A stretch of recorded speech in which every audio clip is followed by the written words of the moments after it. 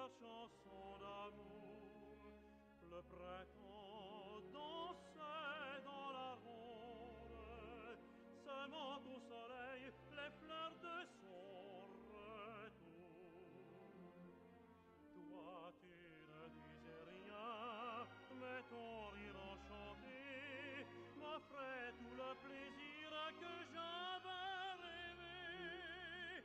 Ta main me conduisait, mes pas suivraient tes pas, et je ne vivais que pour toi. Oh, l'été, mon amour, je t'aime, et sur nos serments, pour toujours, sourit le bonheur. Il attend pour sa joie suprême un message où chanterait ton cœur. Je savais ta chanson, je savais les mots que tu dirais. Mélodie de ma vie où les mots sont gravés à jamais. Et quand tu vins vers moi, levant la tête, quand ton amour m'offrit l'azur de ses yeux, le jour avait repris son plus bel effet.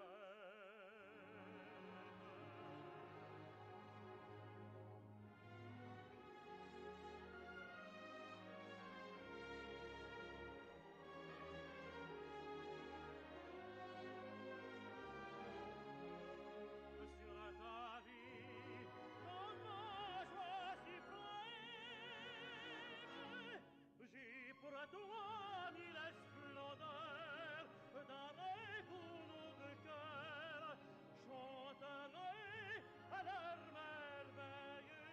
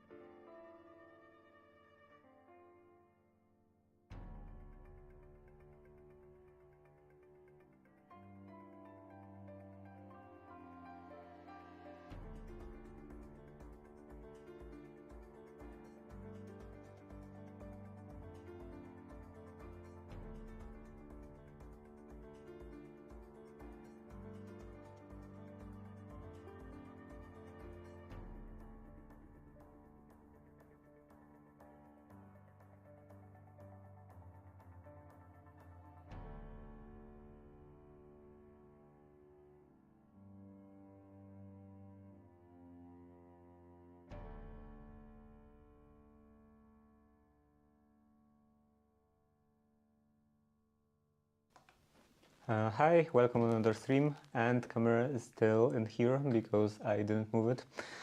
So today I'm gonna take care of the sleeves. I'm still not sure how am I gonna do it because Like this book doesn't have a lot of details on this subject, and I couldn't really find any useful information on the internet. Like I could find a lot of stuff out of like those turn-up collars, because the turn-up cuffs, because that's the style that is kind of mentioned here or implied in here. So yeah, I could find a lot of those on fashion plates, but this is not really that useful in terms of actually making them, and I couldn't find any good photos of those. So I'm not sure how they are supposed to be constructed. I know that from where is this diagram? In here. I know from this diagram that they are supposed to be, I think, done like this, like put the canvas put into this cuff part, and then everything turned up, and I assume also sewn on this edge somehow from the inside probably. So yeah, that's what I assume from here, but I don't know how to deal with the buttons. How is it supposed to attach together?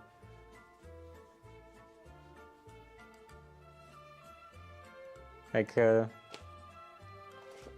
because you know you have this turn up part, and I have some paper in here.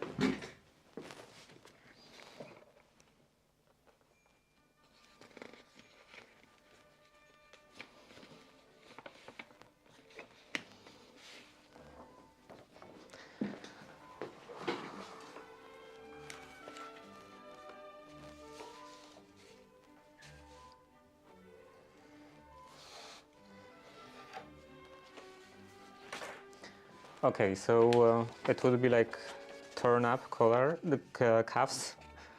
I want to say collar all the time. So turn up cuffs, and this would be something like that. And yeah, how are they supposed to attach at the opening? Like, are they supposed to slide into each other like that? It would be quite weird, but attaching them like this would be, I think, even weirder. So I'm not sure of anything. And all of those diagrams are not detailed enough for that.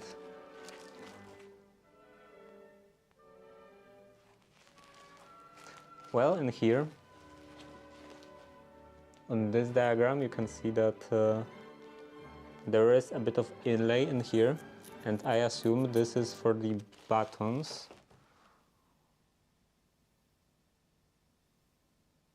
So that would mean that this part should extend.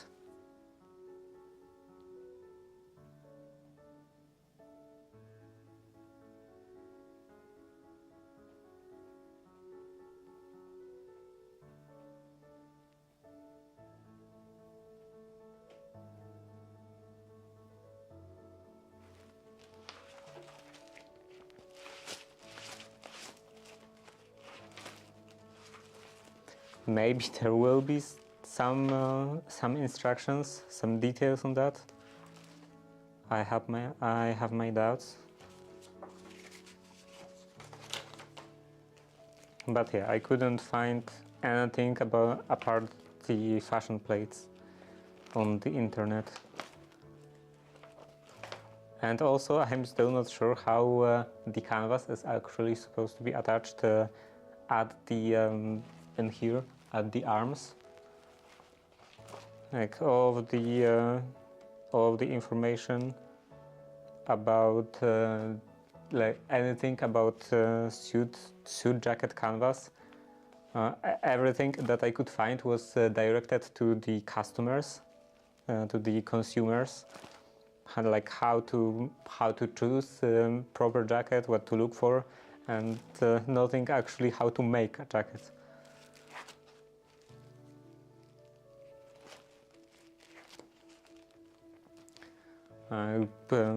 sites telling you how a jacket is constructed would limit their description to jacket has a canvas in the front part, and that's it. Yeah, the balance. This is just like a rough shape, like a bigger picture, let's say. And I'm interested in details.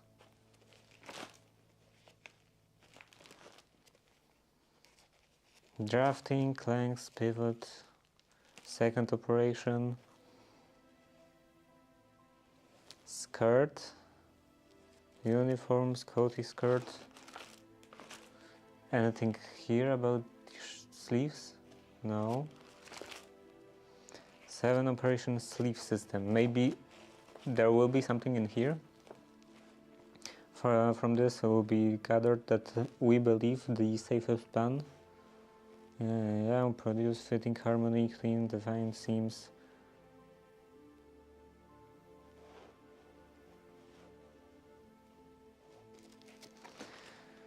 Yeah, so this whole system is described. Yeah, shaping the upper part. We advise leaving all inlays may be desired down the hind arm, preferably on the top side.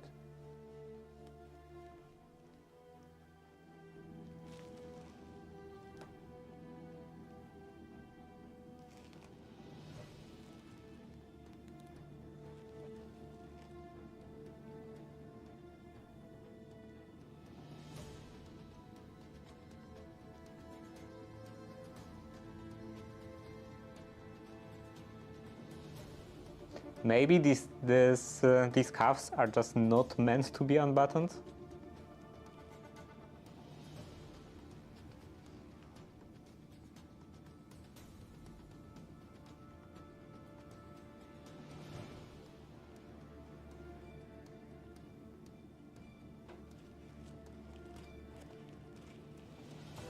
Not meant to be unbuttonable. Yeah, in here there is nothing about the cuff itself.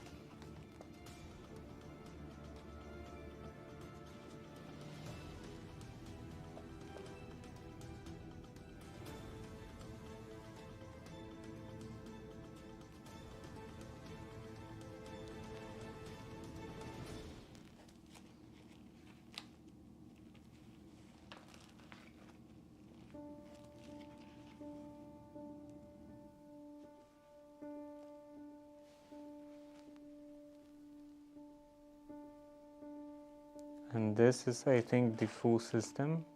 Yeah, side body, front part. Hands on making. Skirt under sleeve.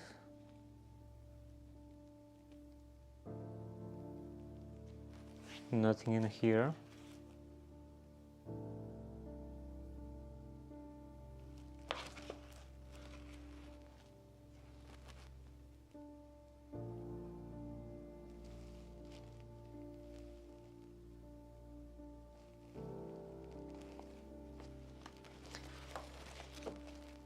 And the sleeves, being made carefully base them in, keeping the top fullness well over the front shoulder bone, and the under fullness well under from 1 to 2, diagram 3. Yeah, it's somewhere. Diagram 3 in here. And the under fullness well under 1 to 3. So the back sky with tight hand and front with front a little easy. All fullness should be well pressed away before sewing. And then they talk about the color.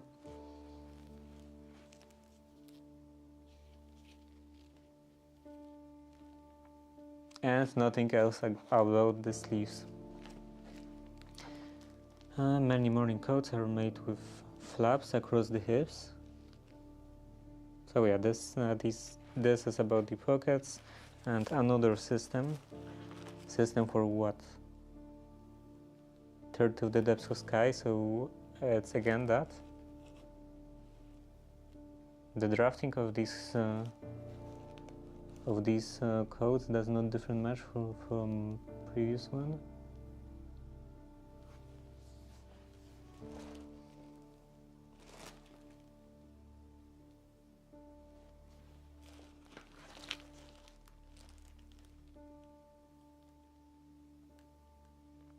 Okay, so that's another one.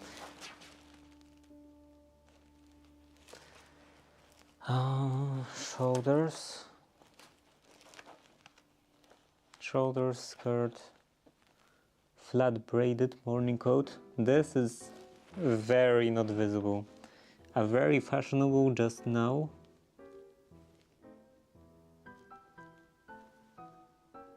And maybe are.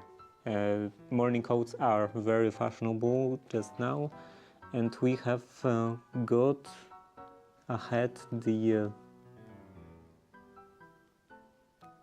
yeah, really hard to read. Diagram 12, side body, nothing interesting.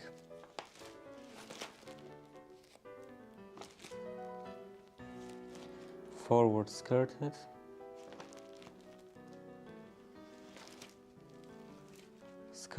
Skirt special features of those garments brought in diagram cluster code may be applied. Front shoulders measure, over shoulders. Yeah, nothing here about the sleeves. Oh, here the sleeve should be arranged with the decided forward hanging tendency. This may be adjusted in the working of the system.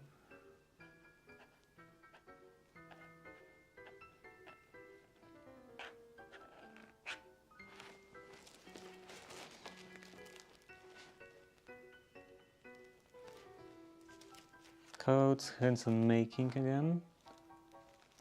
Should be made up strongly. All pockets should be well stayed.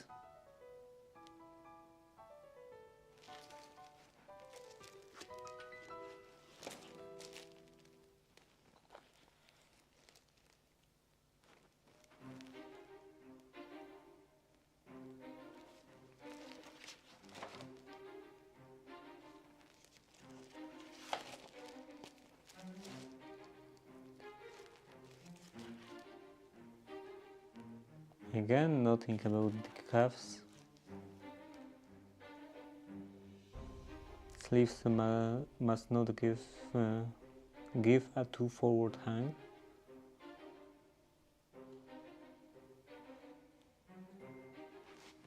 Yeah, nothing interesting in here. General remarks. Nothing.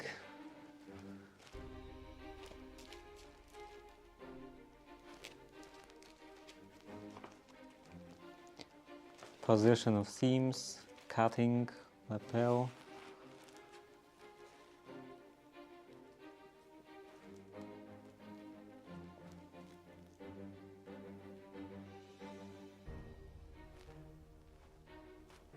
Sometimes they give those fairly big sketches of calves, and they just don't elaborate on them at all.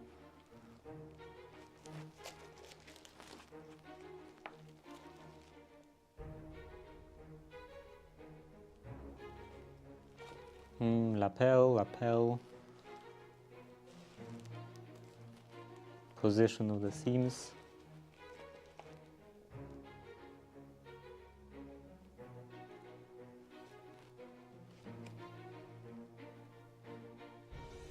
And there are diagrams 8 and 9. And they are not mentioned. It's like diagram 5, 6, 7, and then 10. Of course.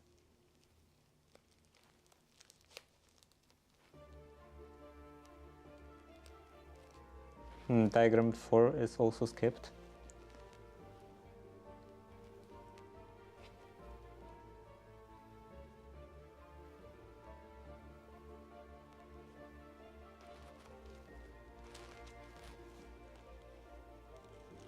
Here, calf is finished off, manner shown by either diagram 8, only flat braided,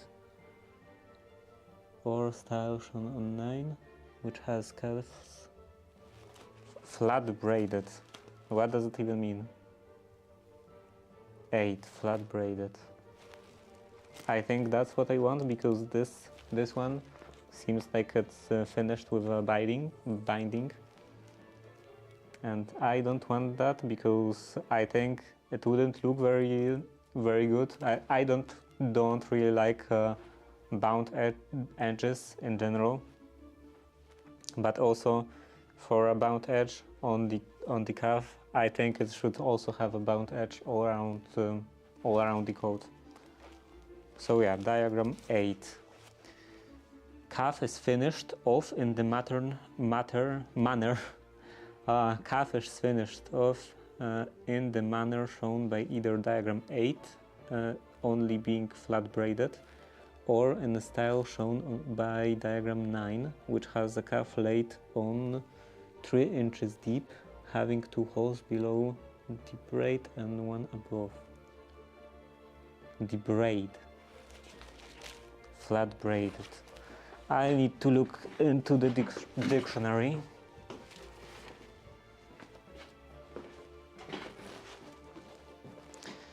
Let's see, braided.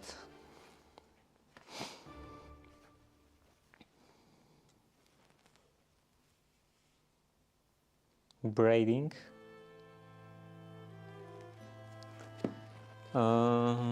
Braid combing, braided edge, see bound edge. Okay, so braided means bound, with something like that, for example.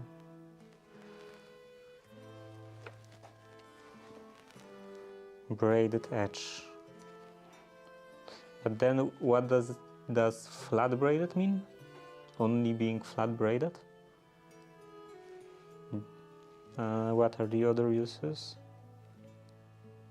Braid, a narrow textile band or tape formed by plaiting together or crossing diagonally lengthwise set of threads of silk, cotton, mohair or other material. Yeah.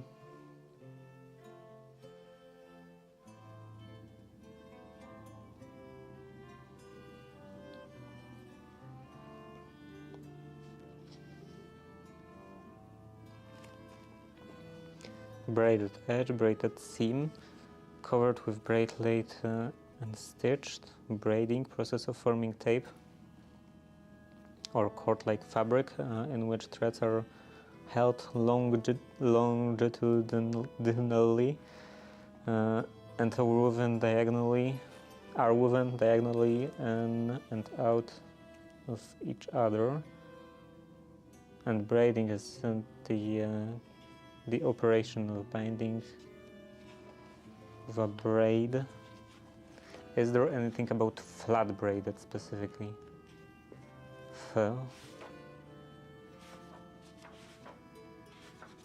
Frog, flat braid,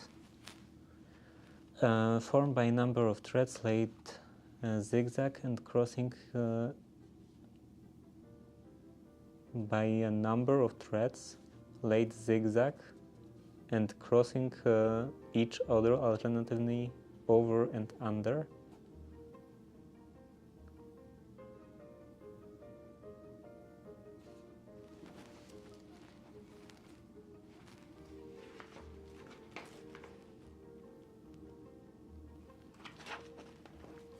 Okay, now I think I'm more confused than when I started, than before I checked.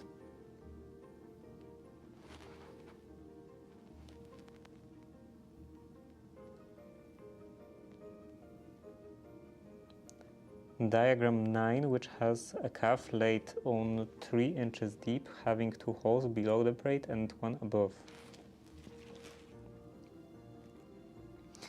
So, yeah, I assume, from what I understand, this binding, shown by a dark line in here, as what they refer to as braid.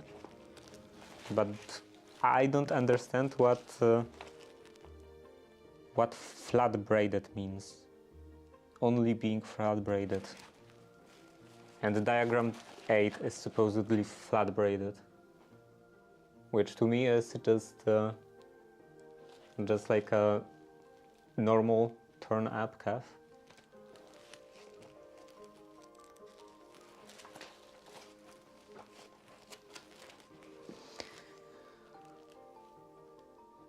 Okay, anything else? Anything less confusing? There is also another book I would like to check. I don't have that book printed, so I would have to look on my computer.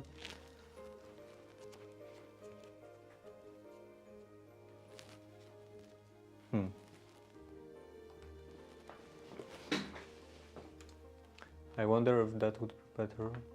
That would be more visible. Draw it cam.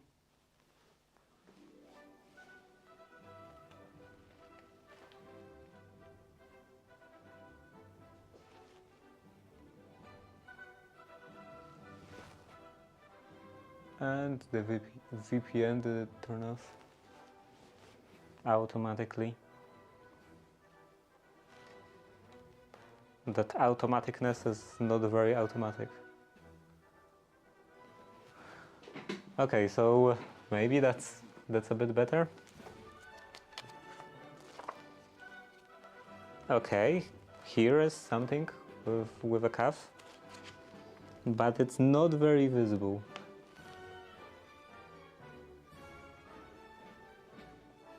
Diagram 19, plate 18, dress code, here's description of dress. Diagram 21.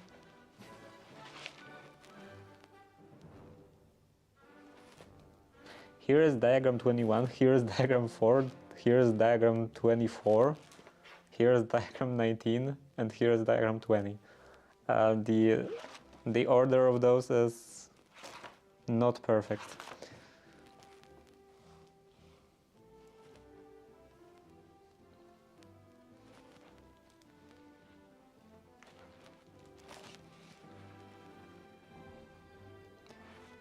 But regardless, I don't see anything about those diagrams, about diagram 19.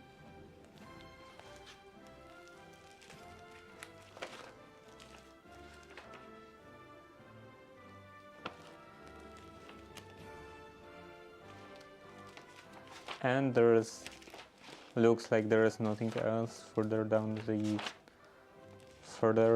into the book. Only some specialty codes. Some military stuff.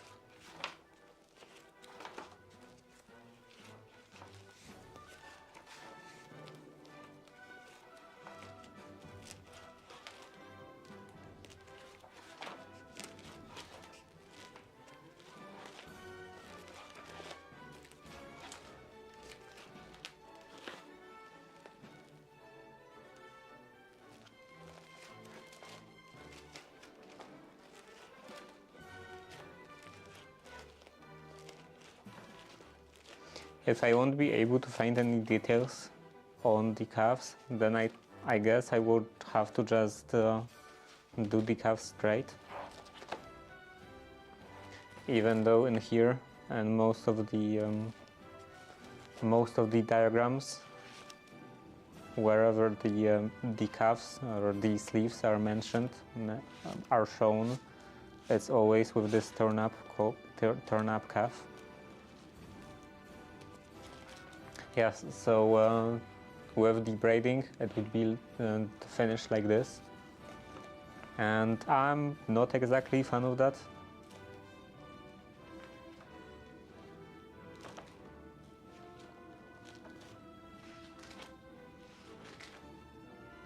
So yeah, here there is this turnip calf.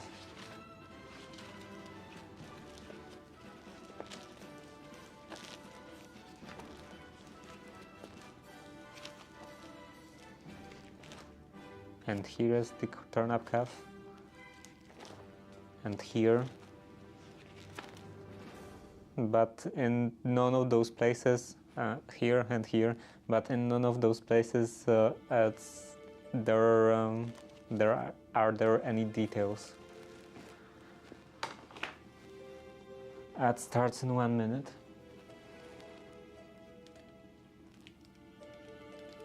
Let's see. Do I have maybe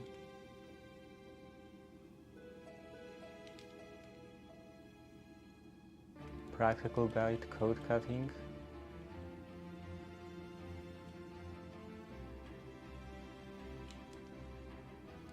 This one?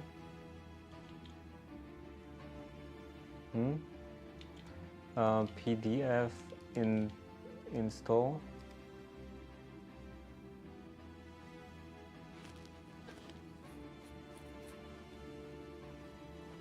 Okay.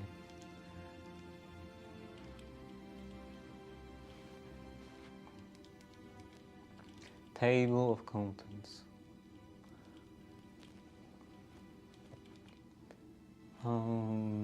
Undersides, cutting from material, trimming trousers, vests,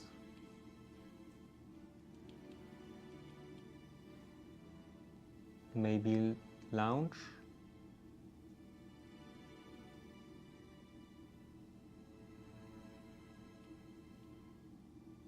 color making,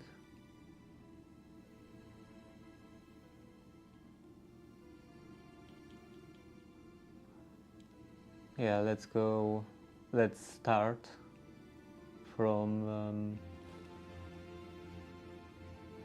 29, I guess, 29G, and this is probably not 29, 24, 5, 6, 7, 9. Okay, any details on that? Launch system.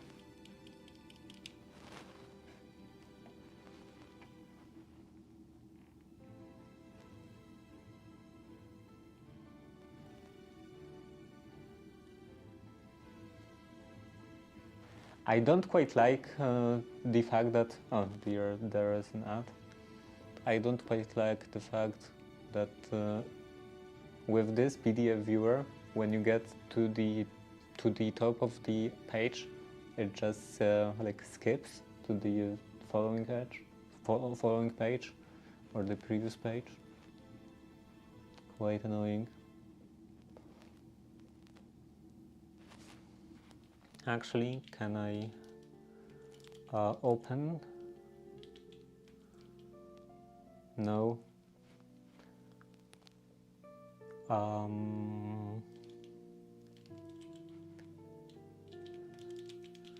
File path.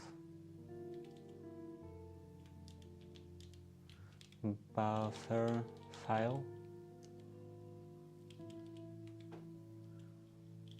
Yank inside this, and here Zatura,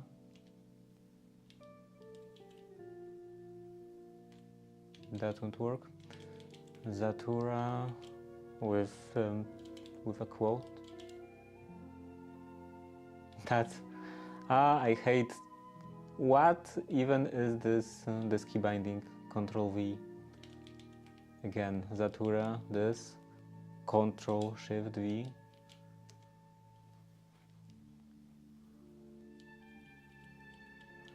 And let's see, this was like something 30.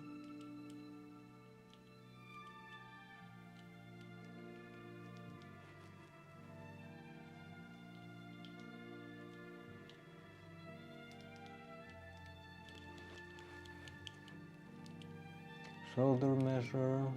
Yeah, this is just for drafting.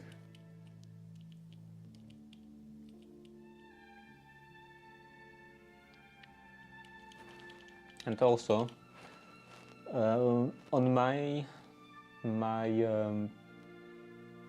pattern, it ended up being quite a bit narrower up here than in the elbow. Like this is also narrower, slightly narrower, but mine is just like a very big difference. So maybe I should also like do a bit smaller size in the elbow, because with mine there is a very small distance in here, at least compared to the chest size, because this is I believe based on the chest size.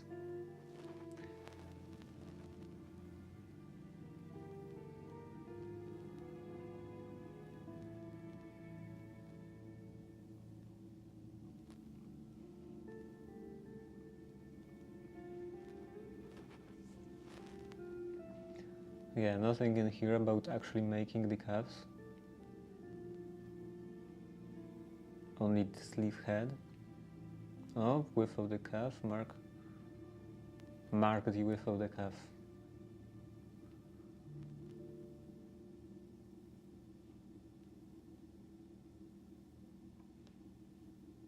And this is also just drafting.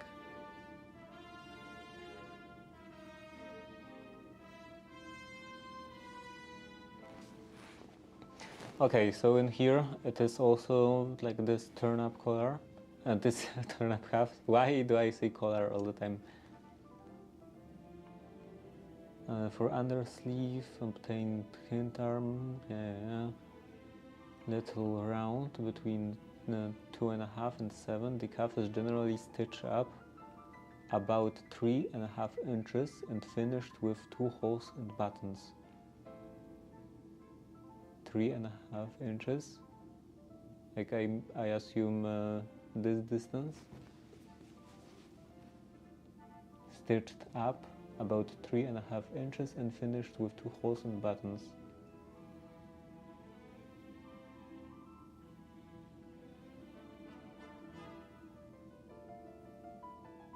And I still don't understand how to actually make it.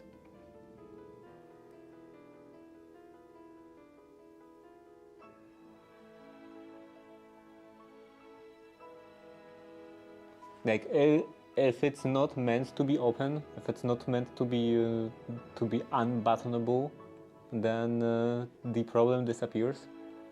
Because what I don't know, what I'm not sure about, is like how this opening is supposed to function.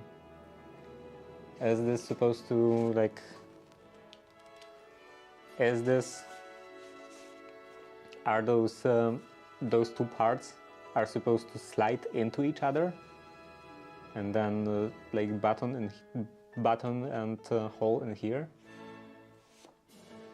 because this would be quite stupid.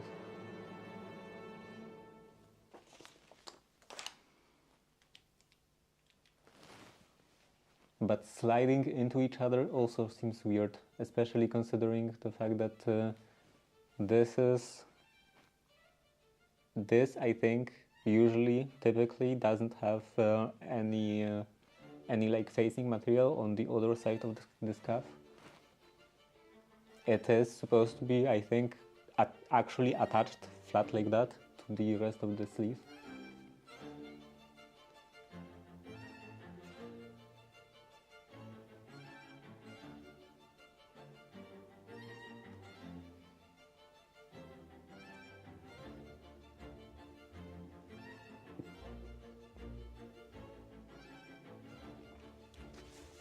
Maybe something in here.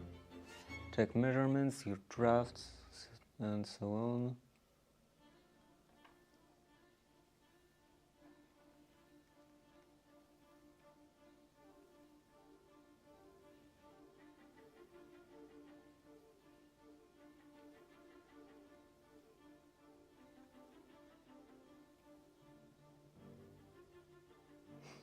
So yeah, both the top sleeve and the bottom under sleeve have this this inlay in here, and maybe that is supposed to be this turn up part.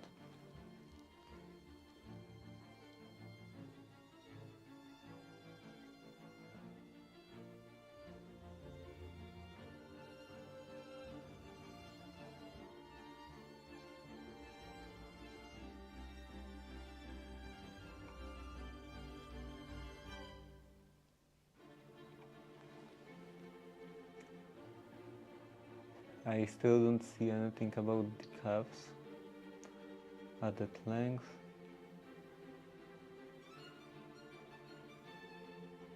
Sky, don't forget the inlay along with the bottom. Inlay back neck.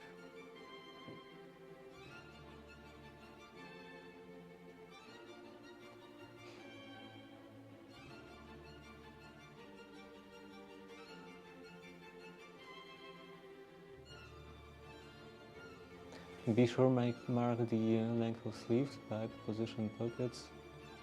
Okay, so I was hopeful that this would be something useful. Trimming the lunge.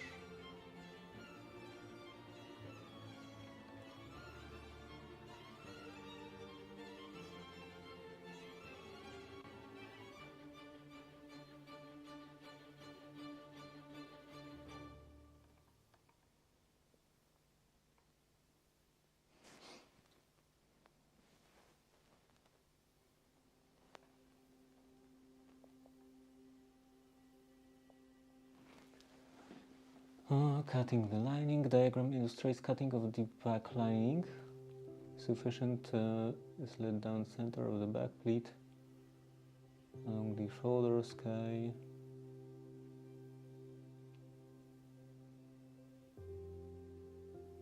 Cutting of the canvas was the next item. Majority of tailors simply cut off the length equal to the length of the coat.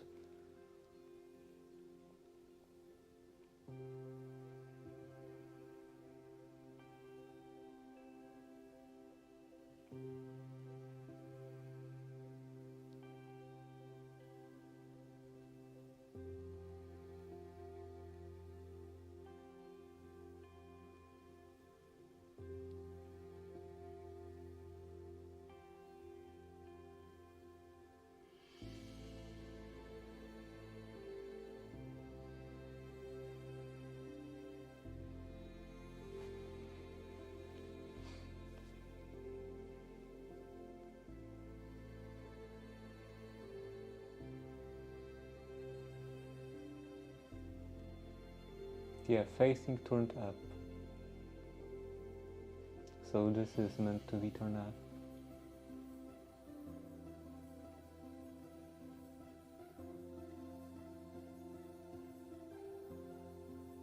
Oh wait, this is lining. Lining. And then like the facing fabric is supposed to be attached to this lining.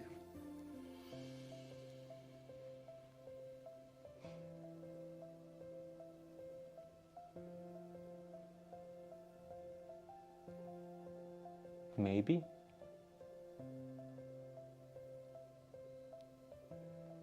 So in that case, it would actually have the outer fabric on both sides of this cuff part.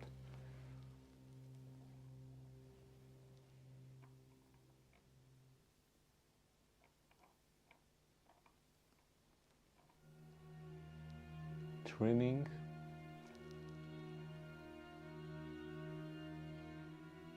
Wait, 6, 33, 34, 5, 4, and 5 again, and now 6. Okay, practical demonstration, pockets, diagram cutting the hair cloth, diagram 70 in here. Okay.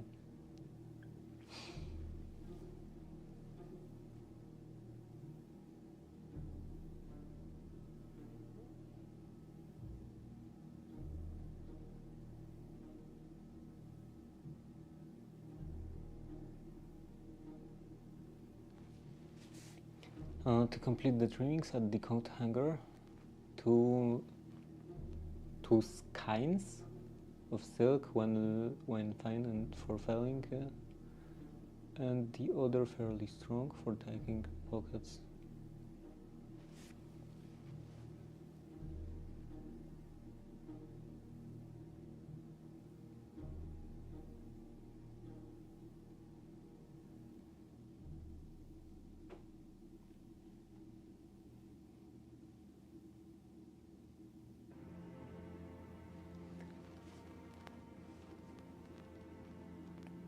Thomas asked the instructor if he considered putting the canvas in straight through the shoulders.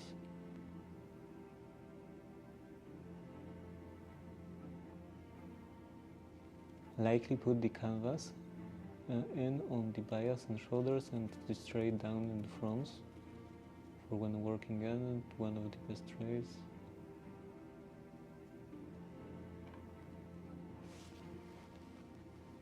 Practical demonstration.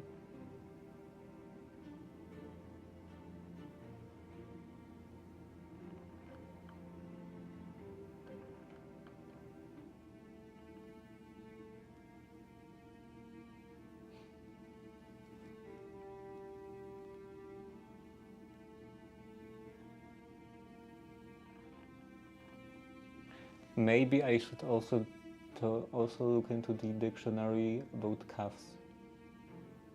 Maybe they would say something.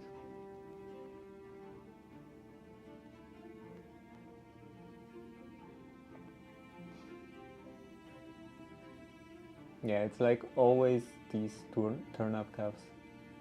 So I think I also want turn-up cuffs. But I would also like to know how they are constructed.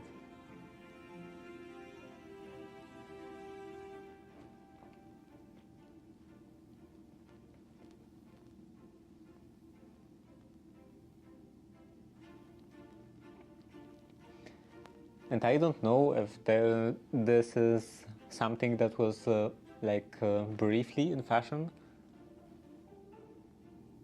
or maybe it was normal, most prevalent style, and then it went out of fashion. So I don't know if there are a lot of examples of morning coats with just normal straight cuffs, straight sleeves, without this turn-up part, and I don't know if they are like newer styles, more modern, or maybe it's just not relevant at all, and maybe there were also older morning coats with just straight sleeves. But in those books, everything I can find always has this style of sleeves.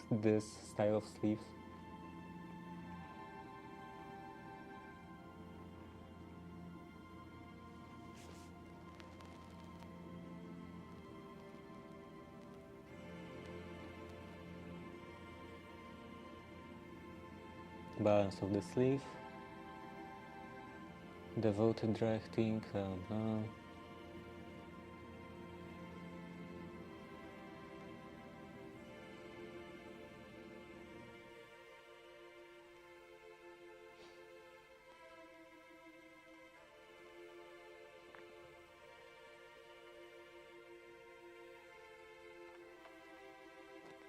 and that's it. Yeah, this is not very useful. Okay, so I didn't find any answer in here.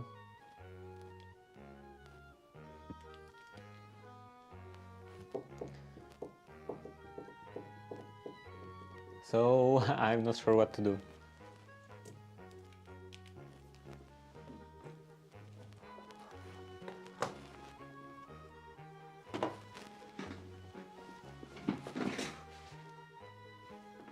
I have the dictionary in here. Yeah, anything about cuffs. D, C,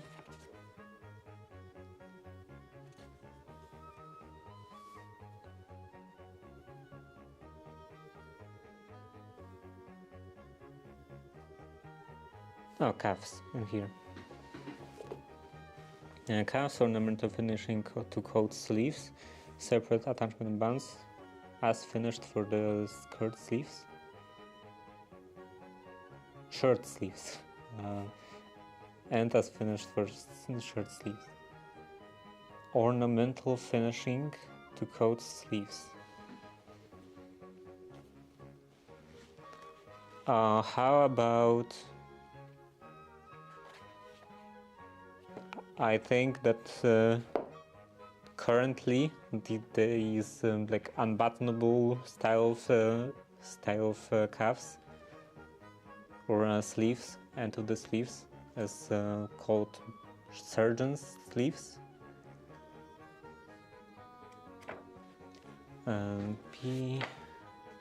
PRS.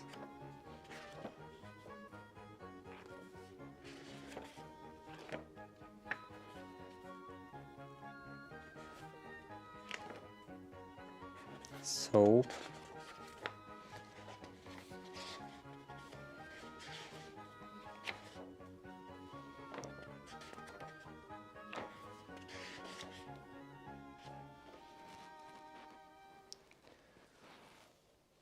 Sub. Suit.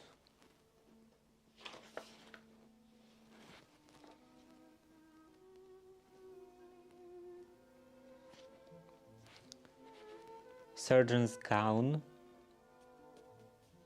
Nothing about the sleeves or cuffs.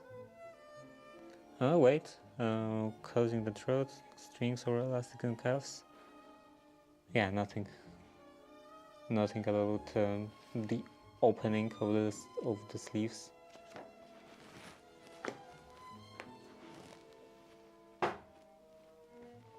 So that also didn't help me in anything.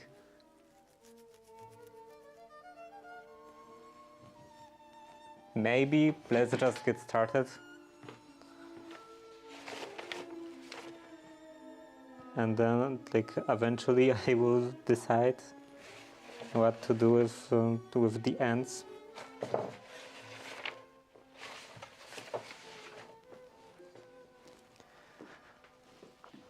So these are, I think, all of the parts. 1, 2, 3 and 4. Okay, so these are all of the parts of the sleeves.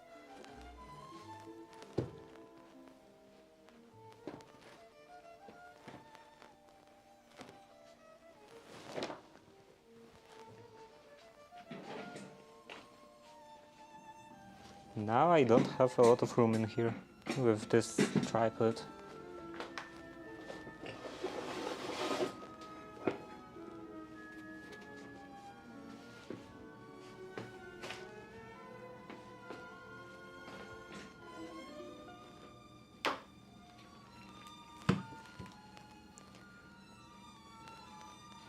And then press those a bit, and yeah, as I was saying, this is quite a bit wider in the elbow area.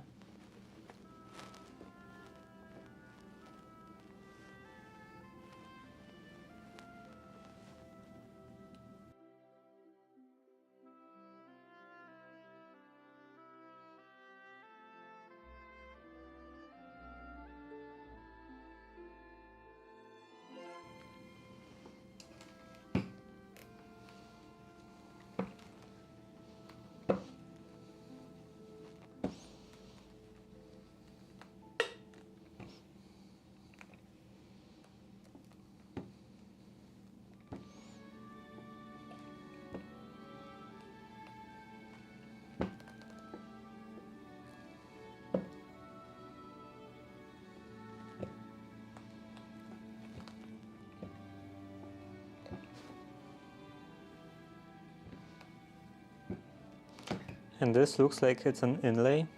Yeah, it is an inlay of 1 inch, right? Roughly 1 inch.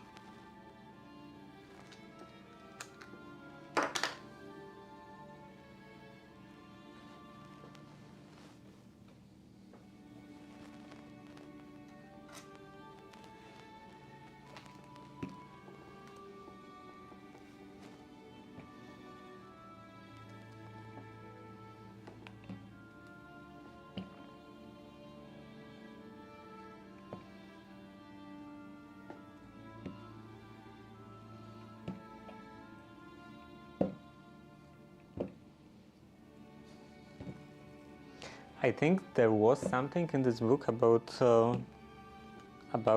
calves being able to, like it being possible to unbutton the calves.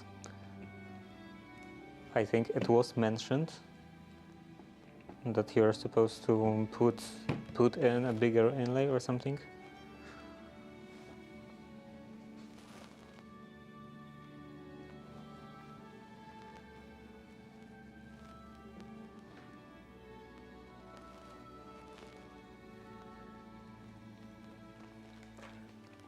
Maybe I should look again, just to be sure.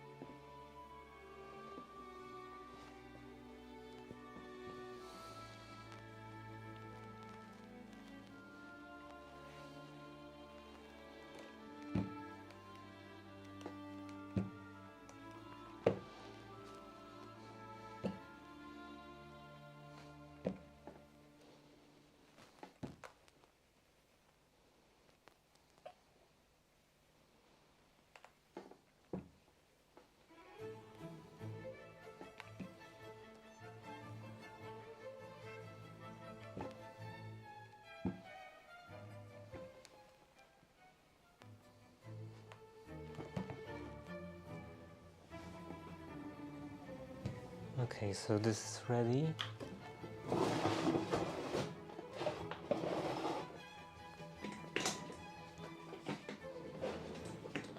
And I wonder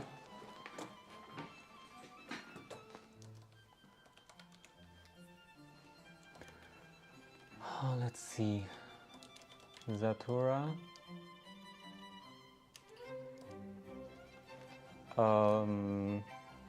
documents,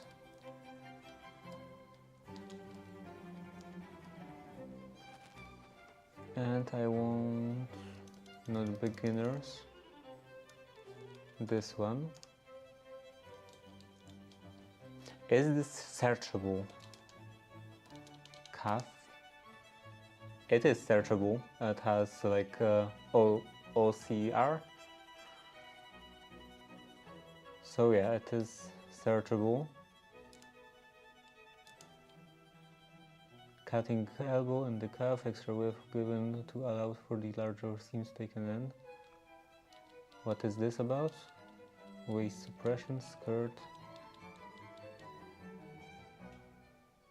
In cutting the elbow and calf, extra width given in to allow the larger seams taken.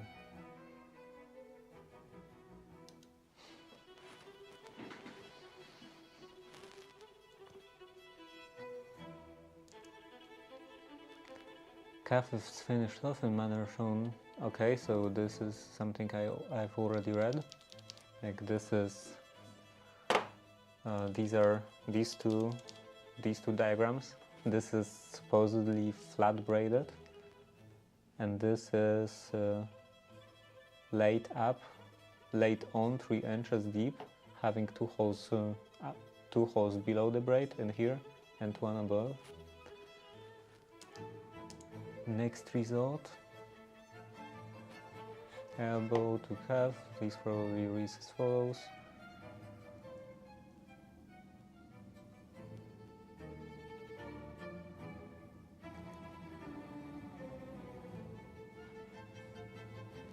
Okay, what's in here?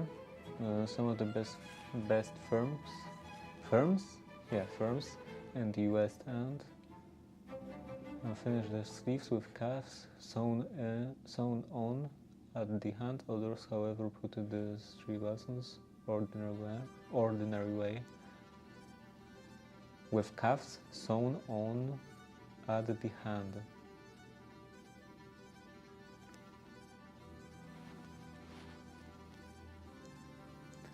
And yeah, or in the ordinary way. What is the ordinary way?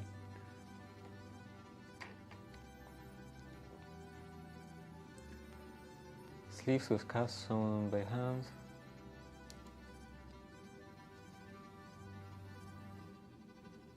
Diagram 3 illustrates style of cuff most favored in some of the best West End trades. Diagram 3. Yeah, it illustrates very well. The sleeve has a cuff 4 inches deep placed. This is dress code. Sleeve has a cuff 4 inches deep placed on and finished with 3 holes and buttons.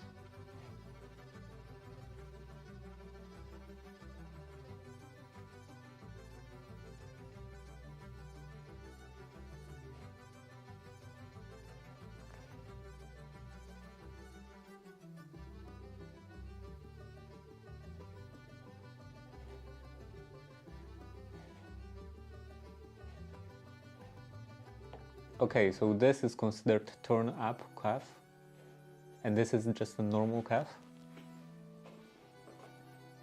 Now I'm not actually sure if this is even turned up at all.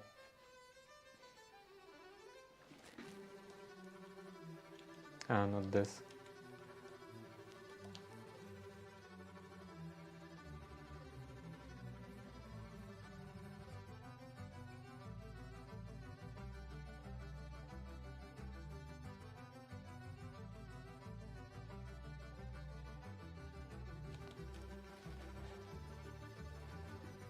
So yeah, narrowed turn-up collar, turn-up cuff. And this one, and this definitely looks like it's like normally turned up. But this, in here, I guess the only thing that indicates that this is turned up is this line in here.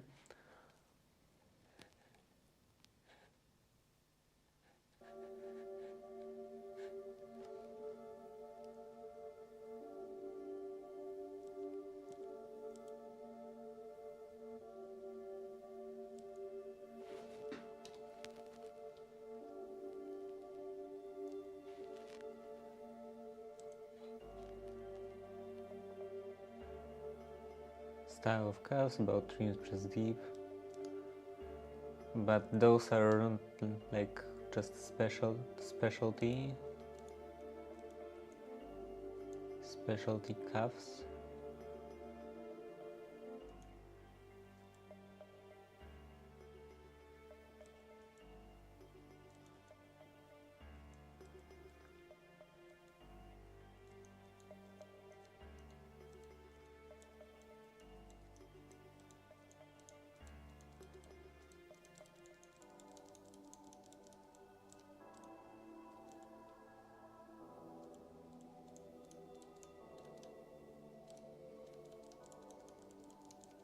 Back to the beginning.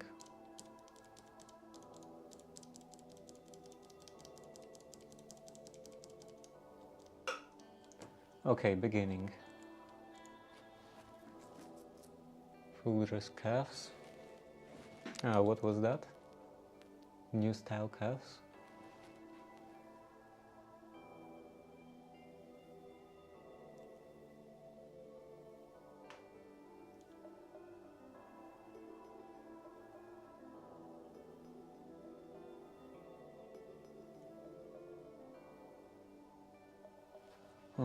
The cuff slightly hollow, 3 inches. Usual depth of cuff is 3.5 inches. This, however, is purely a matter of taste.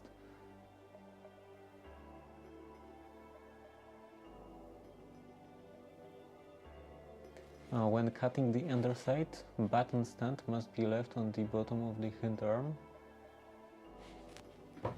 Bottom of the hind arm, as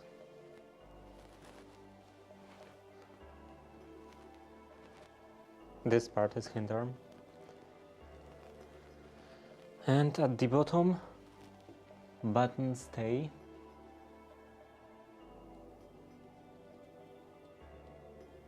When cutting the underside, button stay must be left on the bottom of the hind arm. If a hole and button cuffs are desired. this should be this should not be less than 1 inch wide and 4 inches deep. And yeah, I do have 1 inch wide.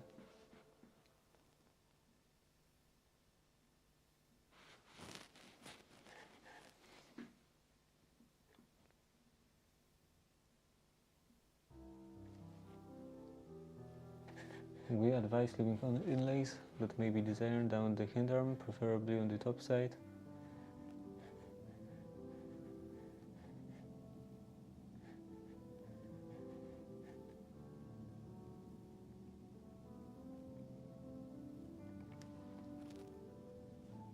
Width of the calf, slope of the calf.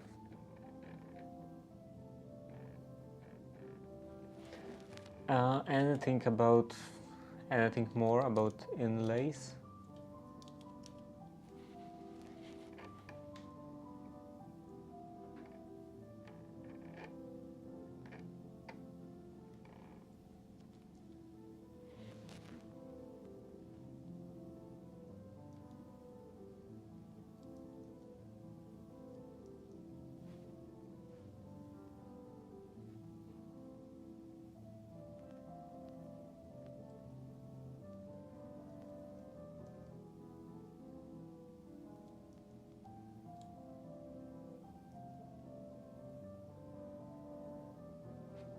Should be rough around shoulder seams, blah blah blah. Yeah, so this won't help me. Maybe I will try to look this up again on the internet. So more morning coat, maybe vintage morning coat. Vintage morning coat, cuffs.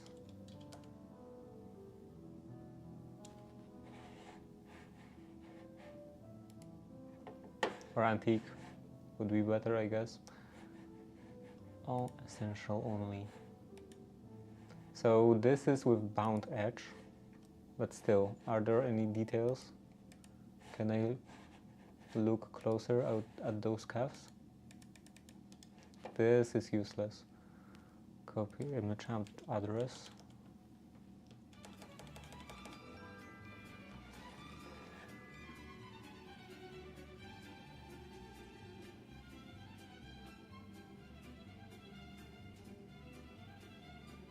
This looks very flat. This doesn't really look like it's another layer. It's at least a thick layer.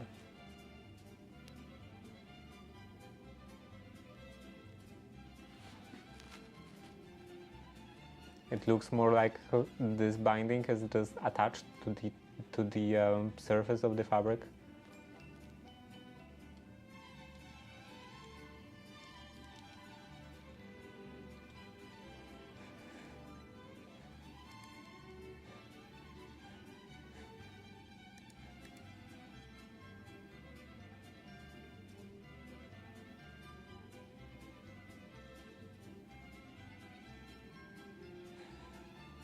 So this is made much better than mine. Like I just put a big piece of lining in here, and this actually follows the shape of the back.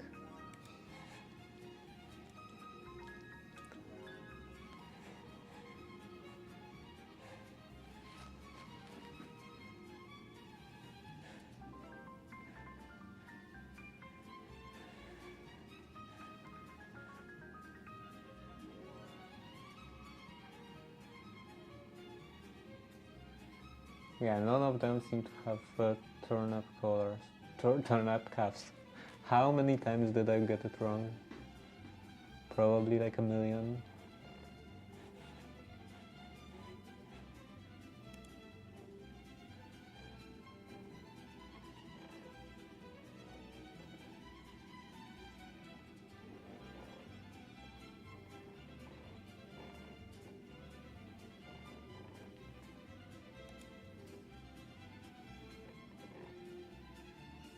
I assume this is only 5 pages.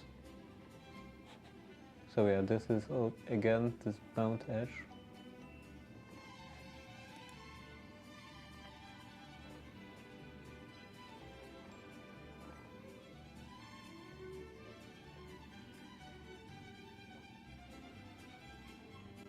No, this is not 5 pages.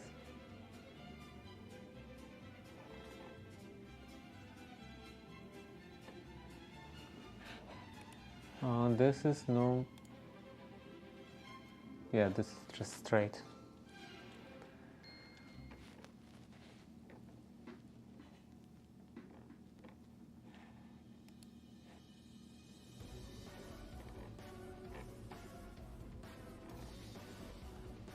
Okay, I don't think I will find anything else in here.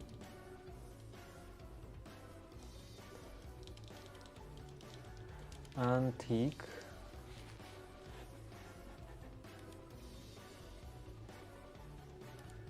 This is again bound edge.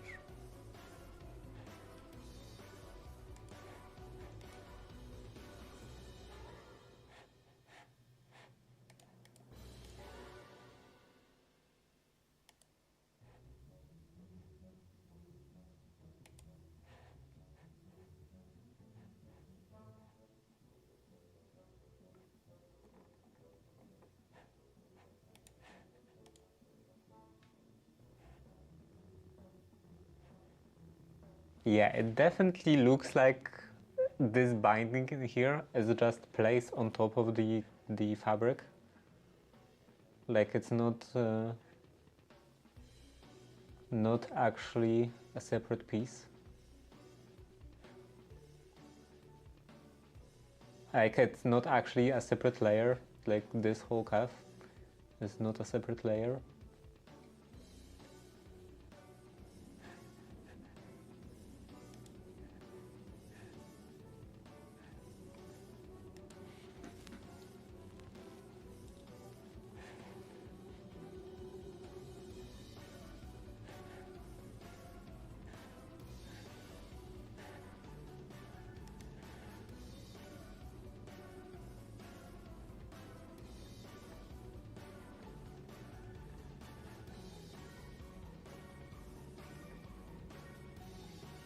Are there any filters?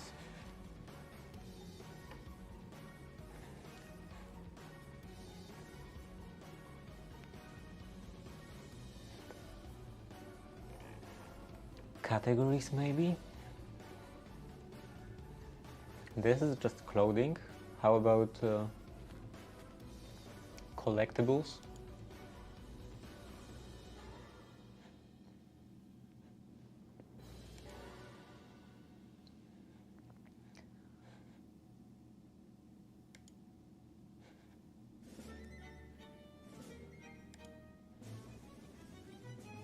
Sewing 1930 to now. How about other periods? Show more. Fewer historical.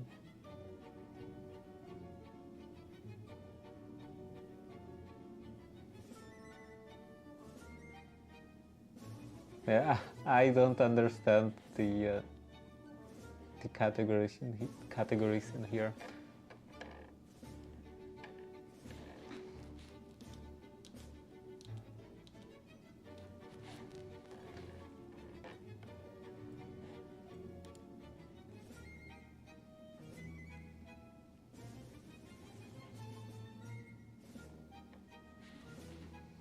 This is trash.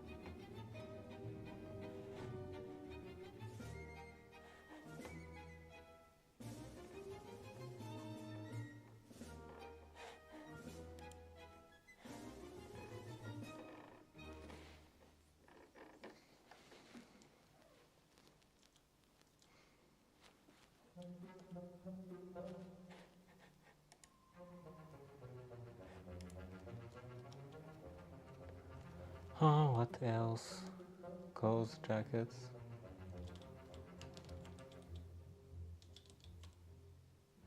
Nothing.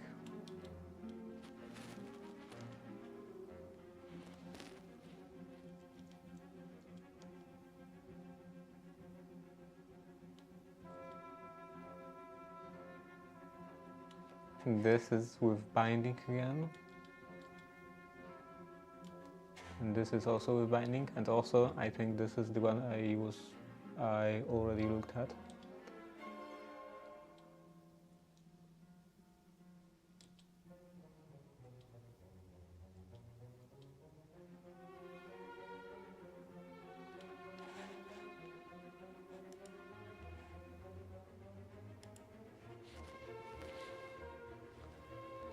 Okay.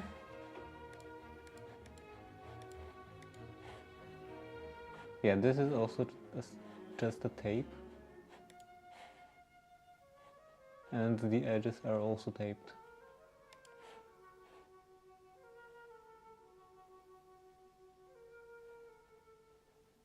And it again looks like this is no, just a single piece.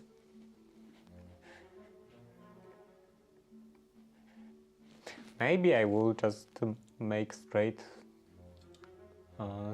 cuffs,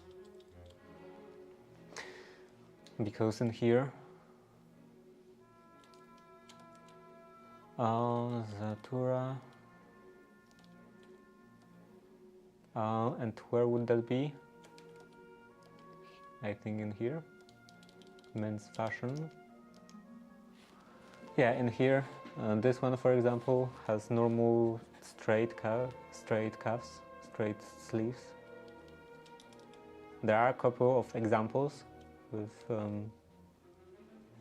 turn up, like in here. This is not a morning coat, but still. And in here.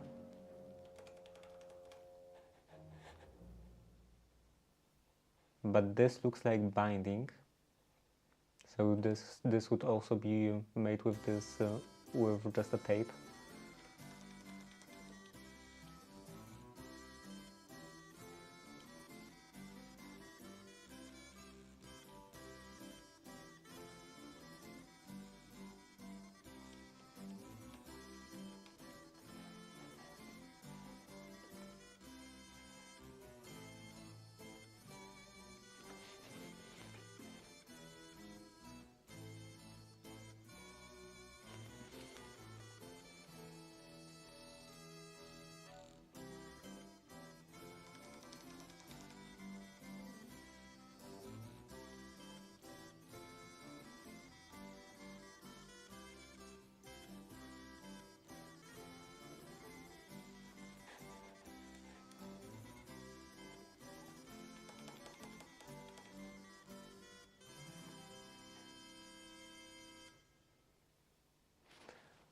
Yeah, this doesn't look like binding.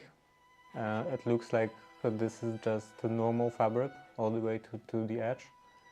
And in here, like as I was saying, the fashion plates are not that useful when it comes to details. It is nice to have a like rough look at the outline, I guess, of the whole piece of garment, but not at how the cuffs are constructed.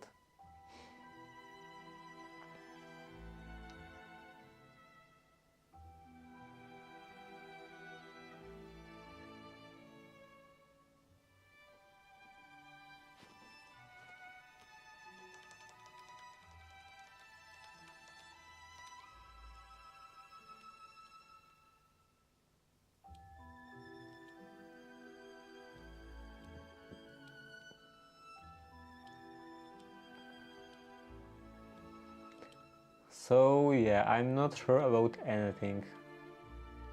Like in some of those fashion plates, the sleeves are just straight without any additional cuff. So maybe I could do it like that, not to worry about any kind of decorative finishing on the end of the sleeve. But also they look kind of nice, and it is like the exclusive way that and there wasn't the straight sleeves weren't even mentioned in the book I'm using, so it wouldn't be that consistent.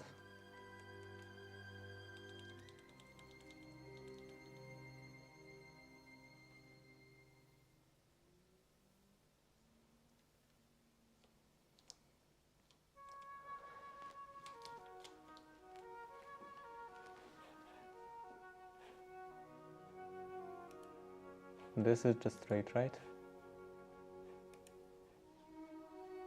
Yeah, just straight.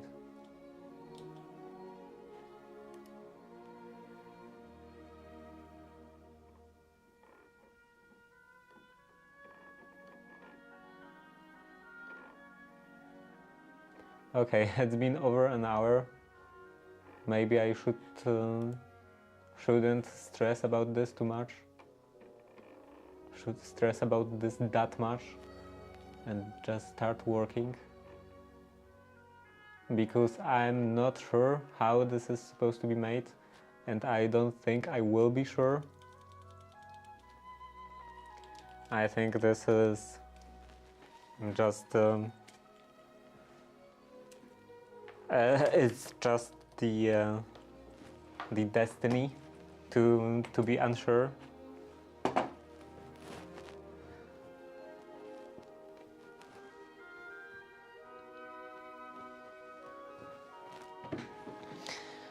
Okay, so let's just get started with that. This is 1 inch.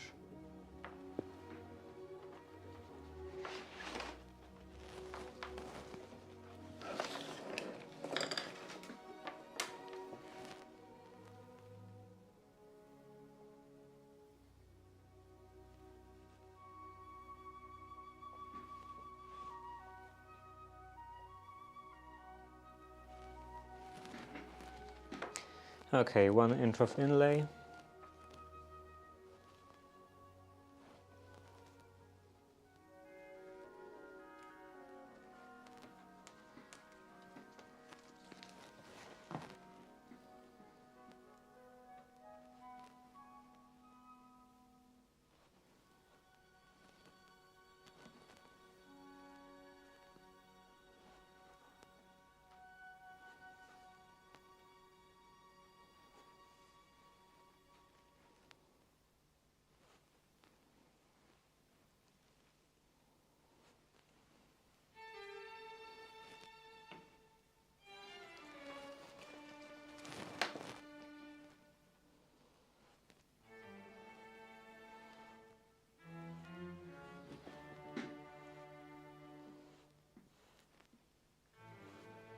Maybe I'm stressing too much about things being correct, because if I were to make something actually my own instead of historical fashion like that, I would just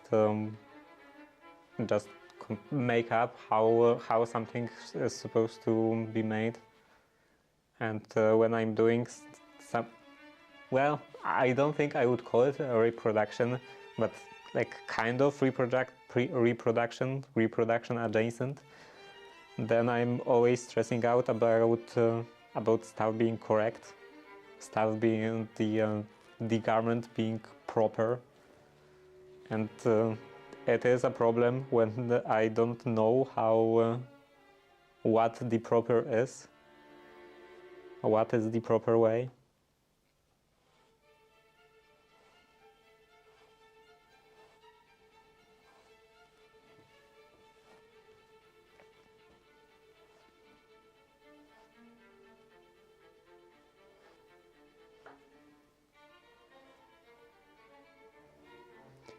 I'm kind of like prohibiting any creativity from myself.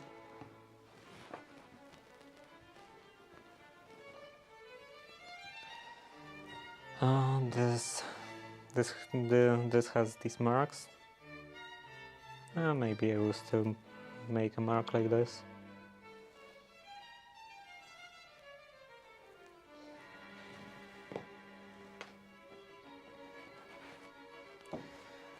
And then an inch in here. The previous line is kind of visible, but not that much.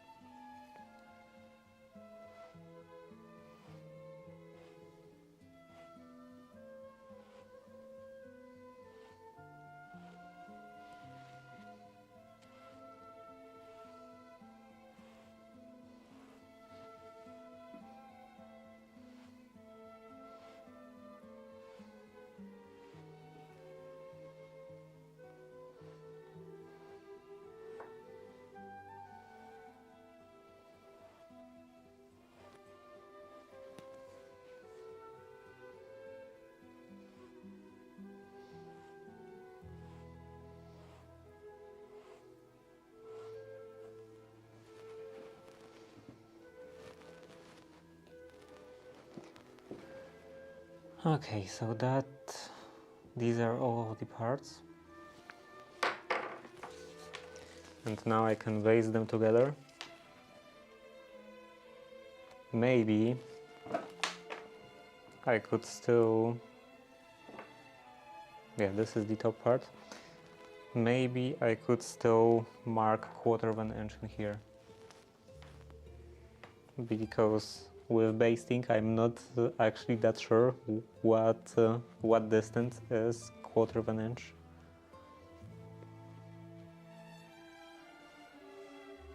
Just a couple of marks should be enough.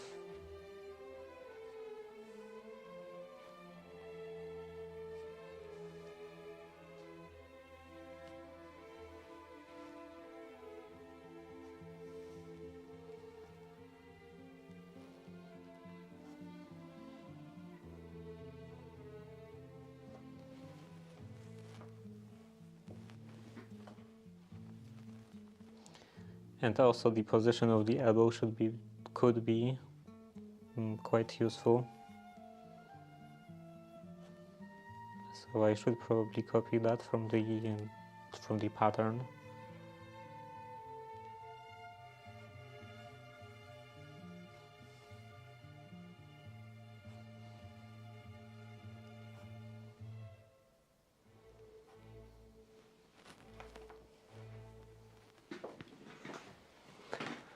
Where are the patterns for the sleeves? This is one part.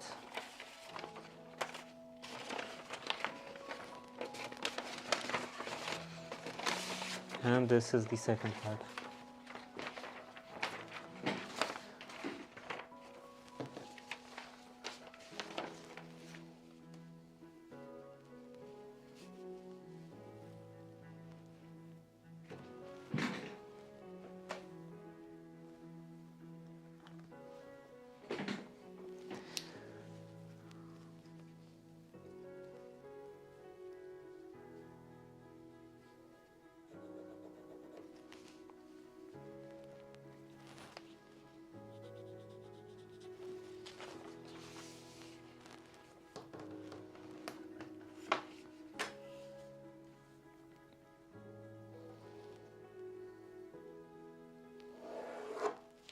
This line is the elbow.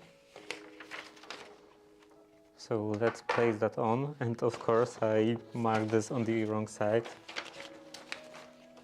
or at least wrong in this particular example, particular case.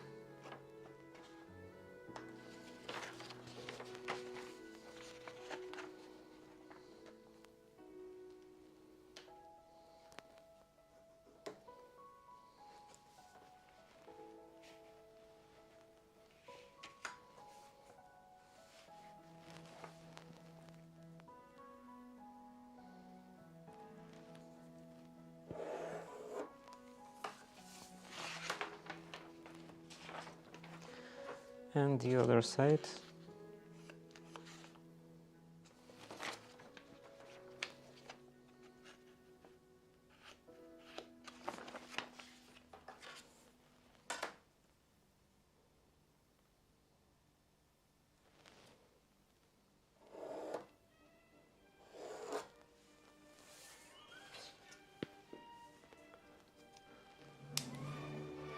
Looks like there's an ad going on. Okay.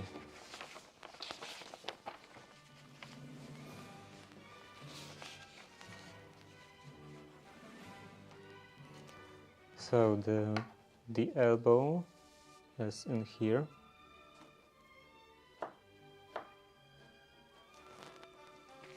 And on that side in here.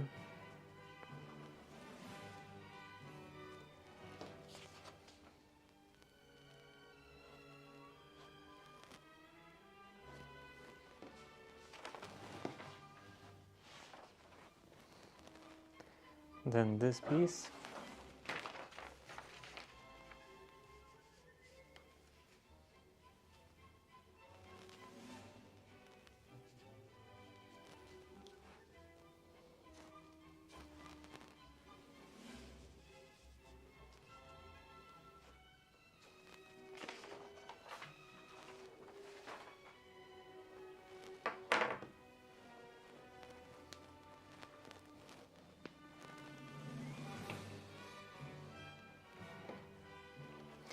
So the bottom I can just sew normally, attach together normally, like no, just flat as it lays.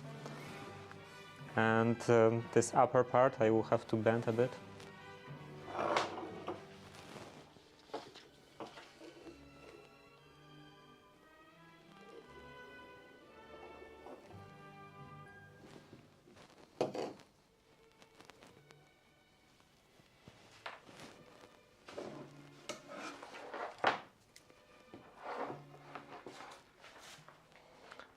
So much mess in here. Oh, let's cut that off. And cut that off.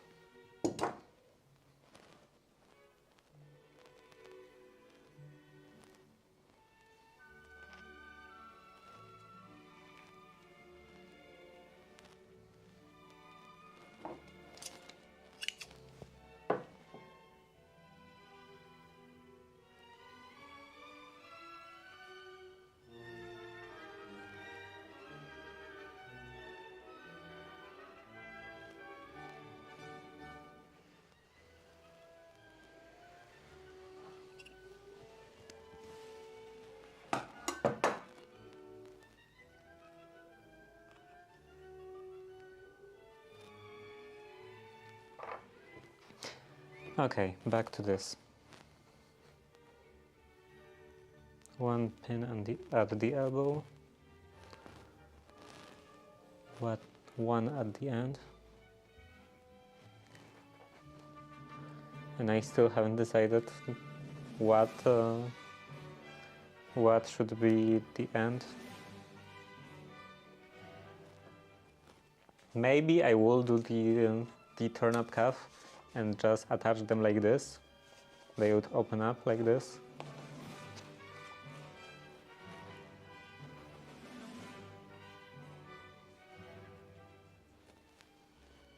At least this seems to be the case in the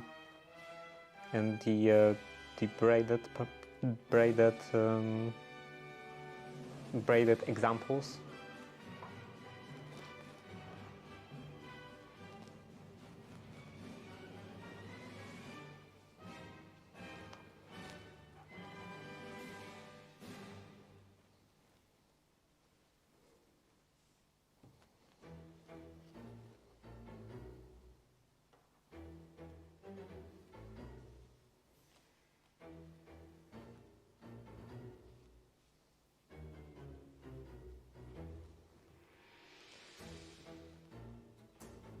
So this edge also matches, and this one doesn't.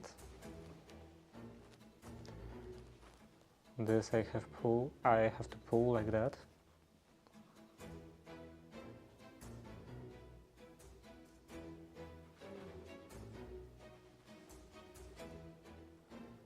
Put a pin in here, then a pin somewhere in the middle.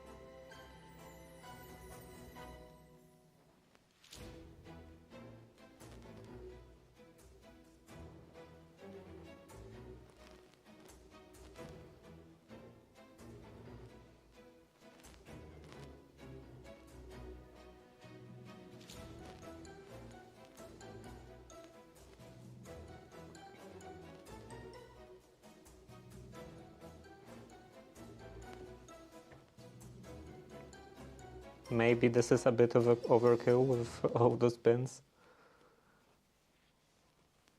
but I already started putting them in between all of the existing places. Okay, and then I can baste them together.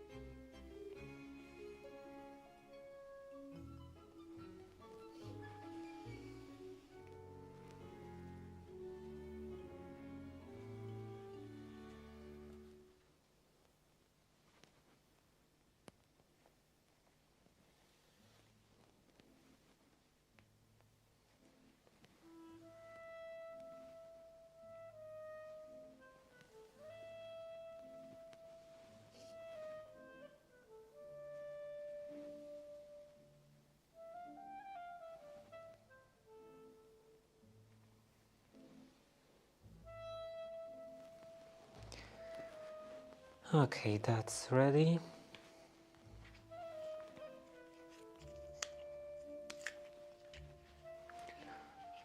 And I still haven't found those small scissors. Maybe that has something to do with the fact that I didn't look for them. Just a suspicion.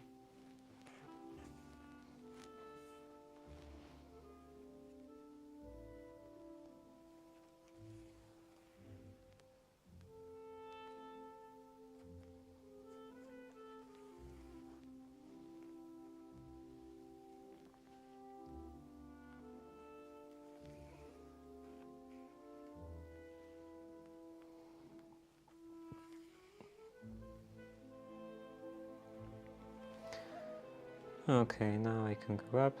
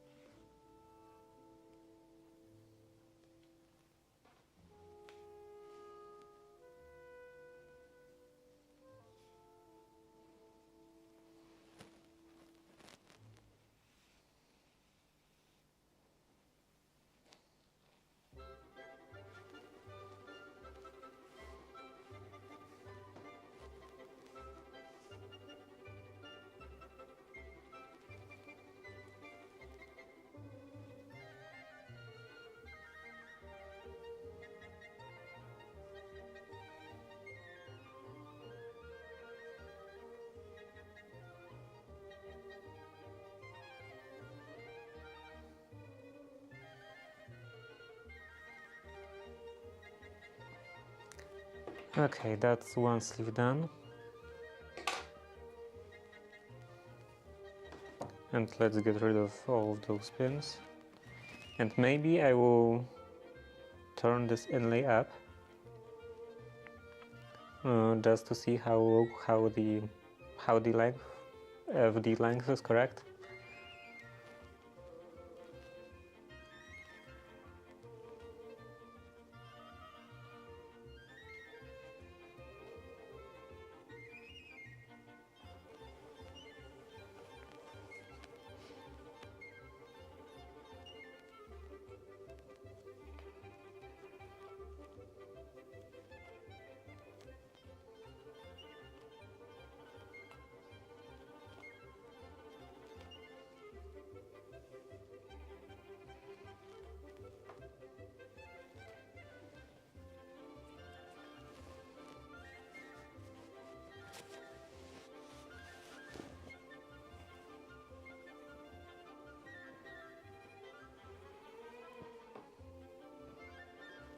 Yeah, I have a very strong suspicion that this this elbow is too sharp.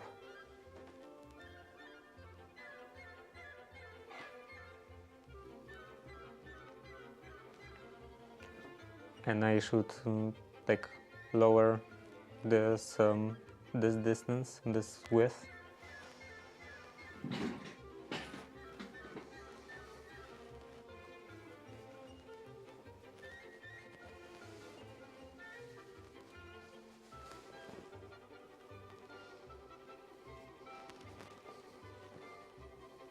But also, let's turn that up.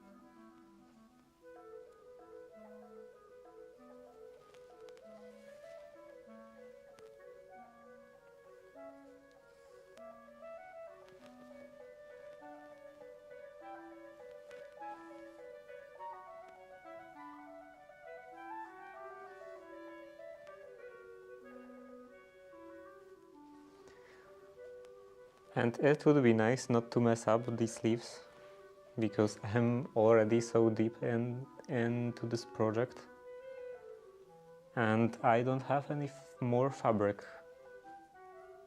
At least not anymore. That would be enough for the sleeves, for the new sleeves.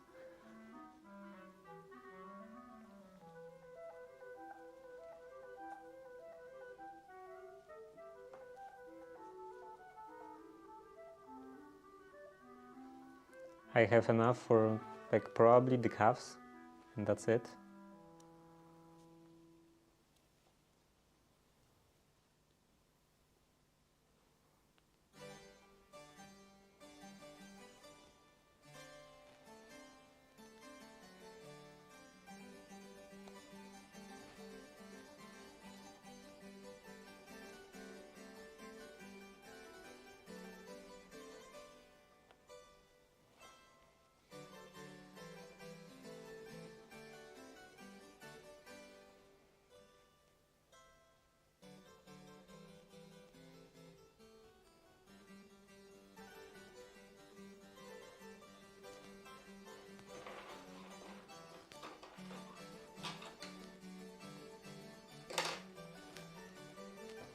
So this is ready, and then later I can press this.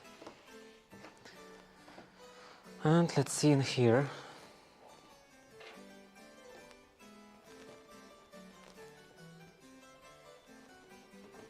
This I also have to mark a 1/4 of an inch from all of the edges,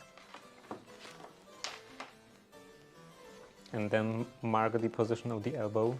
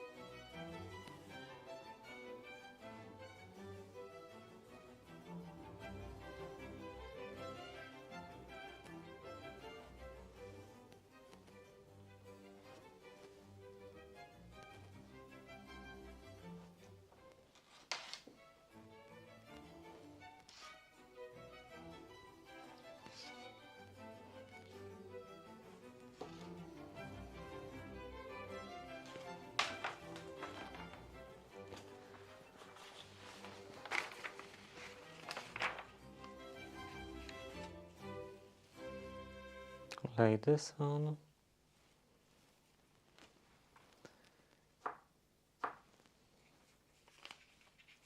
And an elbow on the other side.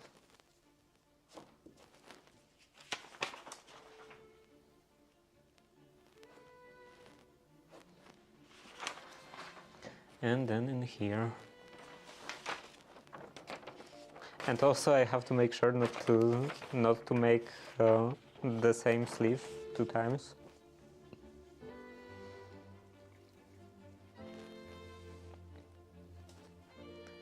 That would be quite stupid.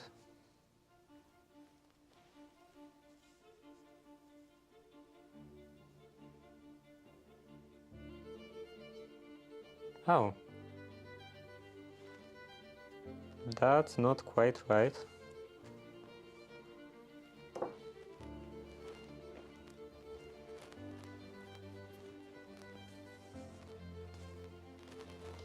Now I have to check in here.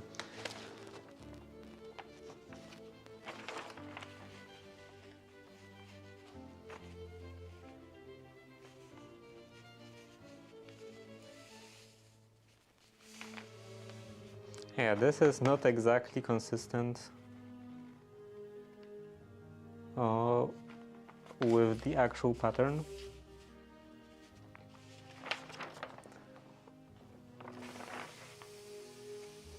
I guess that the inlay I made was kind of uneven.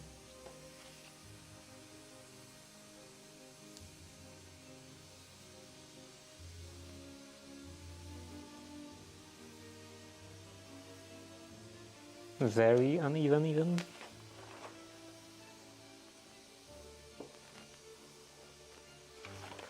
But an easy solution for that is to just ignore it.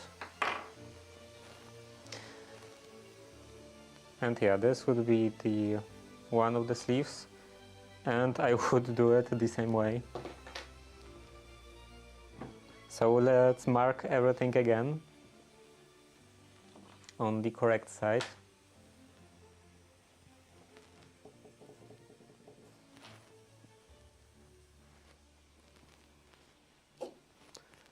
And in here I will just use a thread to transfer this mark to the other side.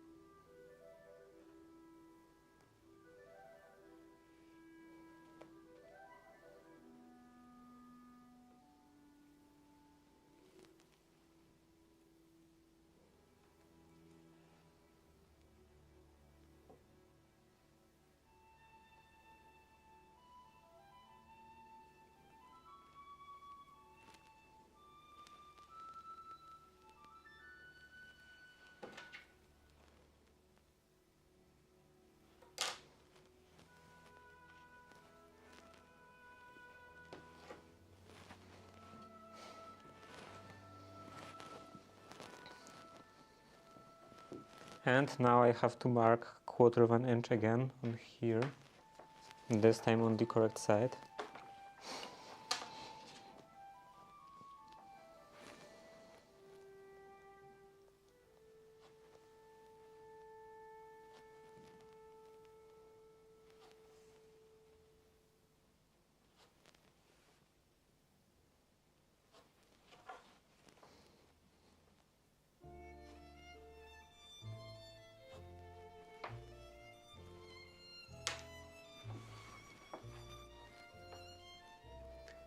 Ad starts in 30 seconds.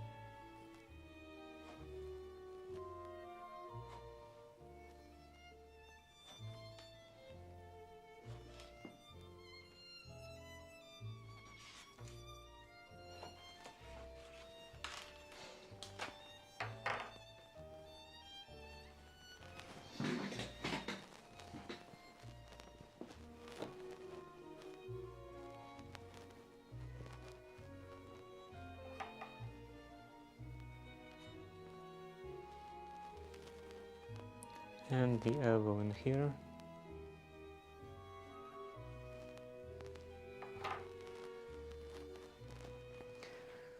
Okay, now I can attach those two pieces together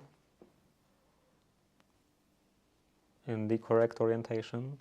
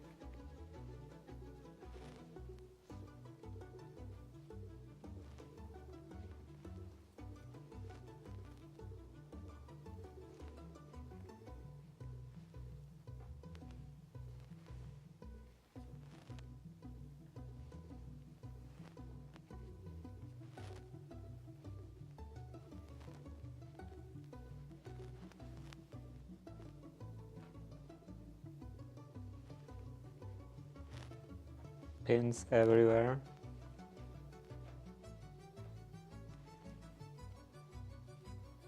And one more in here. Okay, now this edge.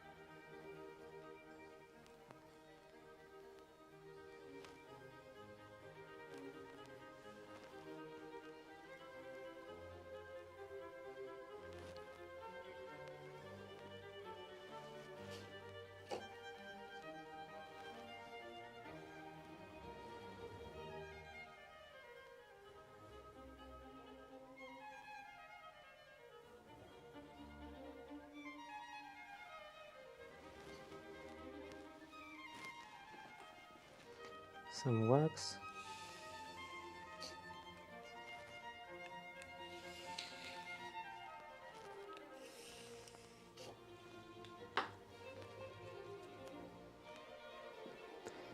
And let's attach this together, at least baste it together.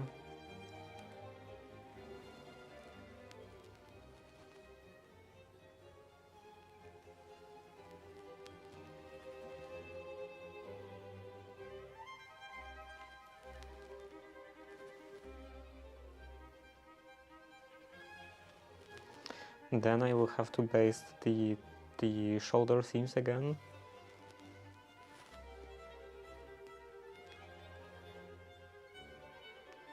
It's gonna definitely be the most basted part.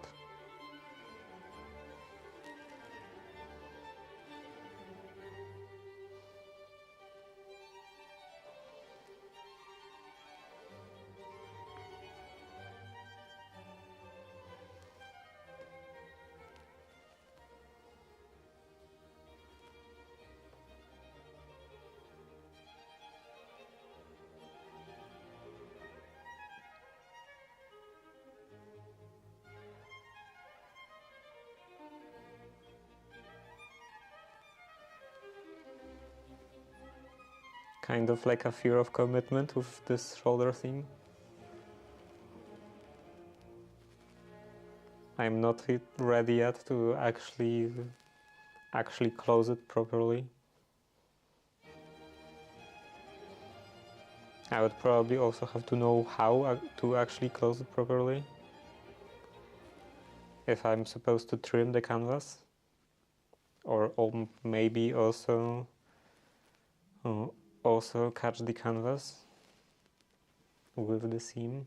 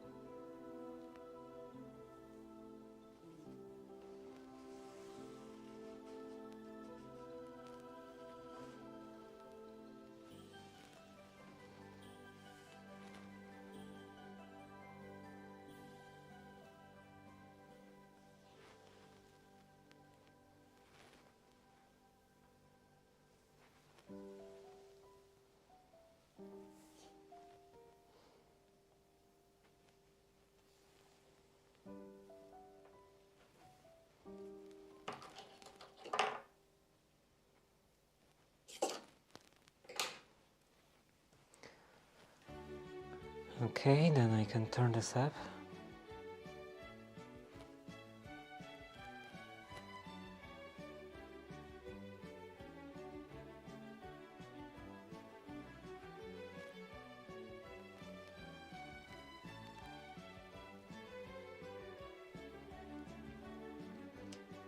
Attach this inlay, tie down this inlay.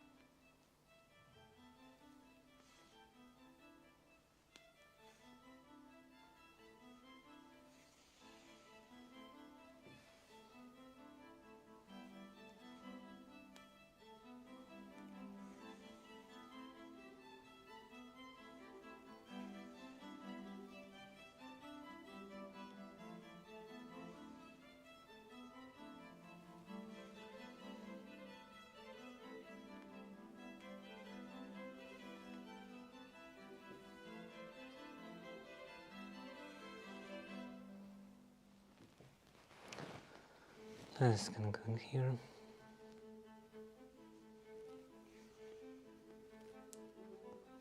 Almost the end.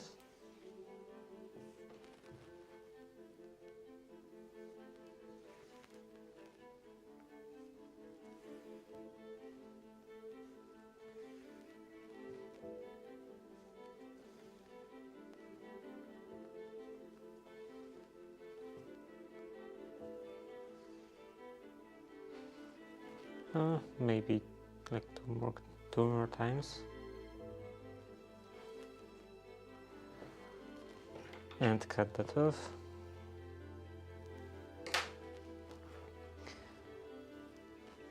Now I can fold the other half.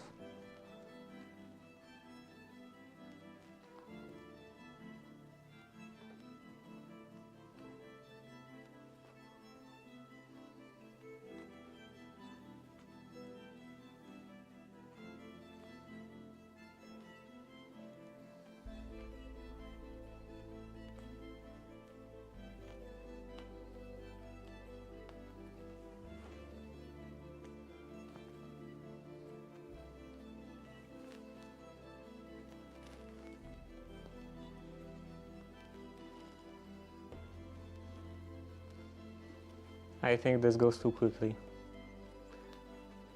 If I like don't have, if I will finish with all of that basting, with all the tests before the end of the stream, and I probably will, then I will have to like actually start making the sleeve. I would have to commit and into improvising, I guess. Because I don't see any other way than to improvise.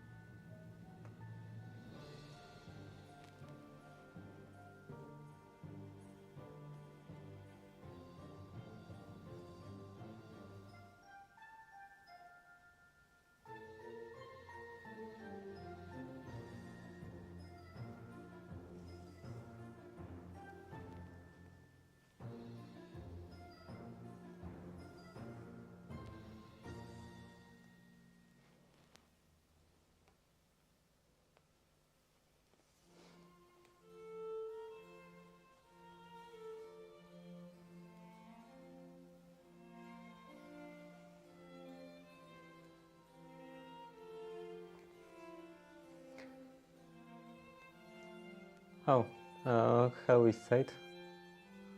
I'm behind today. I'm muted? No, I'm not muted. I'm just silent. Because I don't have anything to talk about.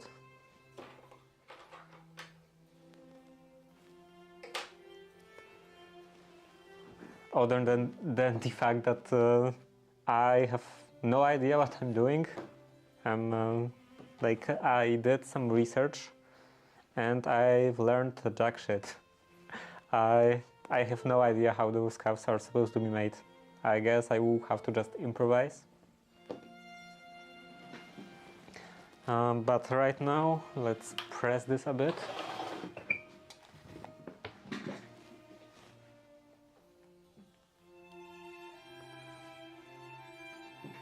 Welcome to the club of people who don't know what they are doing. Yeah, I've been in this club already the entire project, at least this entire project, and probably longer. Maybe I should go home to take this sleeve pressing board, because I actually have one of those. It's not very good. It's quite flimsy and all, but I think it would be better than nothing. It would be better than trying to press this on a flat board like that. So yeah, in that case, be right back.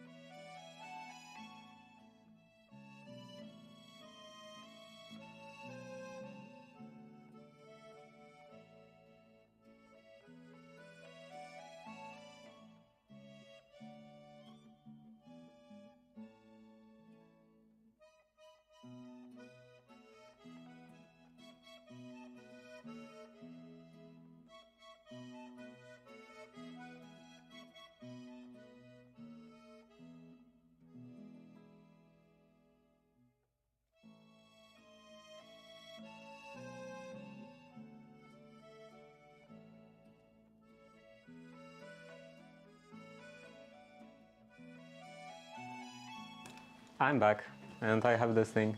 It's quite horrible, flexes quite a bit, but better than nothing.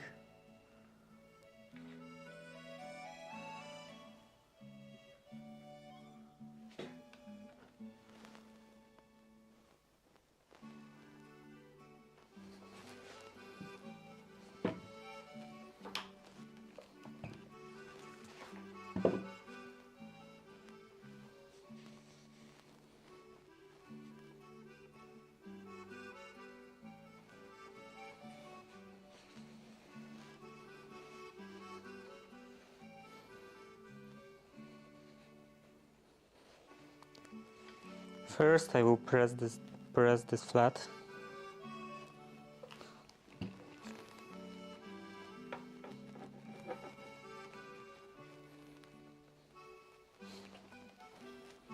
And on this side.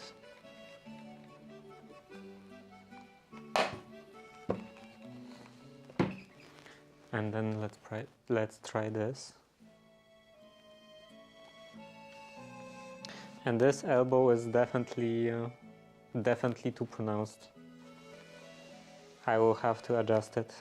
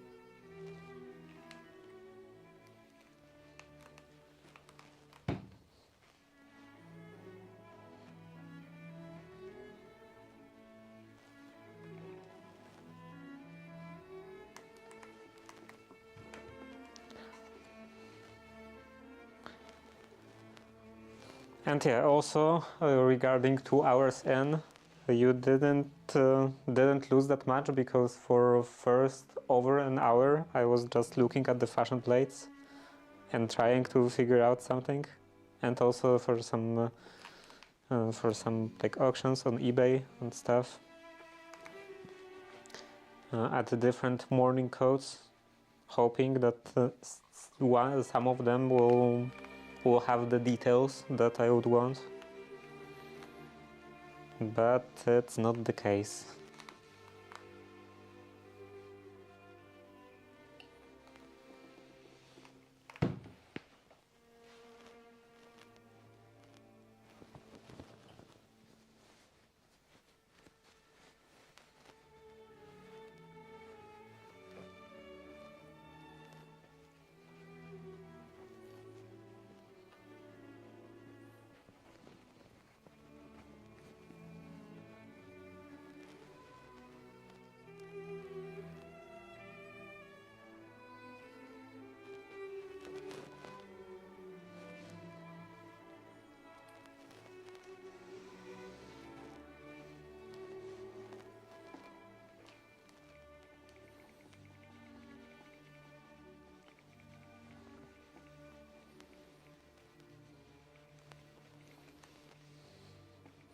Also, I didn't fix the redemptions.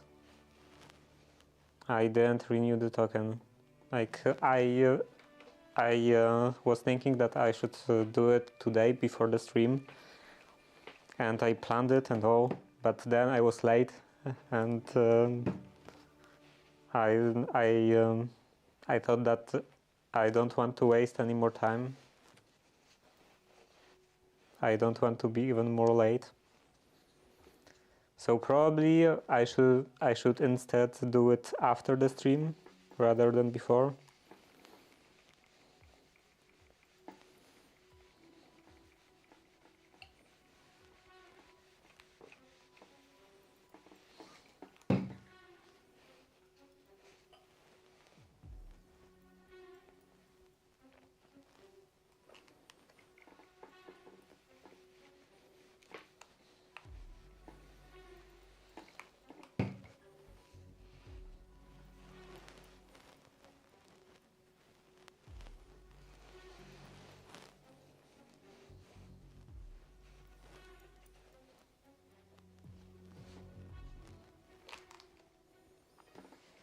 And I also have to make some notes for the next time to be able to do it quickly, effortlessly, to be able to renew the token quickly.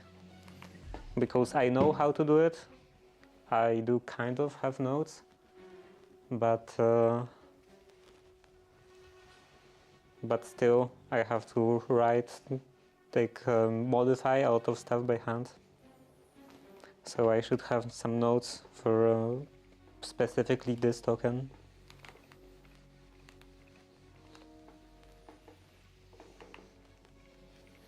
To just do like copy paste and open and it's done.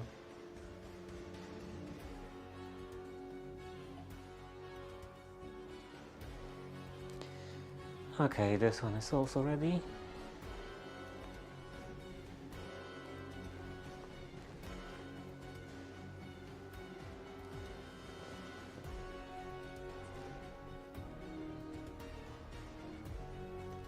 And then I can baste the shoulder seams again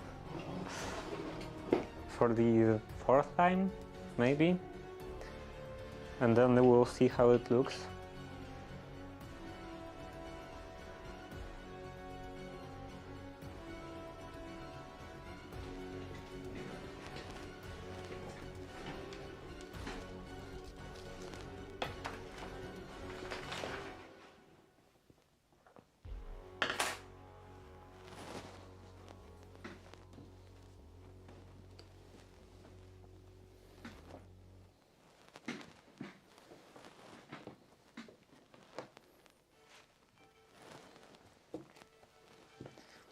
Maybe first I can take everything out of those pockets.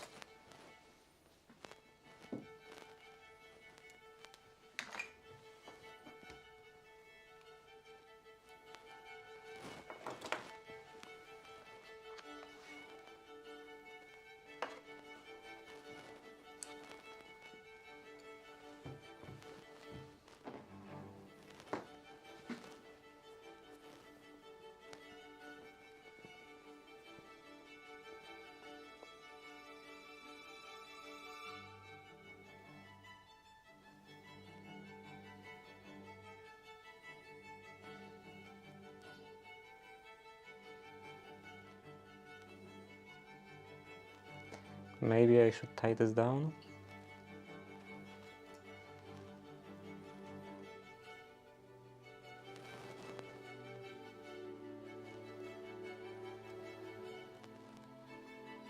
Ad starts in 1 minute.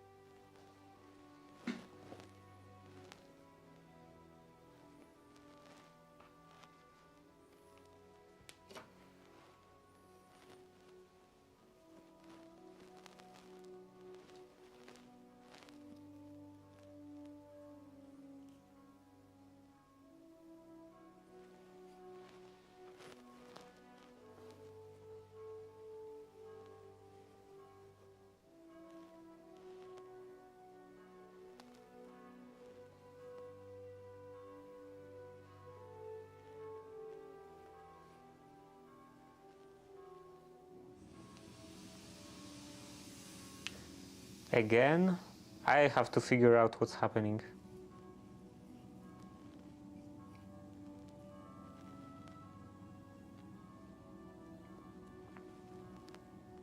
If this is some kind of network issue or server issue, I don't think that MQTT server is crashing, because I looked at it sometime after that, like I think in the evening after something like that happened, and the server was running for a couple of days, so it wasn't an issue.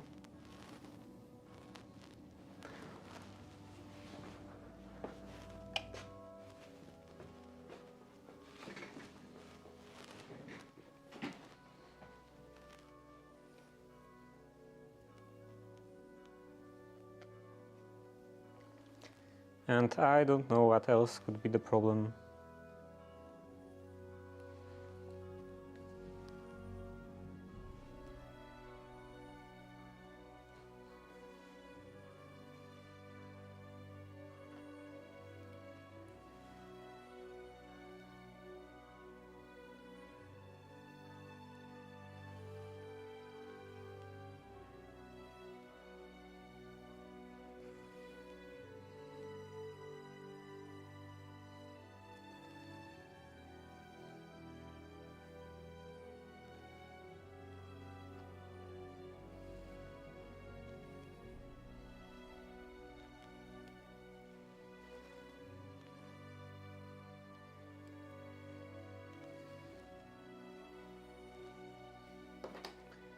Okay, this is tied down now.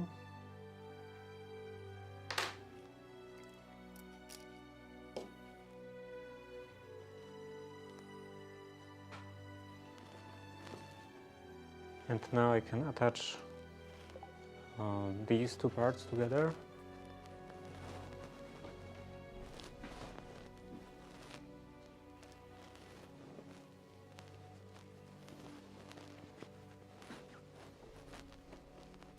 Now this whole coat, like all of the layers are heavy enough to have some inertia.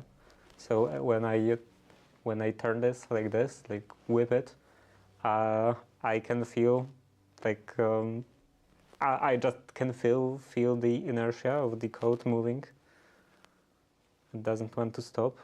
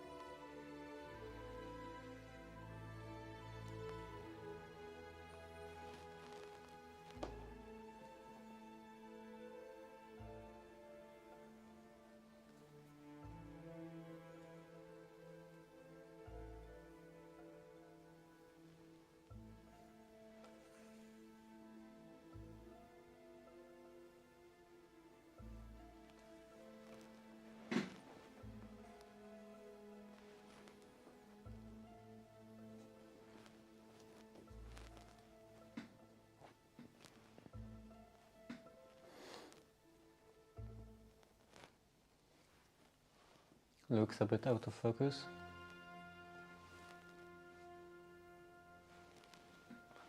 I probably have to change to manual.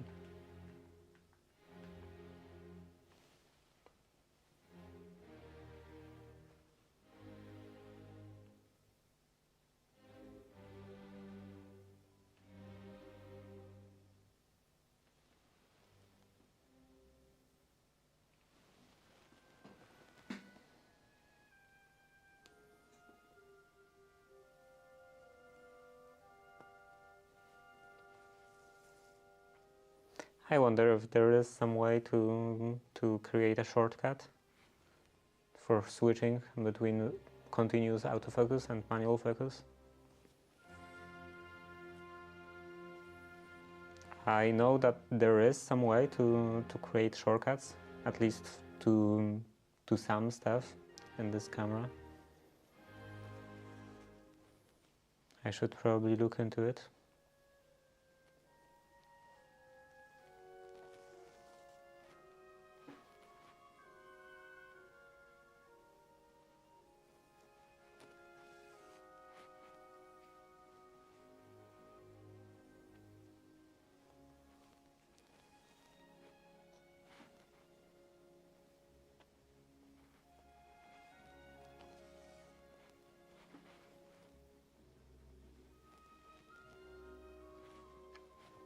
That's too close to the edge.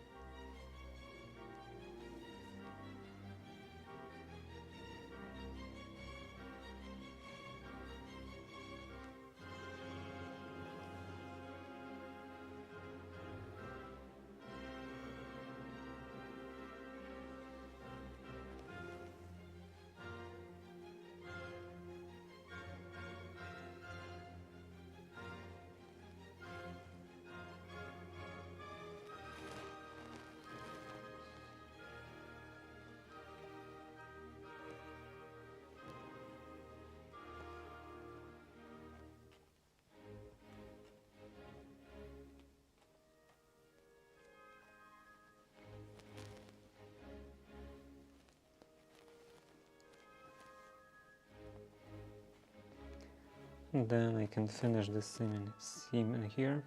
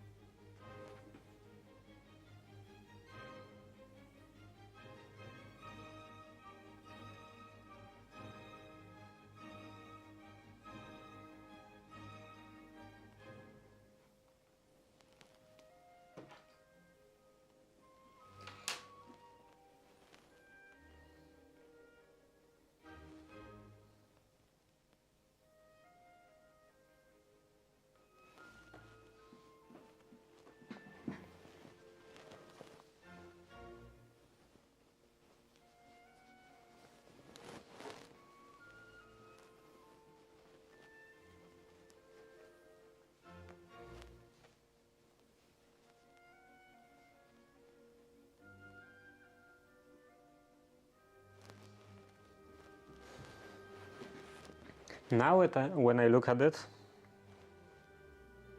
I think definitely that the canvas should definitely be cut up to this piece, up to this seam, and then I guess, I don't know, maybe I should catch it with the seam somehow, because this definitely can't go like this.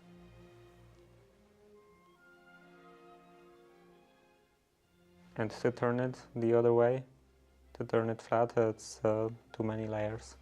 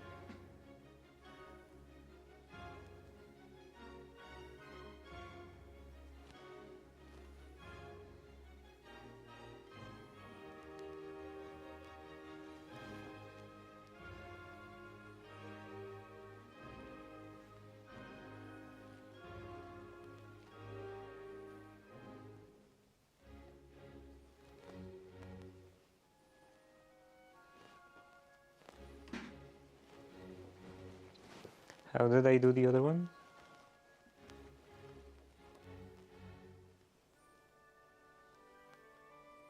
Okay, so this should go up to the edge, and this is correct.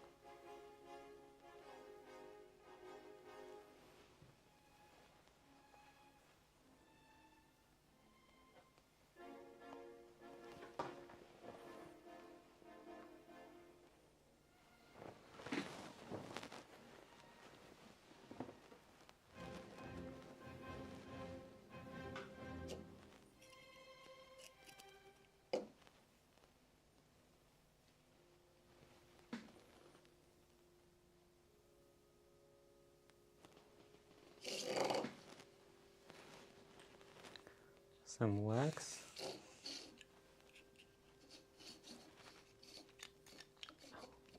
It's digging into the too deep.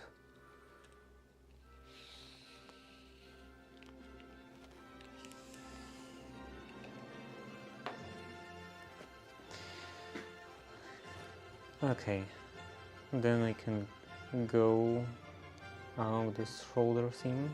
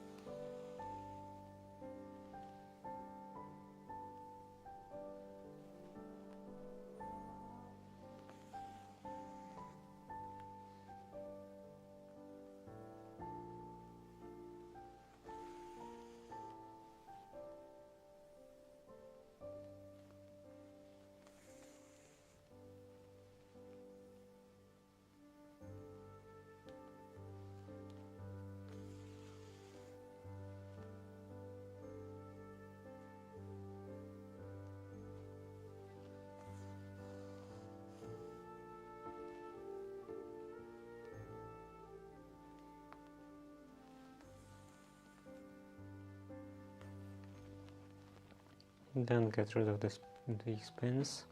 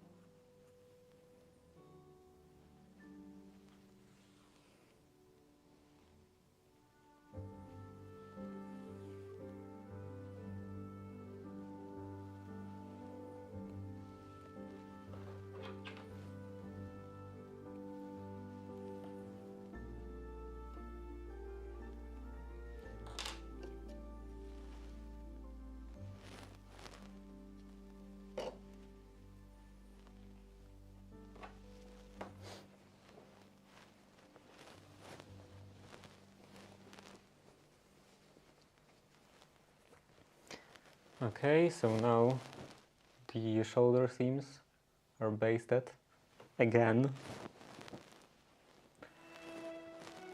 Now I can put in those sleeves.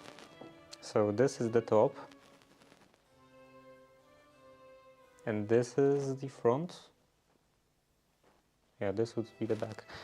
So this is supposed to go in here.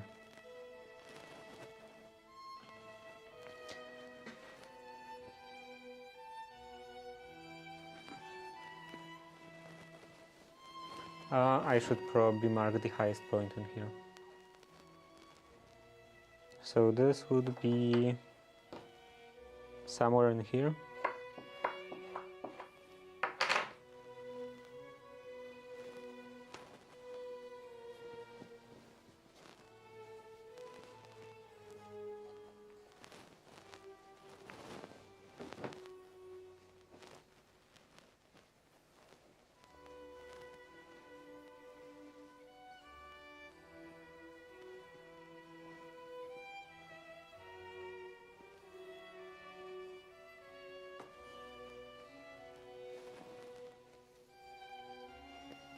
Then this seam would go somewhere in here, in the front sky. Let's pin this down.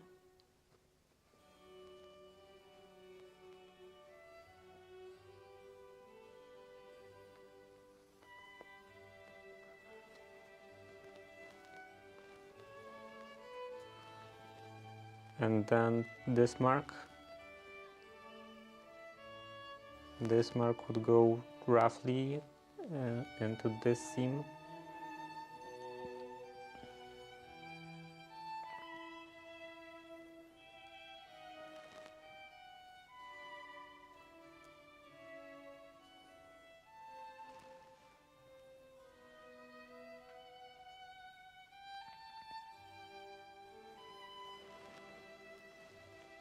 Actually, something like that. And then the focus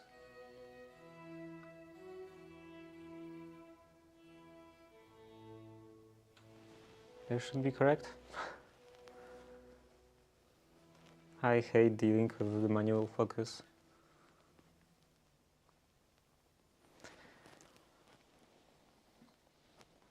Okay, this seam, I think, should be somewhere in the middle of the side body.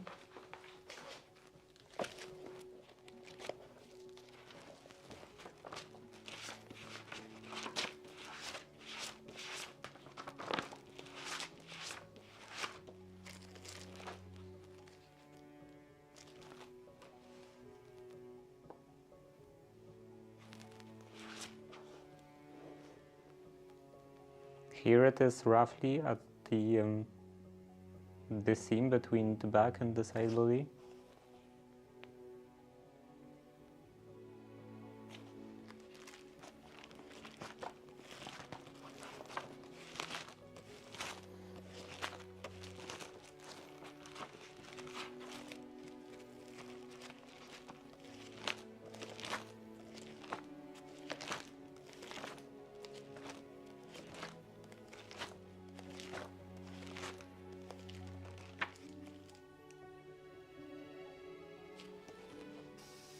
Diagram 7.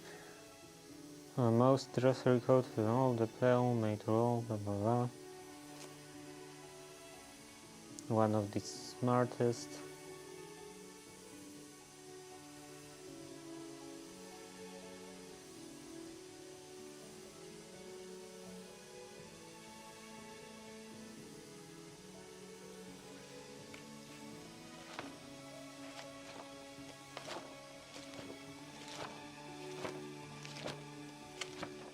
Some view from the back.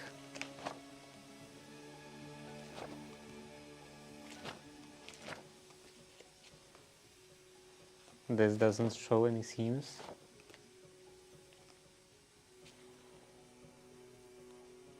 This seems to match with the seam of the side body.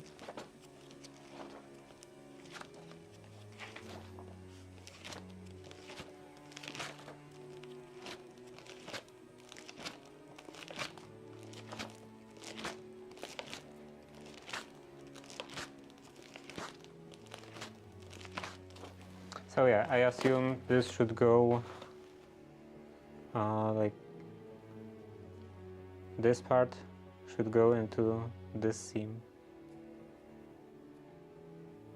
And I think it would make sense. I kind of remember measuring from this point when I was drafting this sleeve.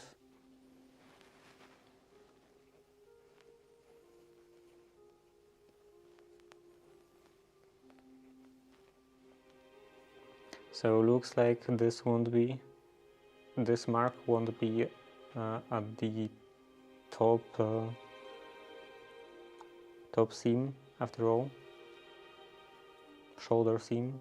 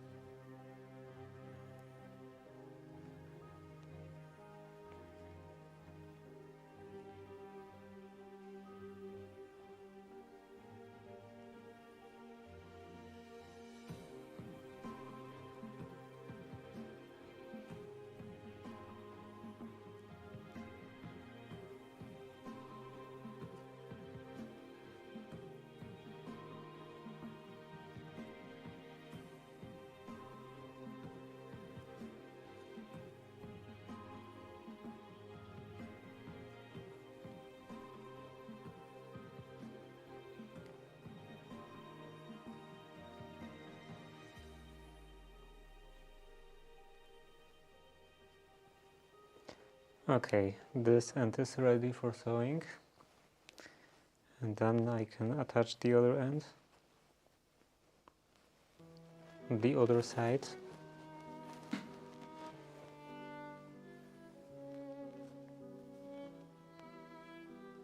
So I don't know, maybe that will be the top? This?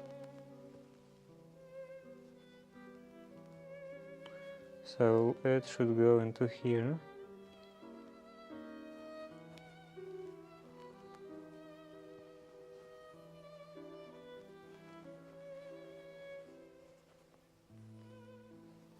I can see on the camera, on the preview, that it's kind of hard to follow from the viewpoint of the camera, and to be honest, it's also a bit hard to follow from my viewpoint.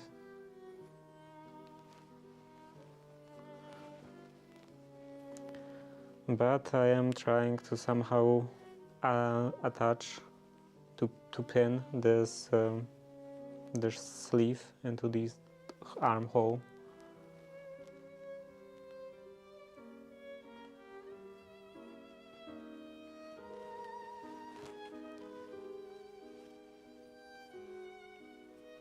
The pins are already falling out.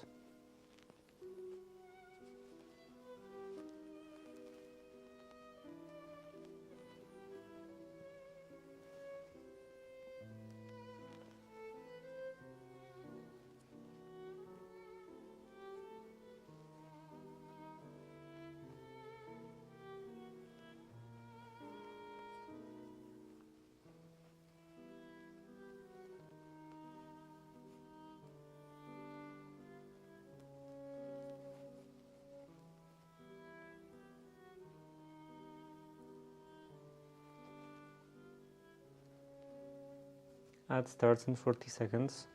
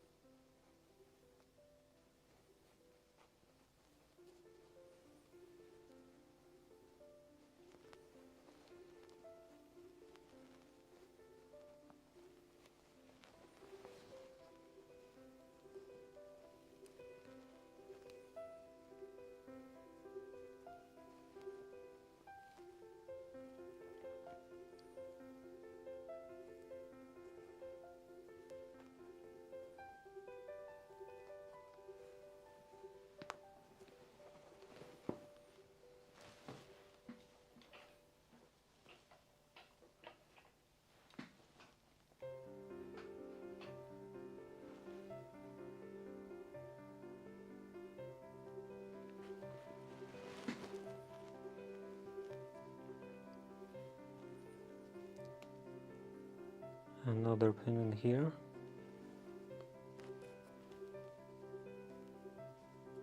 Okay, this should be fine.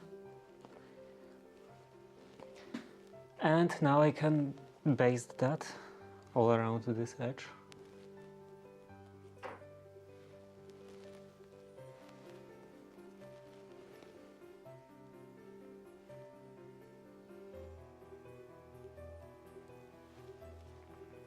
And I think, first of all, only to the outer fabric, and second, I don't think I will baste this inlay. This can change the direction of the direction in which the sleeve is hanging.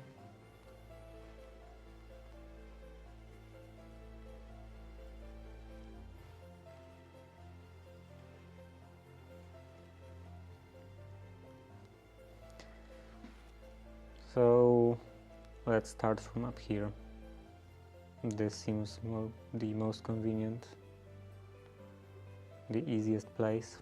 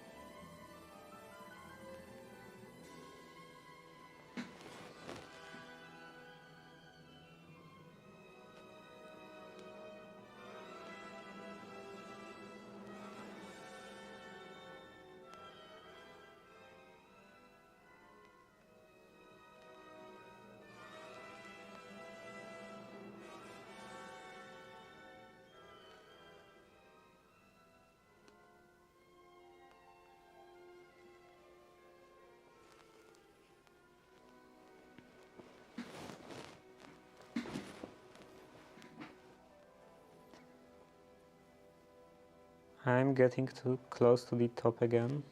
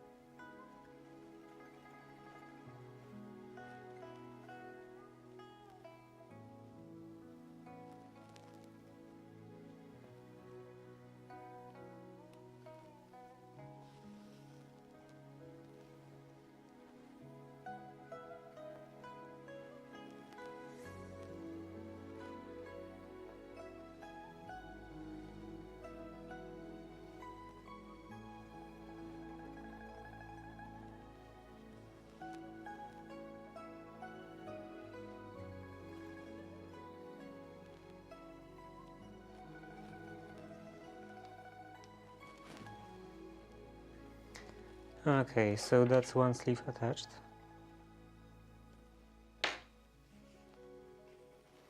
And I can pull out those pins.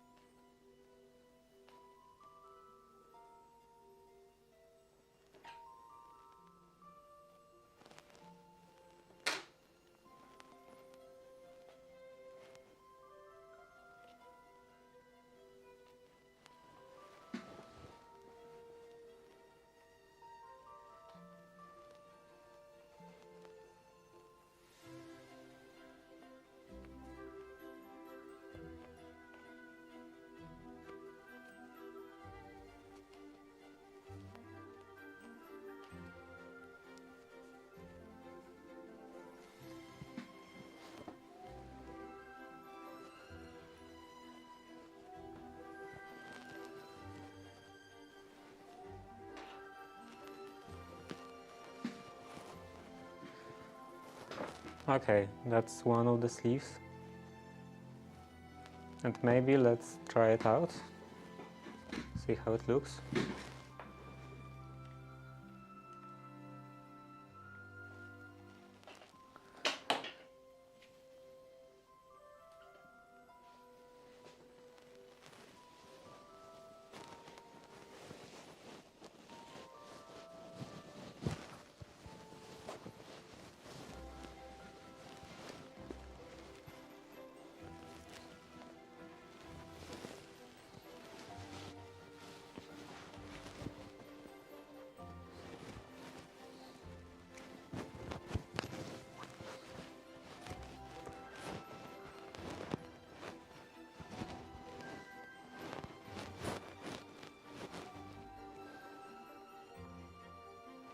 Okay, the length is, I think, could be like a quarter of an inch longer,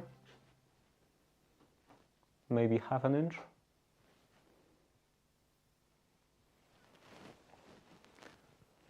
And also I definitely have to reduce this elbow. Even when I'm actually bending my arm, I still have too much fabric in here.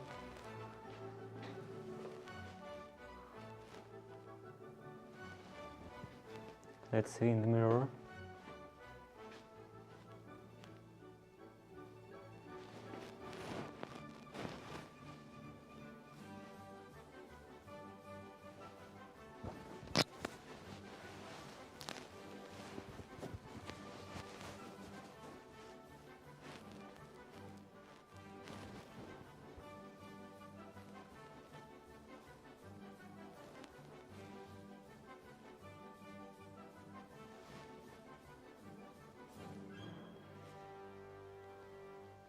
Maybe I could lower this.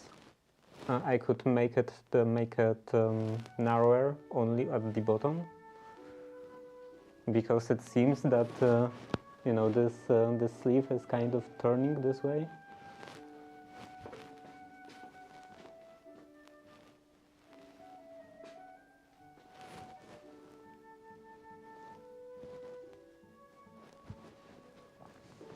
This seam I think is fine.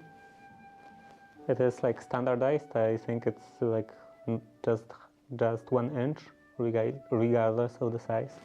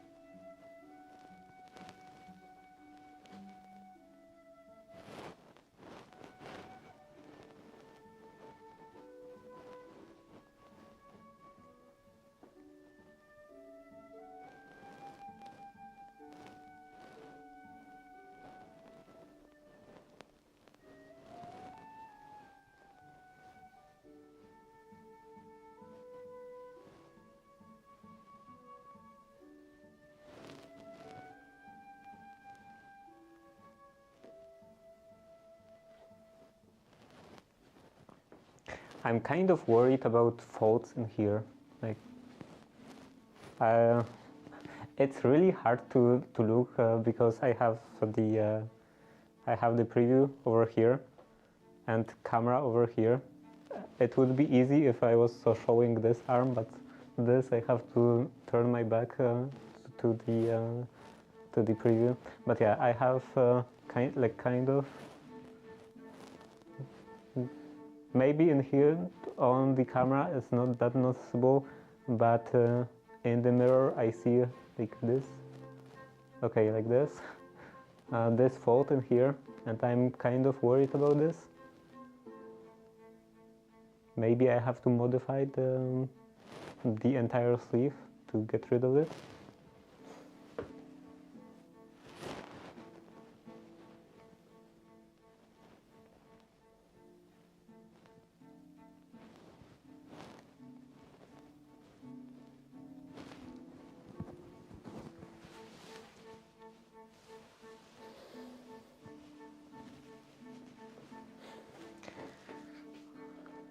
Or maybe I just have to reduce the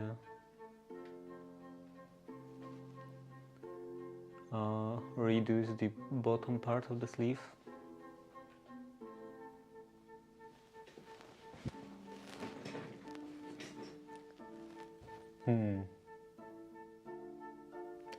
There is a book. Oh, let me put that into the folder, some shared folder.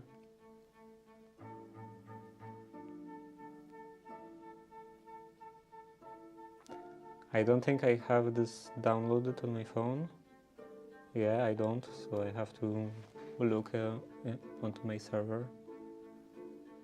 Oh, let's see, books, tailoring, and there was something about alterations.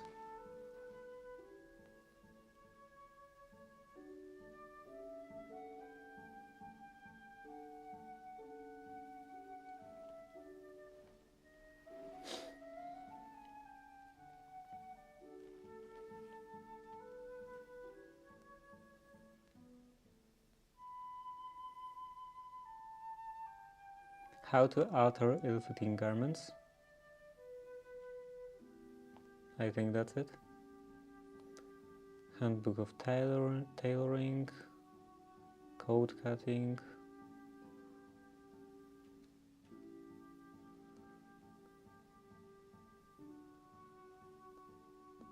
But also this seems quite interesting.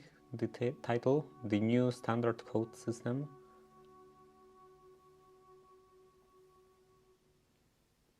So let's do those two. This and the alterations. Where were these alterations?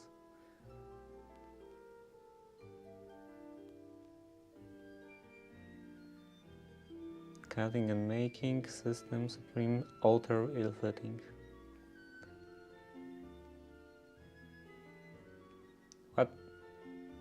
What's going on? Oh. Okay, copy. And documents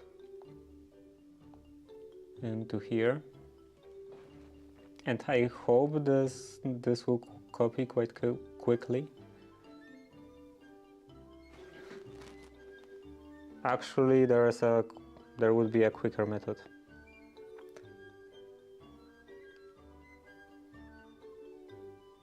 Let's do this.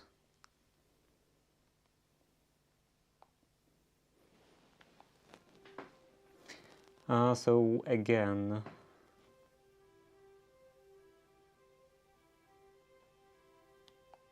actually, do I have access to that? Okay, I will just wait. Let's see, syncing. Is it synchronizing? Did it already synchronize? I'm quite skeptical because usually it's super slow.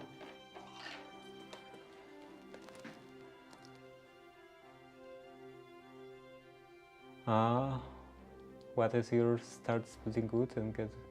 What if you start splitting wood and get bigger arms? I don't think it's possible. Gives you room for more musical, for more muscle. Yeah, let's look into here. Okay, this already synchronized. And is there anything about sleeves?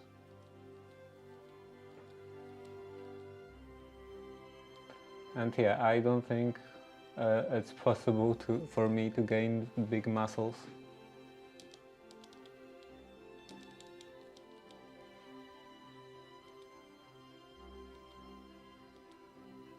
I'm pretty sure my muscles are just immune to being big.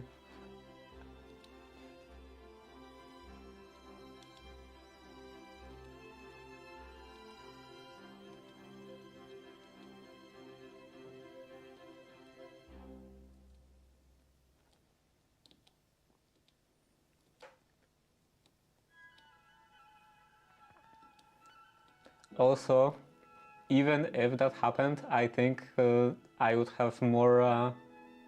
I would need more room towards the shoulder, not in the elbow, and I have too much room in the elbow because like this is the pattern.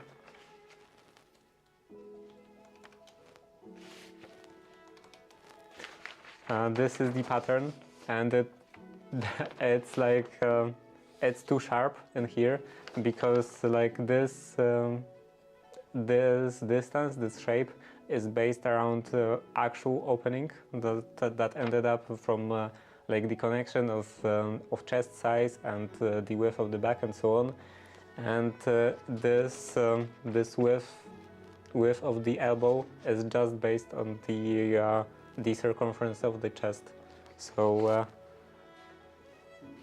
it doesn't quite work out in my case.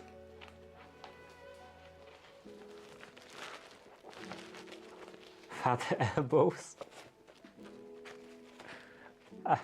I have no idea how would that work. Like, how can you have very like super fat elbows and then very thin the upper arm?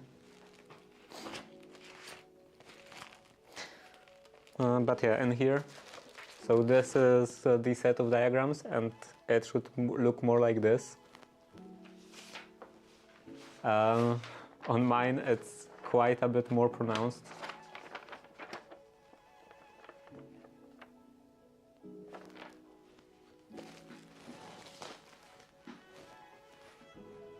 Like, okay, maybe.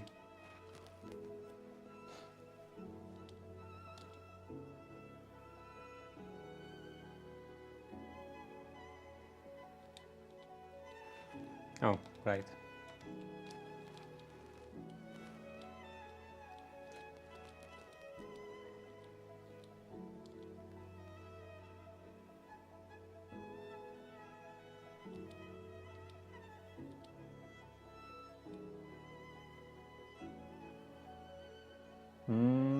Maybe this one, number 60.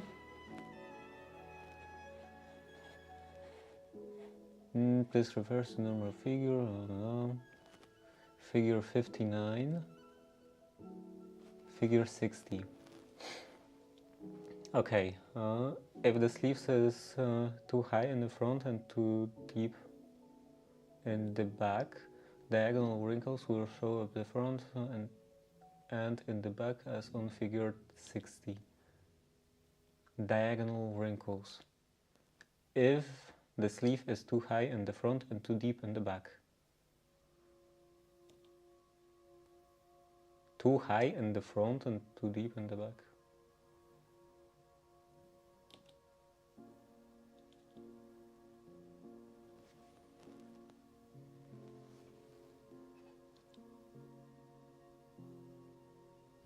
Where is the front and where is the back? Like, are they referring to this part? This part being too high?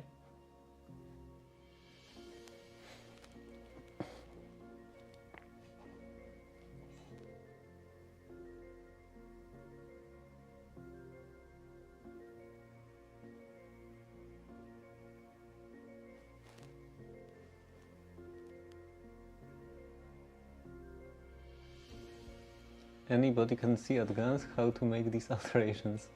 Okay. If sleeve fits correctly, in front and back, despite this, faults may shown, which can only be traced to incorrect cutting of the sleeve.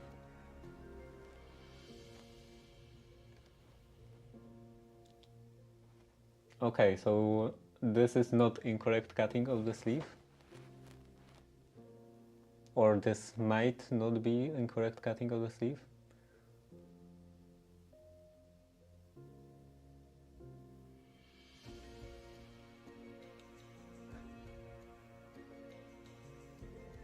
Anybody can see at glance how to make these alterations.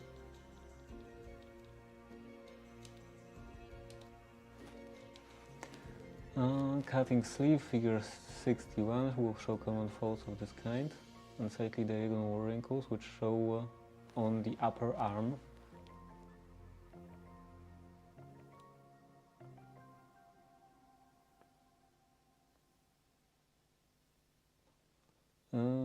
If this is to be remedied, entire sleeve has to be taken out and changed according to the marked lines. Figure 62.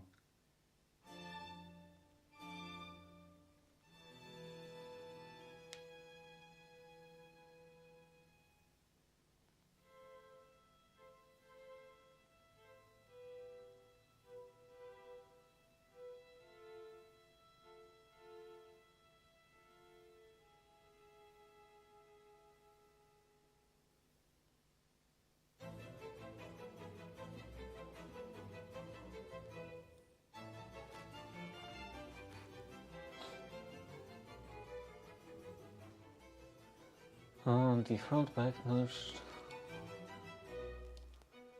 front and back notch, the sleeve will be in the same place. Figure 63 shows very common fault. 63, this one. Not sufficiently cut out.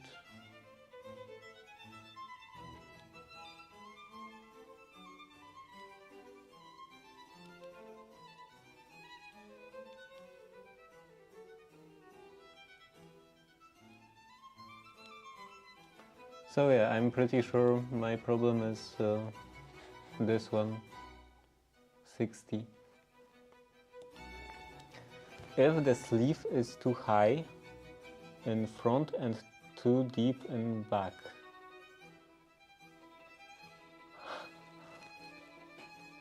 Too high in front and too deep in back.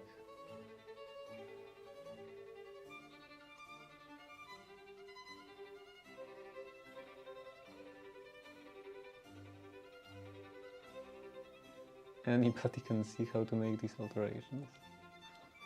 What kind of manual is that?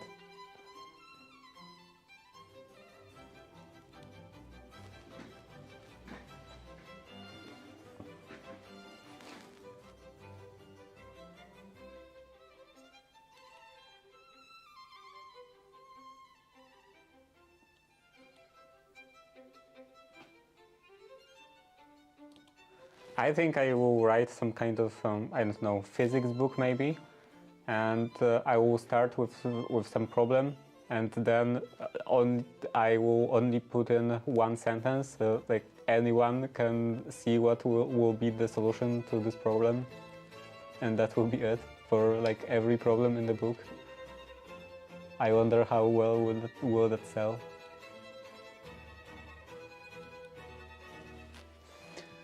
Maybe I have to actually read the entire chapter. That would be quite annoying.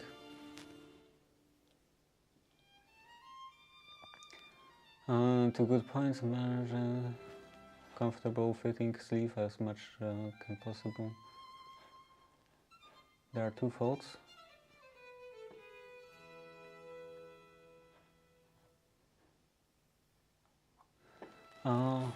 There are mainly two faults which will be blamed.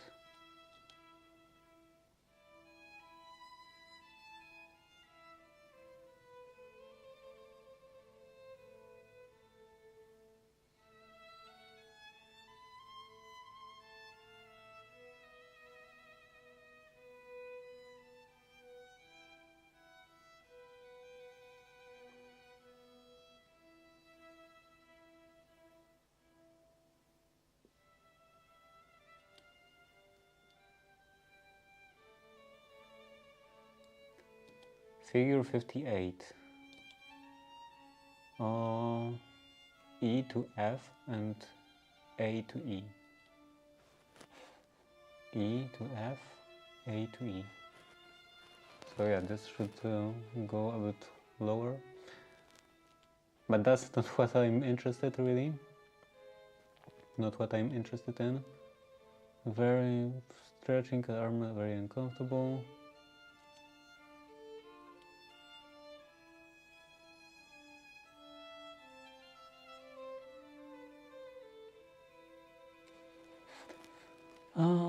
Where sleeve has to be very comfortable, blah blah blah.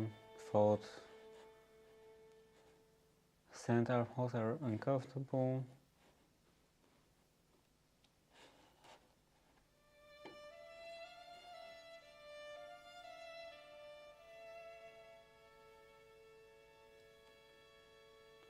Very important in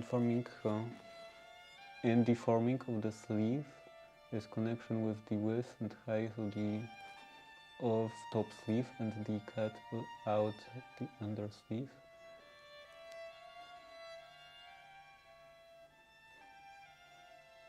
It is not the purpose of this book to demonstrate cutting systems, therefore the following demonstration will be only served for the points which must be observed when cutting.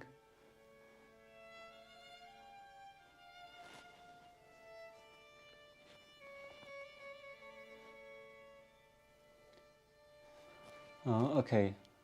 The circumference of the armhole is necessary for the width of the sleeve, the length diameter of the ready armhole, for the height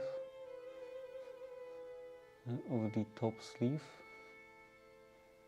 and cut out the under sleeve.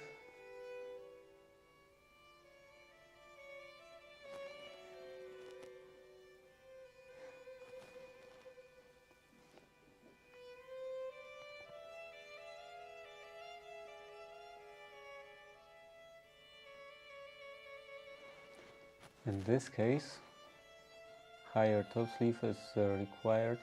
In what case the top sleeve is influenced through the width of the front part, shoulder.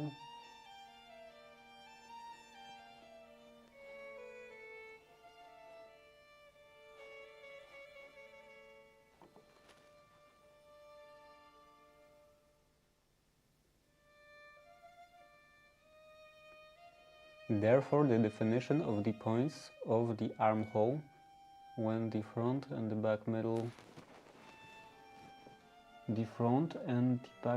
of the sleeves has been placed is very important. First, define the top sleeve notch.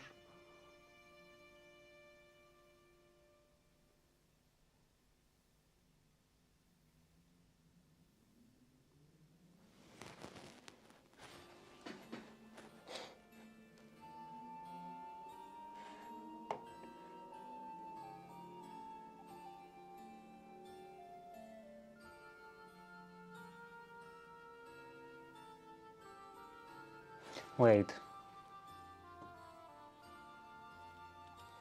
If the sleeve is too high in the front and too deep in the back,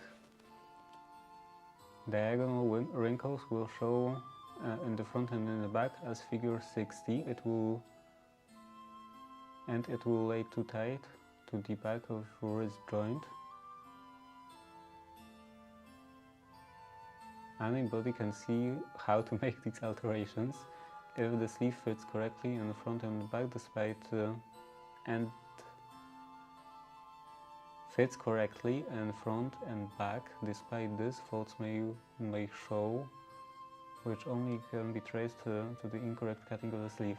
So maybe they mean that it's like rotated incorrectly. When I was attaching this, I rotated it incorrectly. So like this point ended up being in the incorrect spot on the armhole. First, define top sleeve notch. One will find the same by placing the sleeve of the front part as figure 58.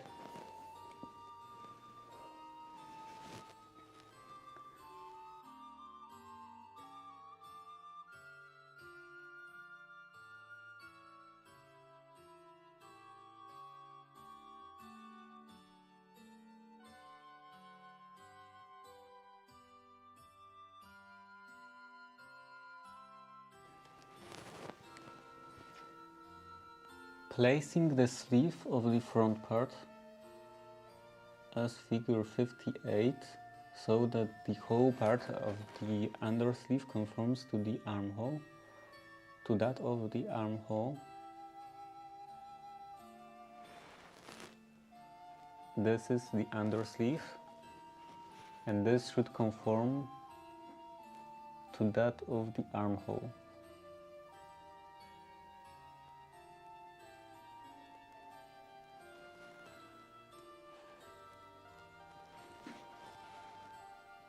The front center sleeve B, front center sleeve,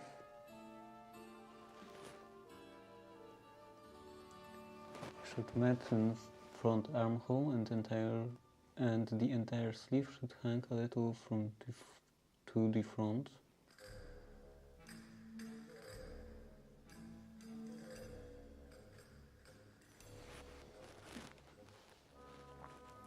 When the front middle of the armhole is marked, then divide these into half and receive the notch on the back part through the point D.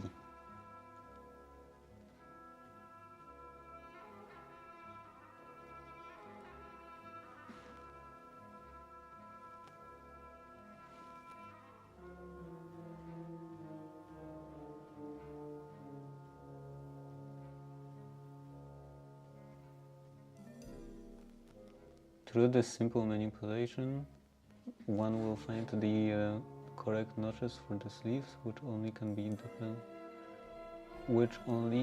dependent on if the armhole and sleeve conforms in width and height. This only refers to normal figure, but if the figure is stooping, it will be necessary to place sleeve in front about ¼ inch to 2 inches higher. Place the sleeve in front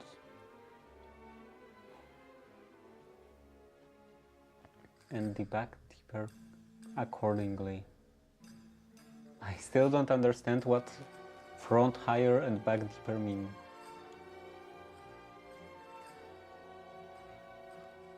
First top notch, placing front part. So this is the front part. This is the like main body of the coat, as figure 58, so that the whole part of the undersleeve conforms to that of the armhole.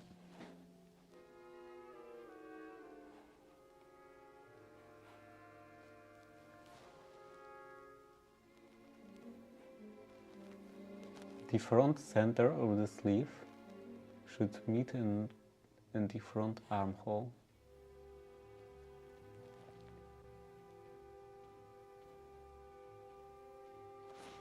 This is not very understandable.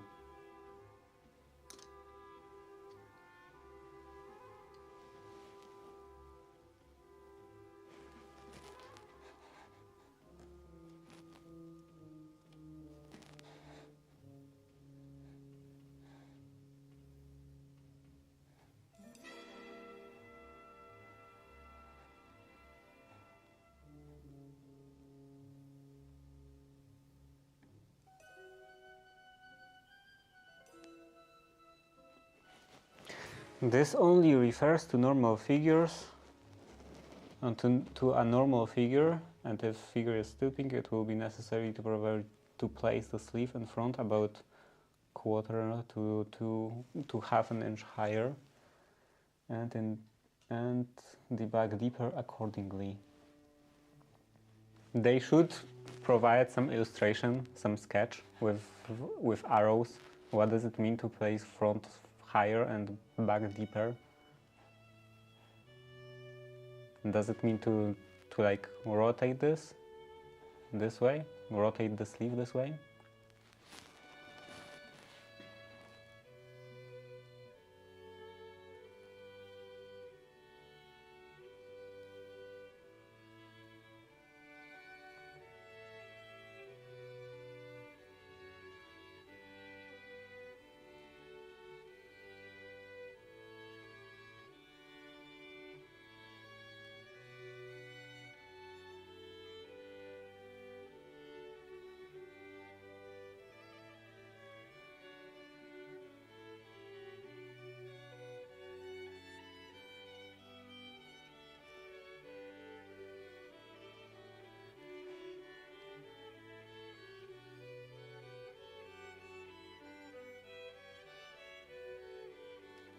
I feel tired.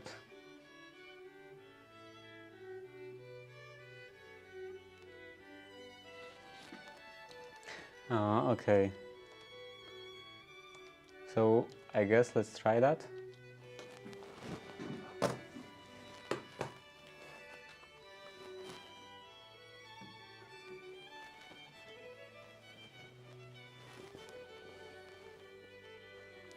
I can unbaste it, and also maybe I could pin that a bit.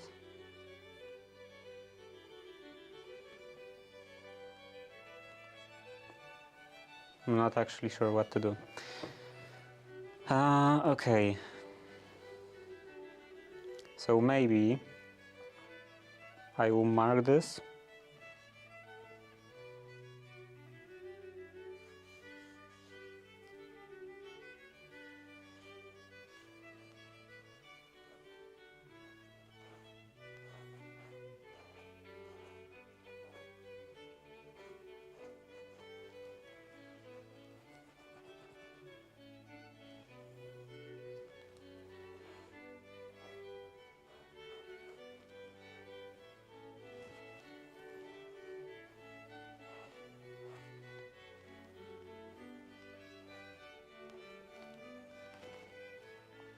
Okay, so now I have some reference points. Maybe also here. I already have marked in here. So that's enough. So those are some reference points. So that I can see how not to put this back in.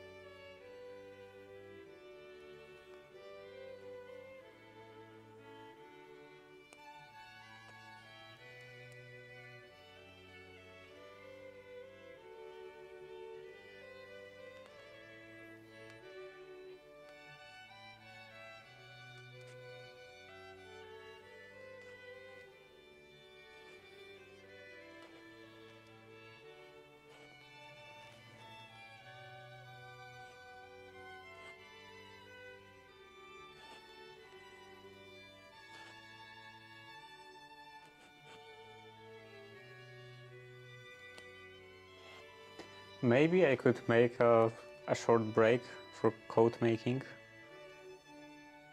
from tailoring, because I ordered the drill bit, 13mm drill bit, and it should arrive tomorrow, so I can fix the walking stick or replace the end of the walking stick.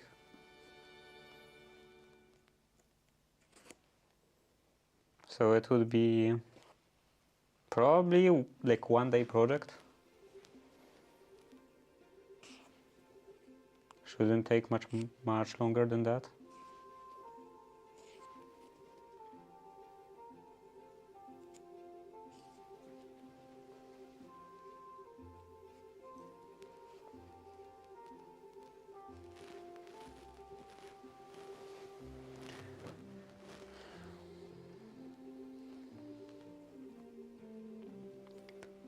These marks are not very visible.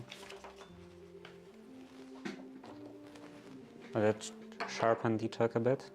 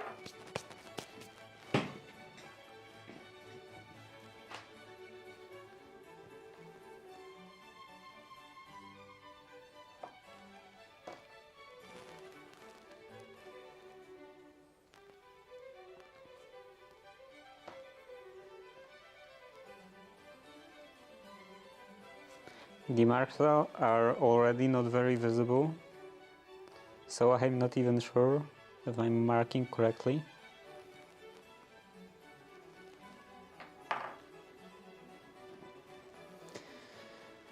And yeah, let's take that in. Yeah, that's the word I was looking for. Take that part in.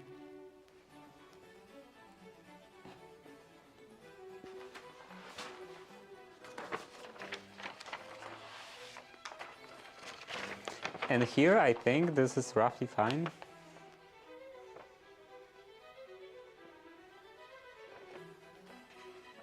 I think it's still wider in proportion to the top than in the book, but at least it has a more smooth curve, and this is definitely too wide.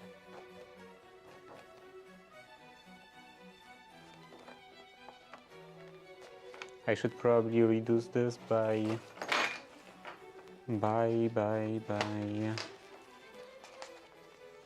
like 1.5 inches, maybe 1.25.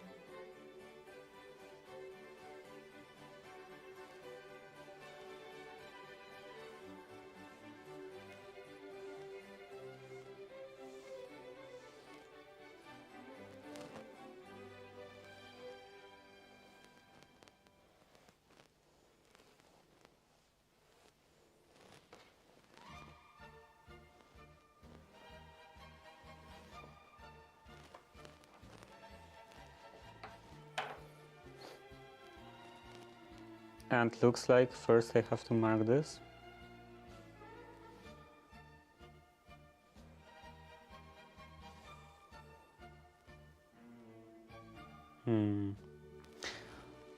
Quarter of an inch from the edge.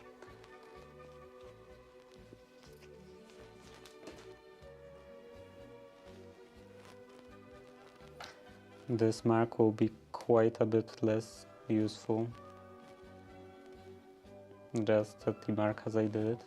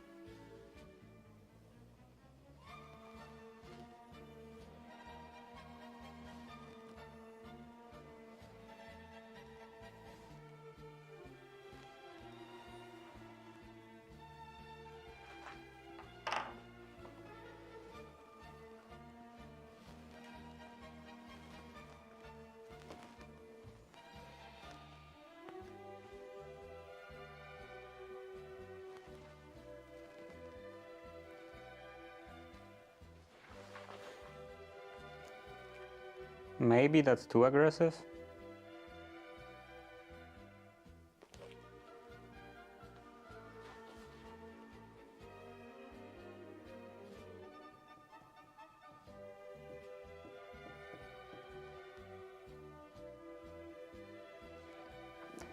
Yeah, I think so.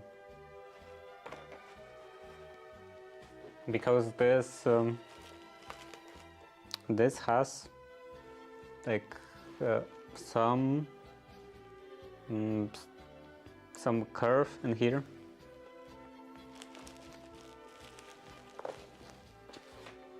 and I think now it is too shallow.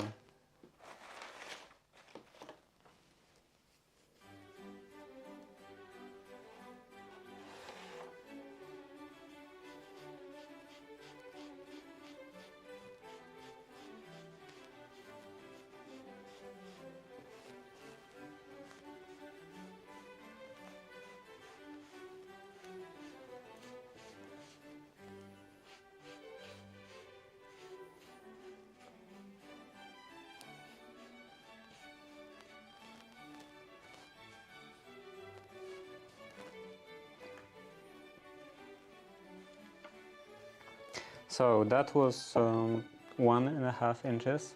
Maybe let's 1 1/4. So maybe instead of that, let's do 3/4.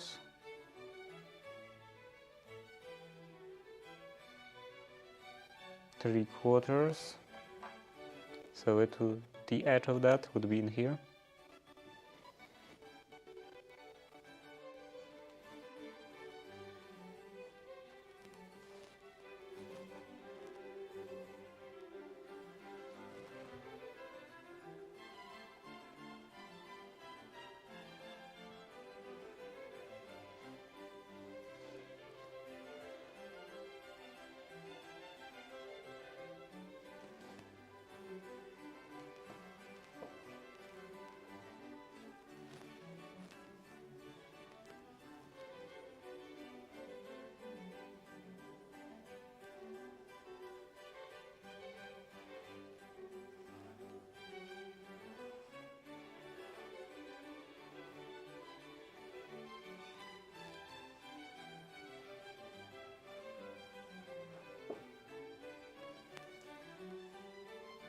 Yeah, it would be something like that, I think.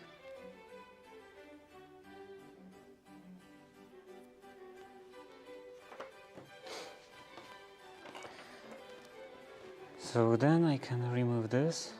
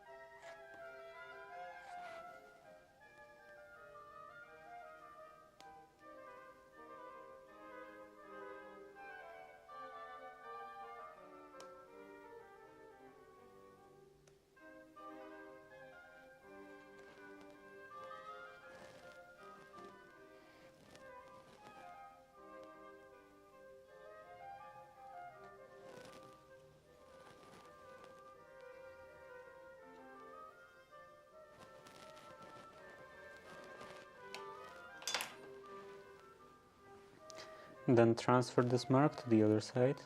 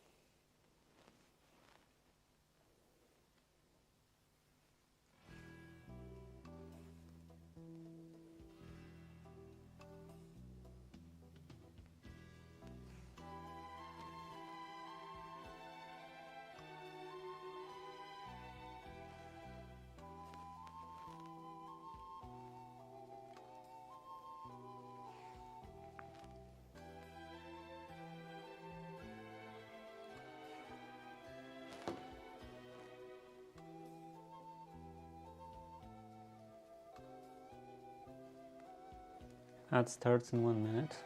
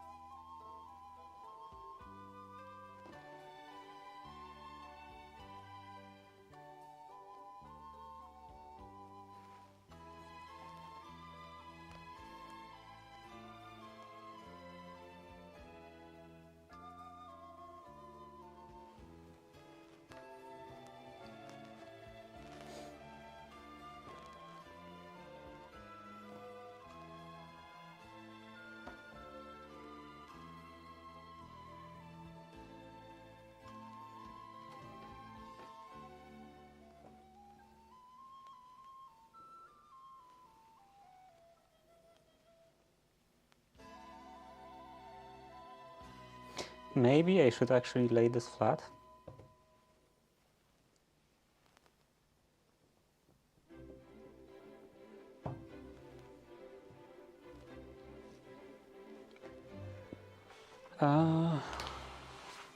Where is the elbow?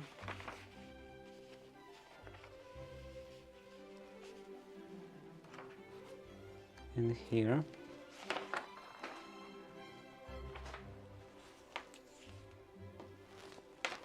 So yeah, this was supposed to go like 3/4 of an inch.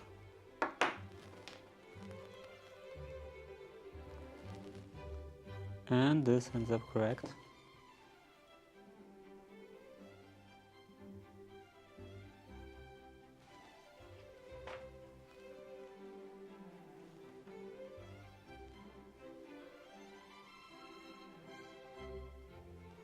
The end in here would still go like this, up to this point.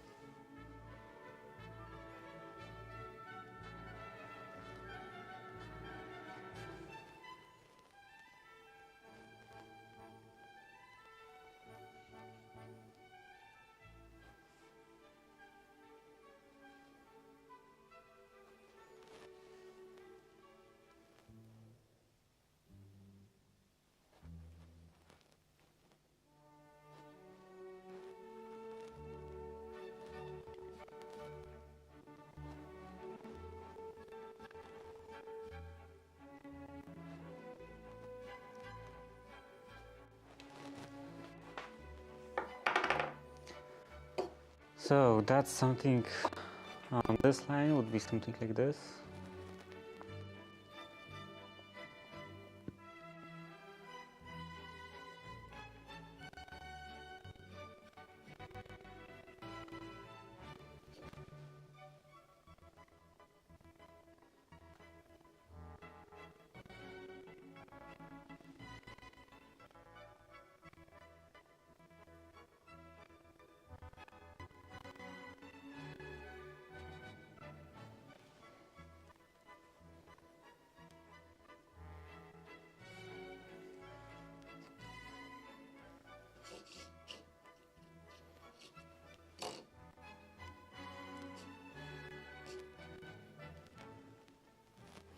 That didn't go far.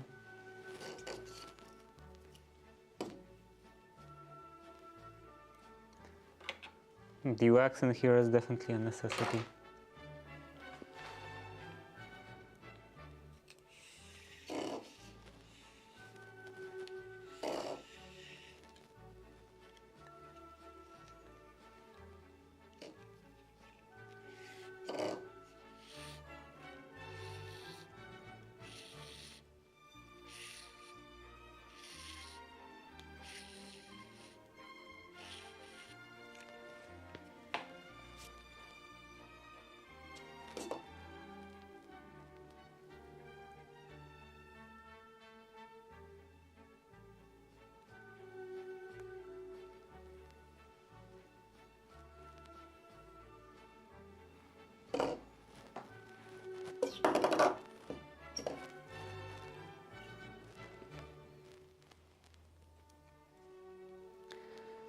So again, starting in here, and this is still bunching up.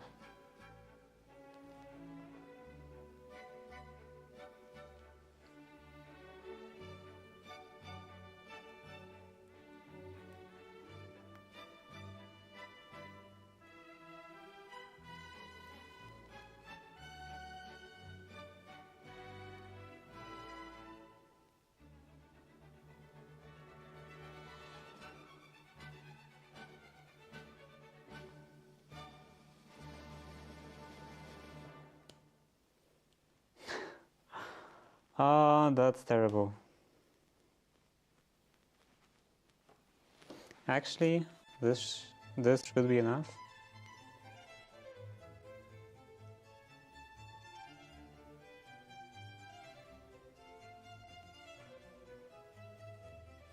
Yeah, let's go. Let's just go with that.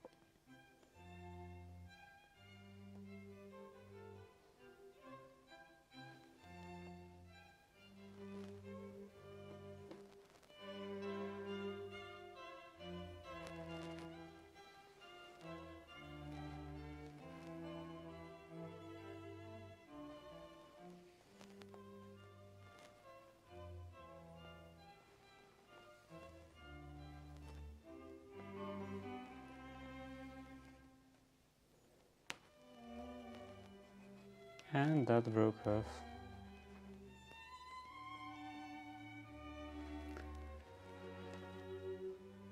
Let's cut that off.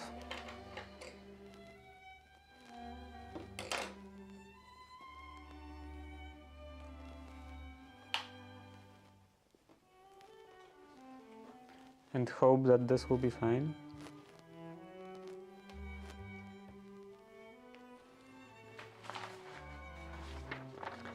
And I will make a note in here. I put that in by 3/4.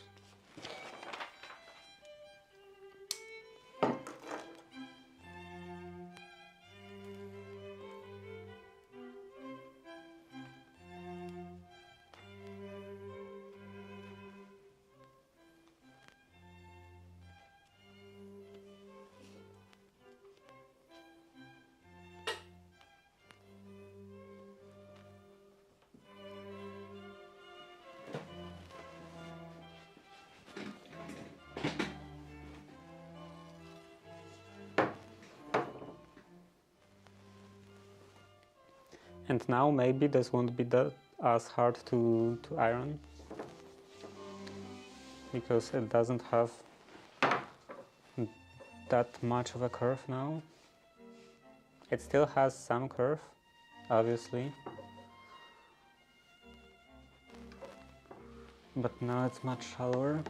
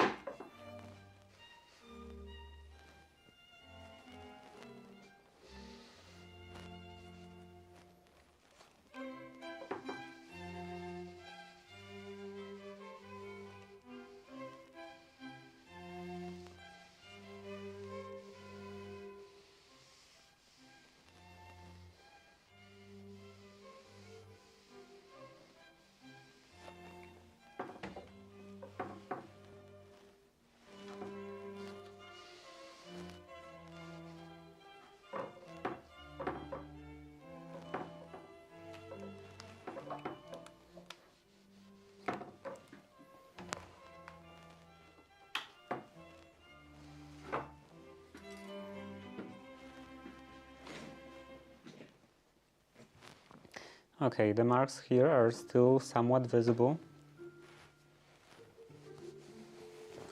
So let's turn that again.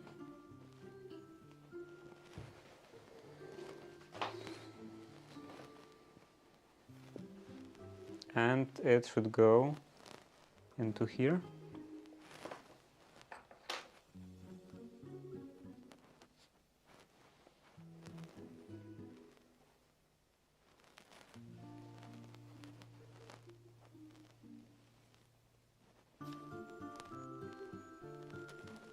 I can't really see any other marks. Maybe in here?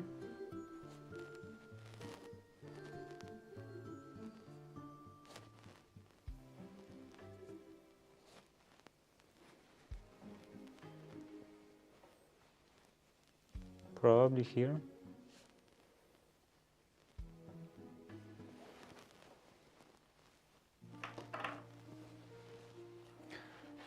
So yeah, the problem,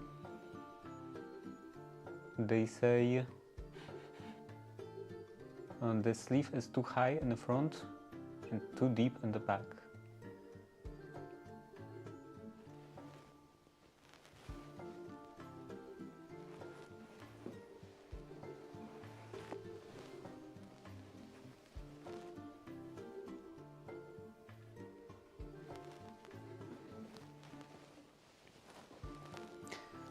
So from that, I think what I get from that is that I should rotate the sleeve this way.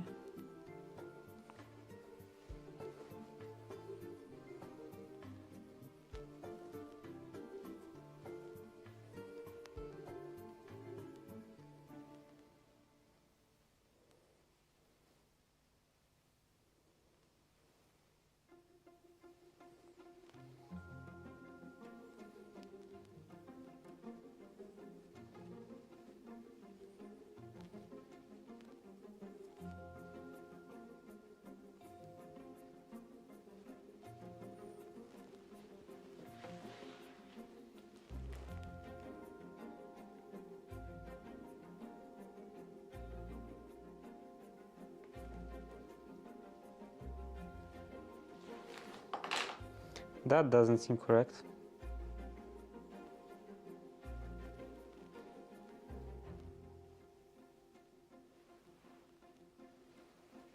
Yeah, this is the lowest point. This point should go somewhere in here. Was there another mark? Did I just mess up marks? This. I think this one? No, this would be...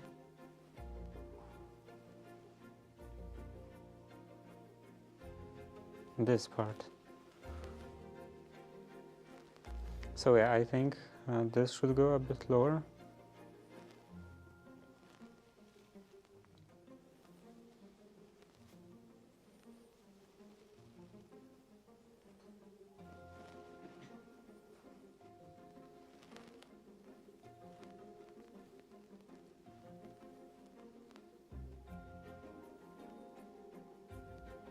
Gotta head out now.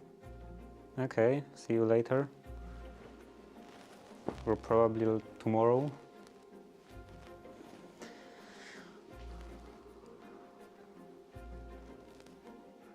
Enjoy your day. I'm not sure if I'm enjoying this. It will be a bit hard to enjoy this. Too deep in the back. So this should go up. A bit up, like this.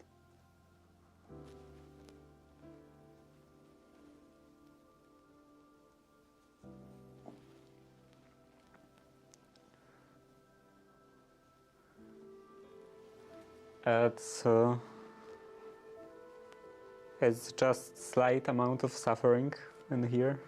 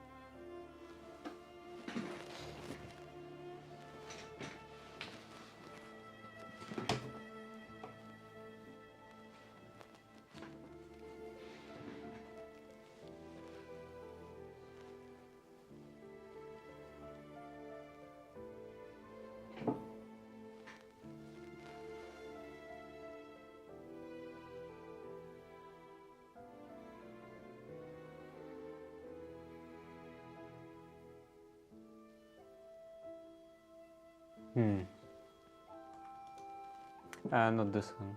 This one. So this is sleeve too high in the front and too deep in the back. This one. And this one is too deep in the front and too high in the back. So maybe I should. I don't know if I should, but I could try to put this quite a bit higher and see if this is either correct or maybe I will get this first result.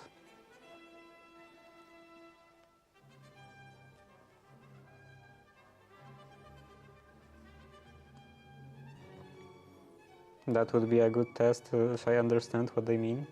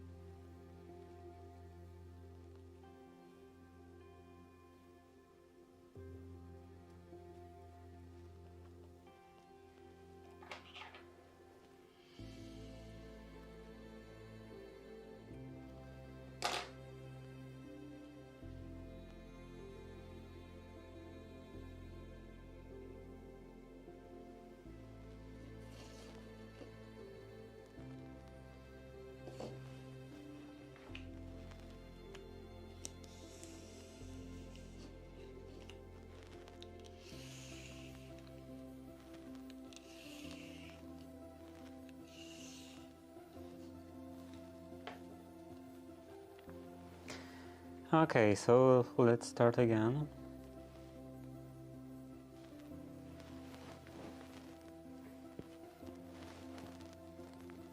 Maybe from the top again. This is the easiest.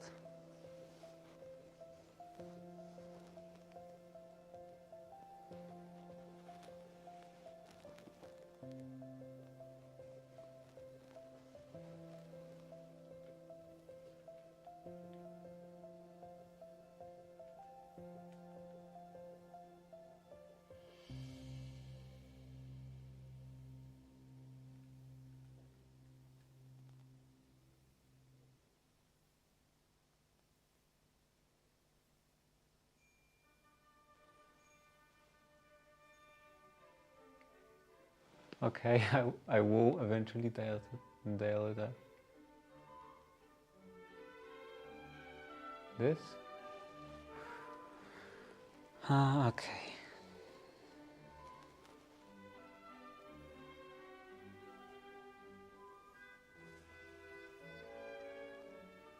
Actually, like in those settings, there is continuous autofocus. How about not continuous autofocus? Is there single shot autofocus? Automatic autofocus? The continuous autofocus is only option available, at least in this mode. And that's a shame, because I would definitely like autofocus that would just focus once with a press of a button, for example.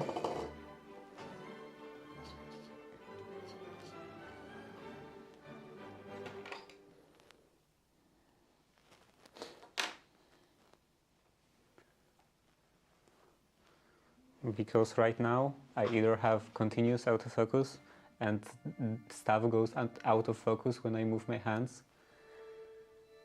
It constantly readjusts. Or I have manual focus and then I have to just manually adjust this ring around the lens. And that's a pain.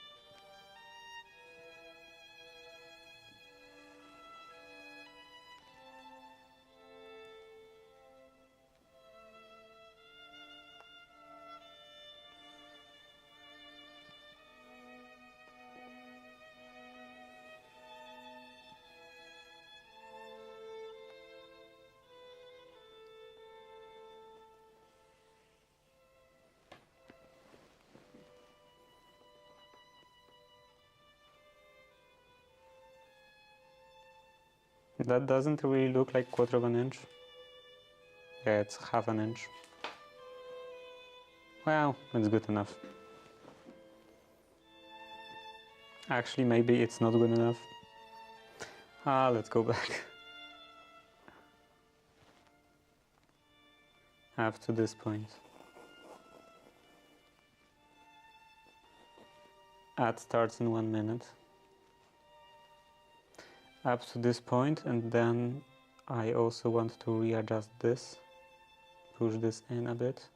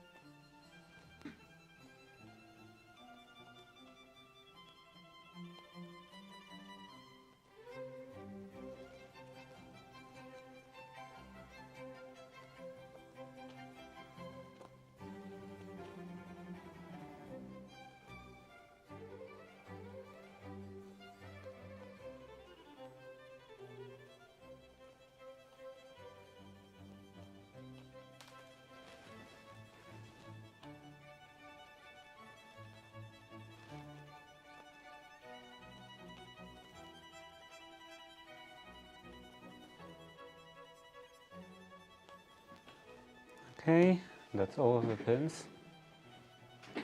And let's try this out again.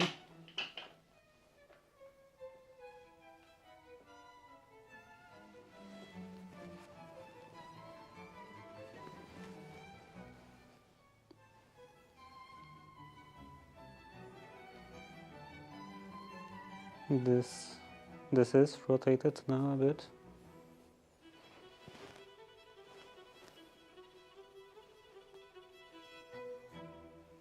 I don't see the marks anymore, so I can't really tell if it's different than, or how it's different than the last time.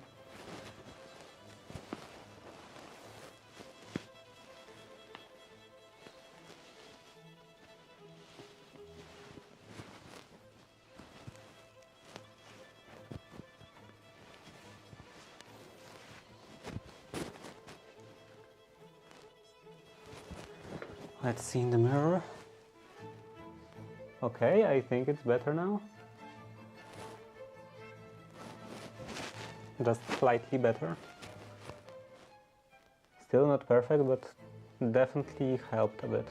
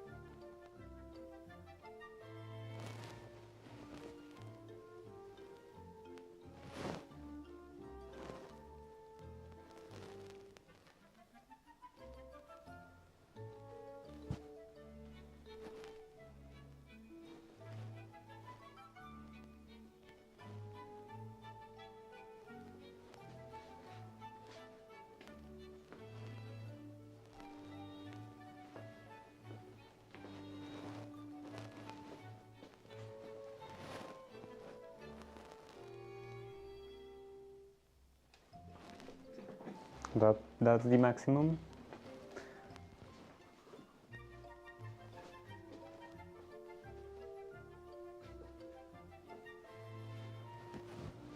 Yeah, I think it should still rotate a bit that way.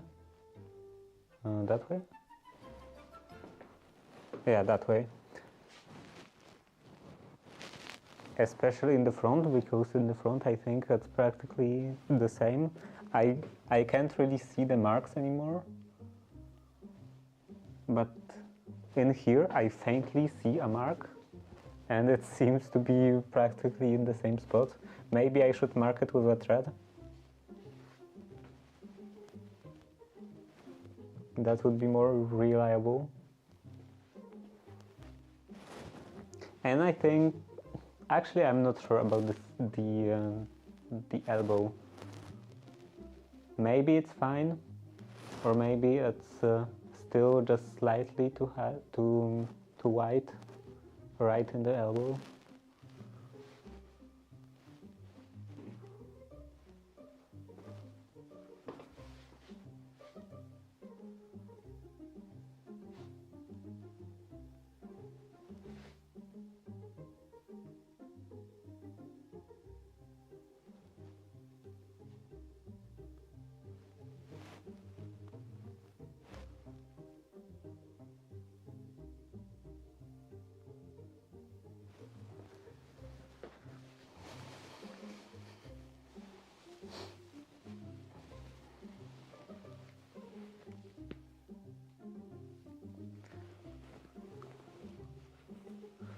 So yeah, I think what I will do is that I will mark those positions with a thread, piece of thread.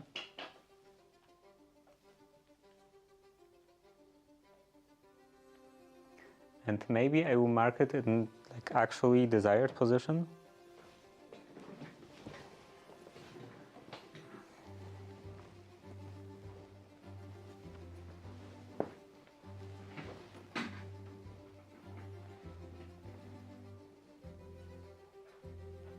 And yeah, this should go that way.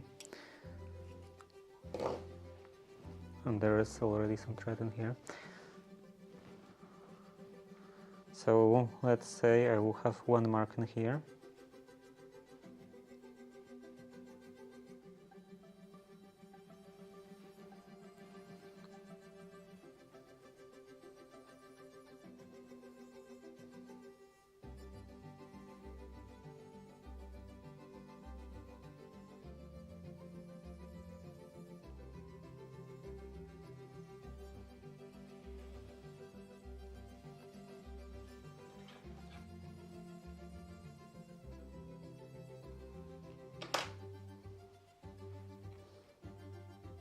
And then this point should go slightly below.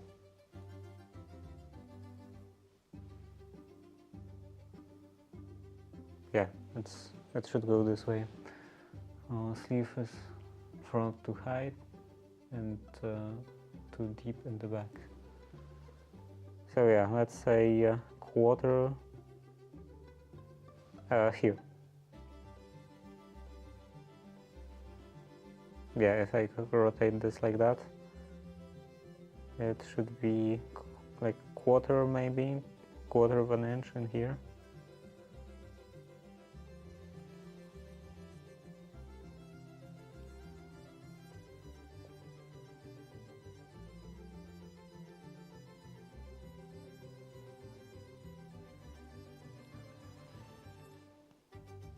Is this quarter of an inch? Roughly.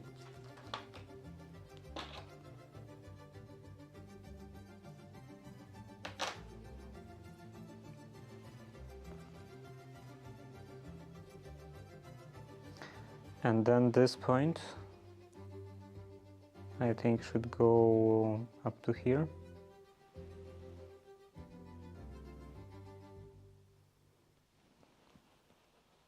Actually, it's a bit hard to judge because this is on an angle.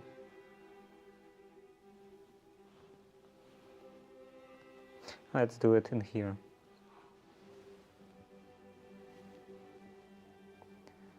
So I will make one mark in here on the main body.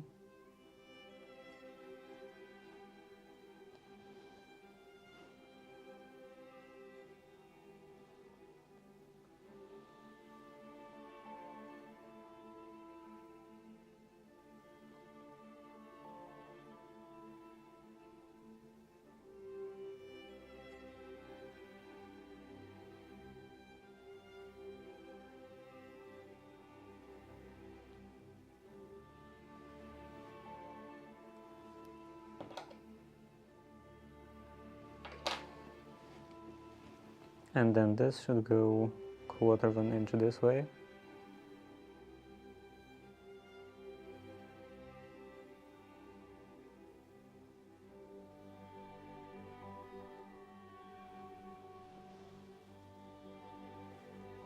How is the microphone? It still works, but will probably stop working. So let's plug it in.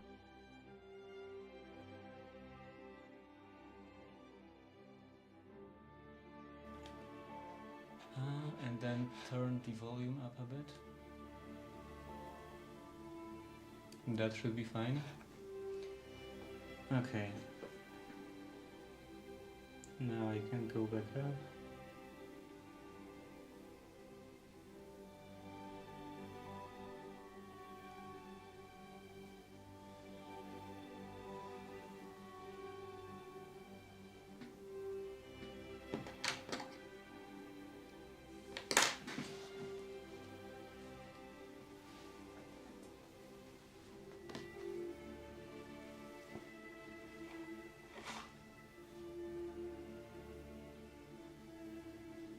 And I like shifted this quite a bit up, so maybe other points also should go more than just quarter of an inch.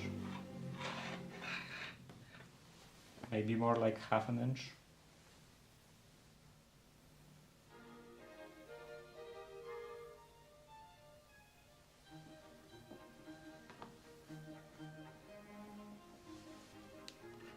Yeah, I think this won't be enough.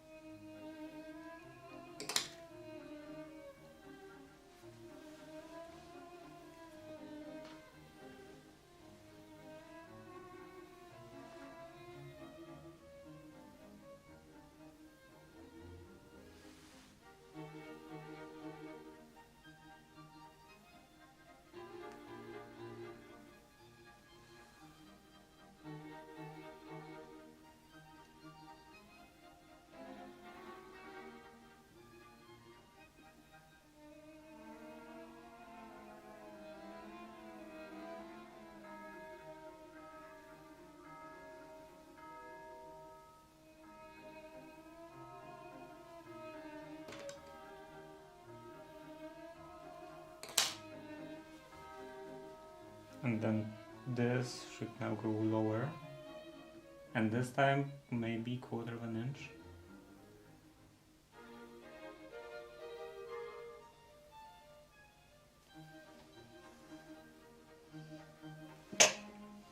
I'm sorry.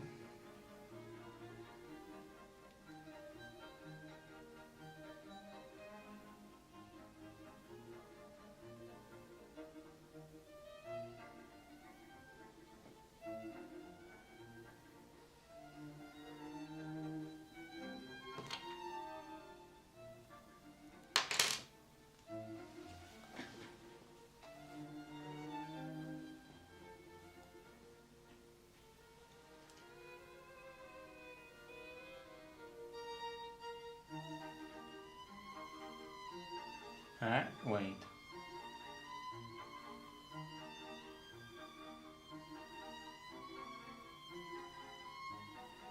Yeah, okay. I got confused for a bit. And yeah, this part, let's say in here.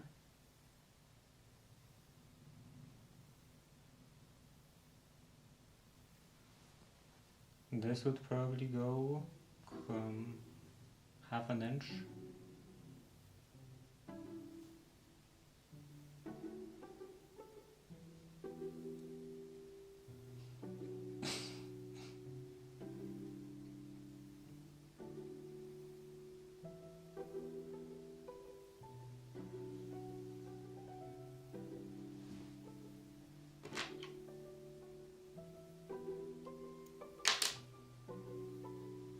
Half an inch this way.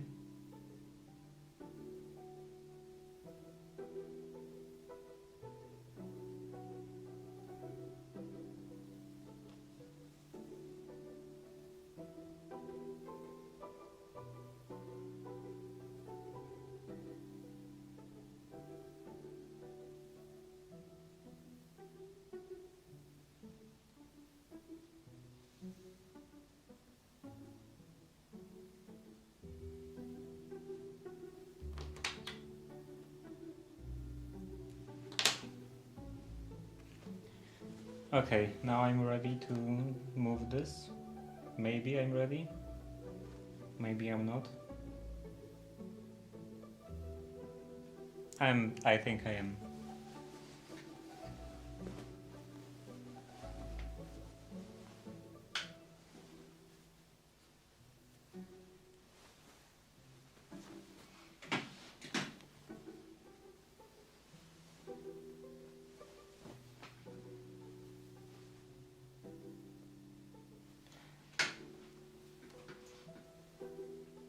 And actually, maybe I could just pin this down straight away as I'm picking this seam, this basting stitch. So I'm removing this, and then straight away I will shift this and pin this down.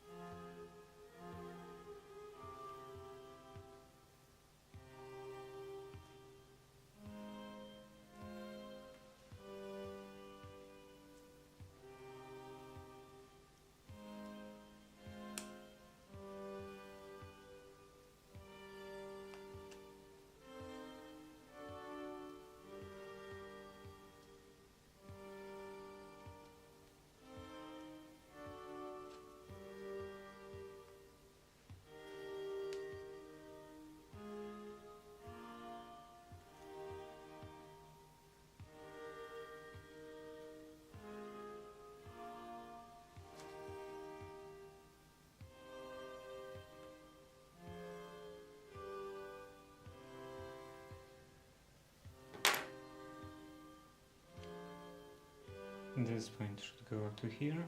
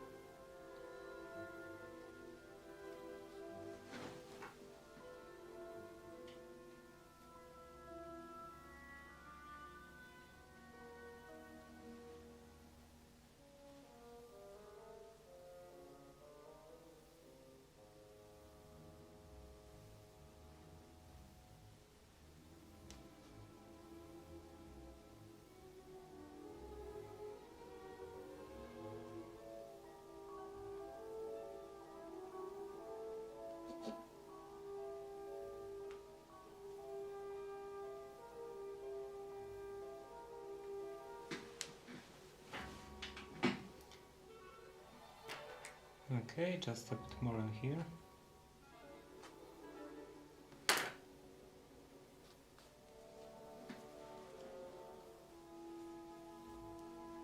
And now pin down this part.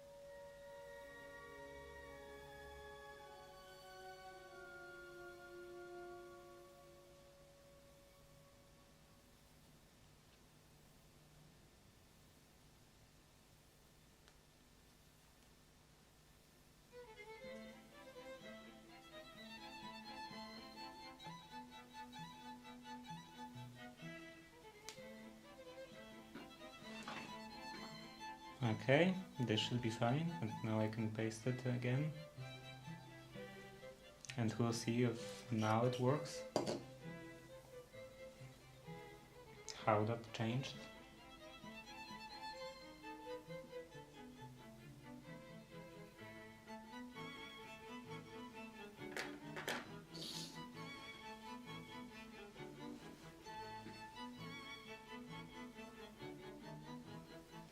And maybe after that I will try to baste on the color again. To see if it fits properly. If it doesn't need any alterations in terms of length. I'm a bit worried that it's a bit too short. I don't think I have enough fabric to make another one.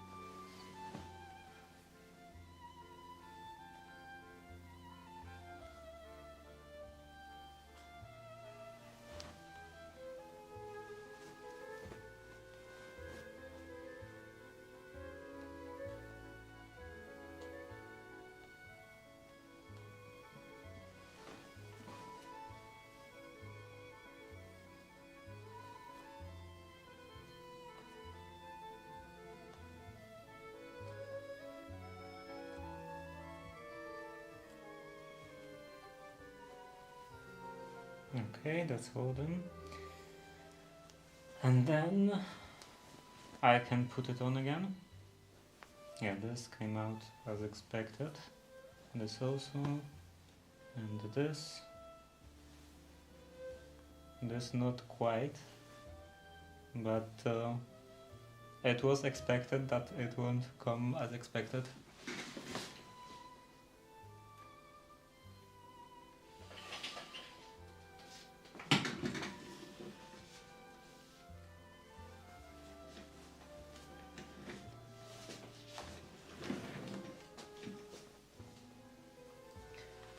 Okay, let's try it out again.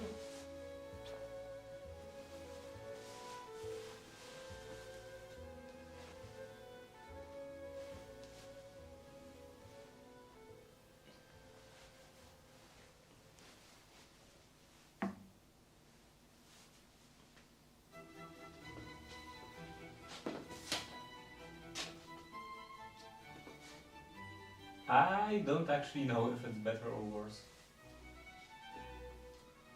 Maybe it's better.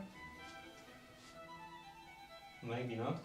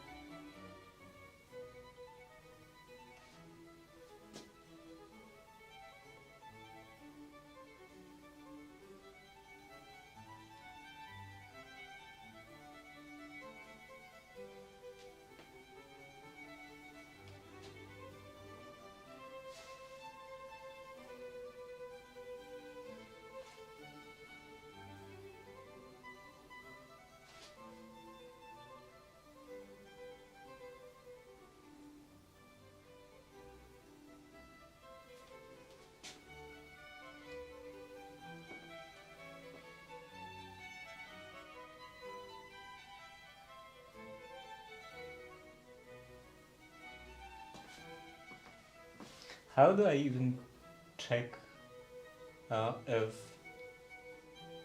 if what I think, what the problem is the actual problem?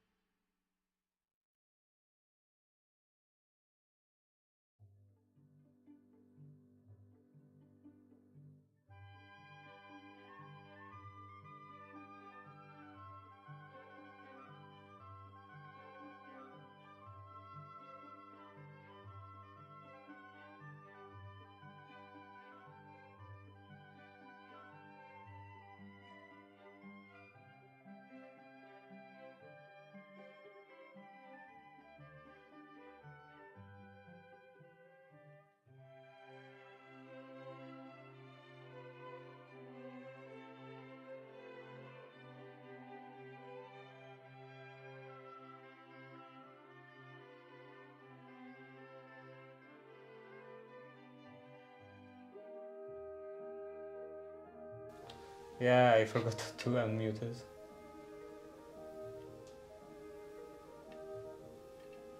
Looks good from what I can tell. It doesn't look good from what I can tell. Like, I see creases.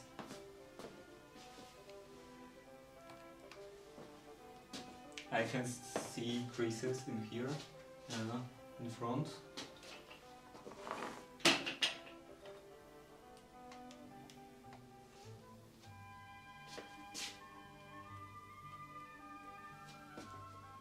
Yeah, creases in here. Around the front of the shoulder. In the back, I think it looks fine.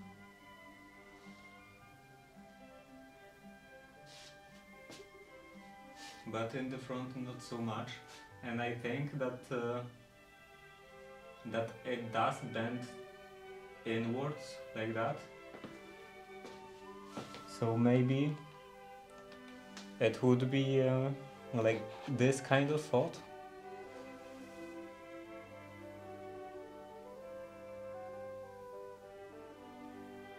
Hard to see in the mirror. Yeah, it is quite dark in the mirror from the viewpoint of camera. So if sleeve fits correctly in the front and back, despite this faults may show, which can only be traced to incorrect cutting of the sleeve. Figure 61. This is 61, and this is not the case.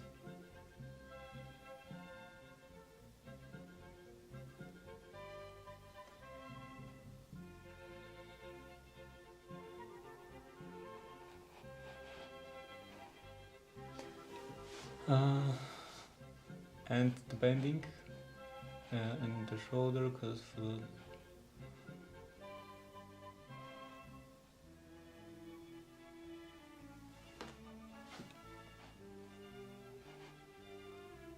if this is to be remedied, entire sleeve has to be taken out and changed according to the marked lines, figure 62. Figure 63, so this one, shows very common fault.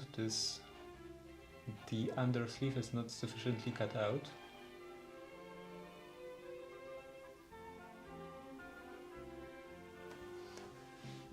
Consequently, it will be too long in front, and the surplus length with ugly, uncomfortable cross wrinkles. Maybe I could take that in.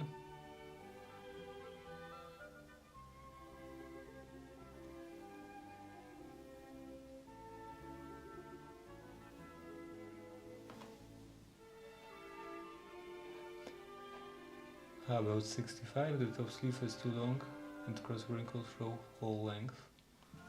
I don't think in my case it's showing only the whole length. No, not really.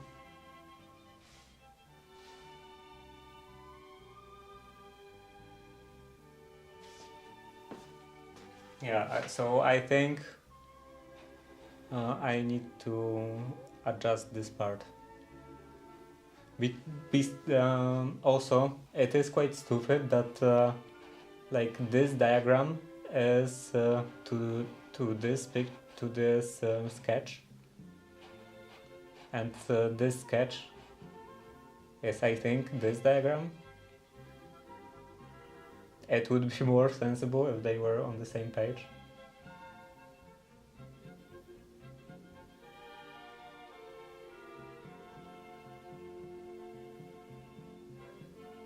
So yeah, nothing more on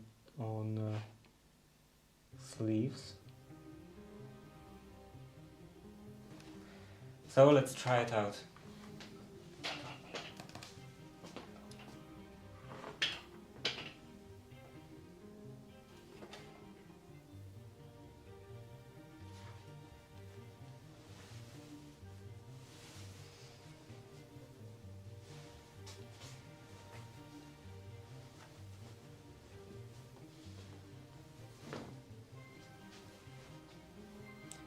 I would have to shift this part up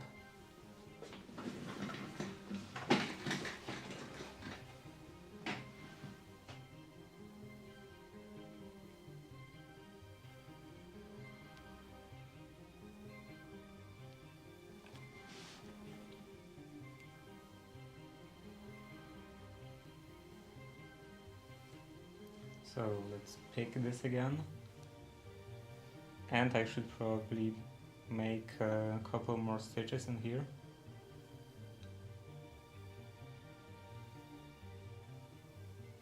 This is the top side, this is the bottom. Okay, a couple more stitches in here so that it wouldn't get undone.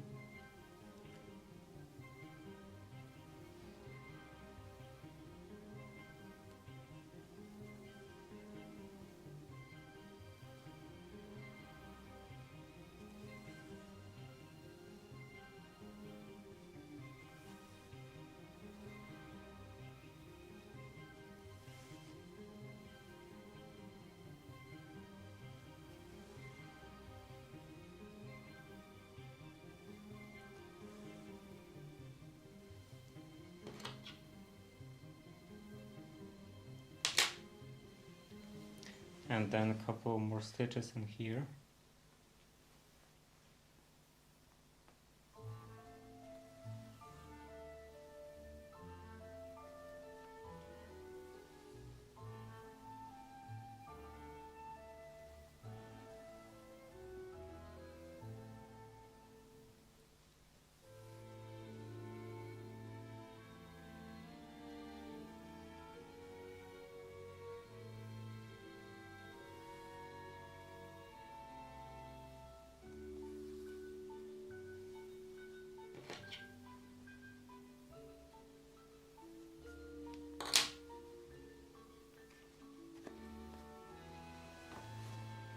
And then I can pick this, starting from here.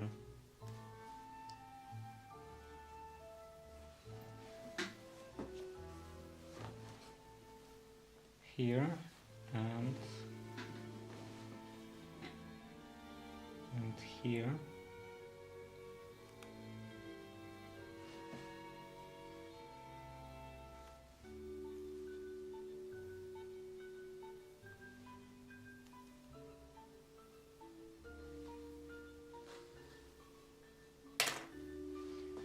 And then this part should go up. Actually, not quite from this point. This can stay as it was.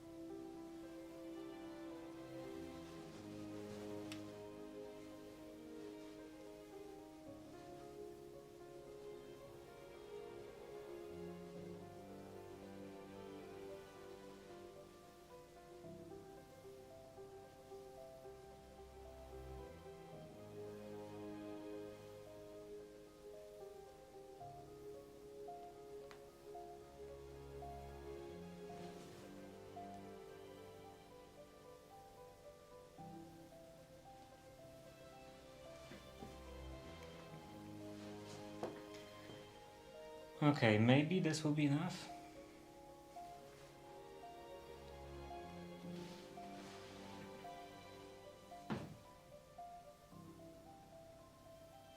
Yeah. Oh, let's try. Actually, I will still try to shift it a bit.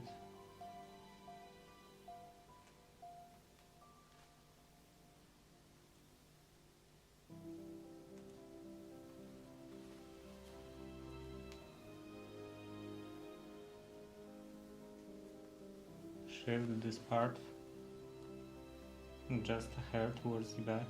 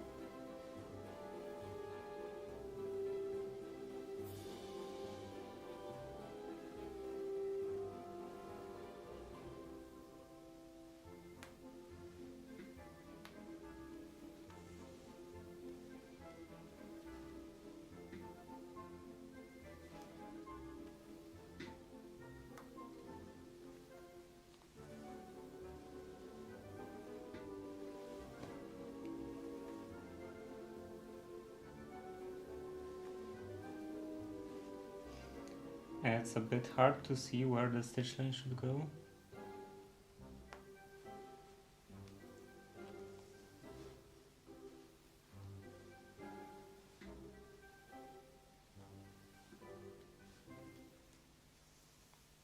That starts in 1 minute.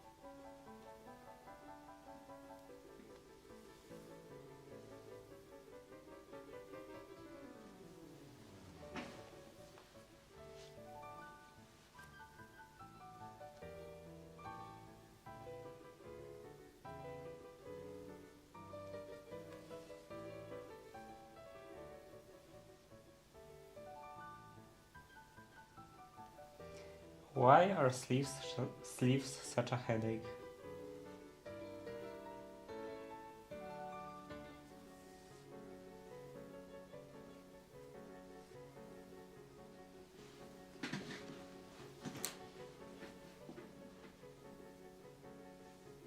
It would be better if humans just didn't have arms.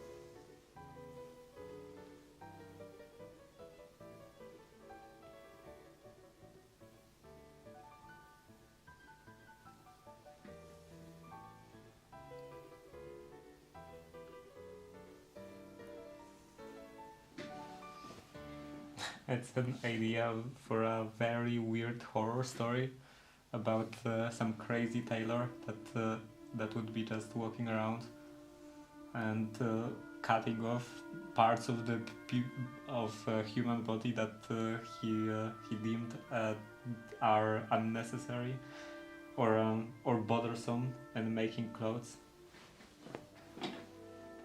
Like, why do you need hands? Sleeves are a pain. You shouldn't have hands.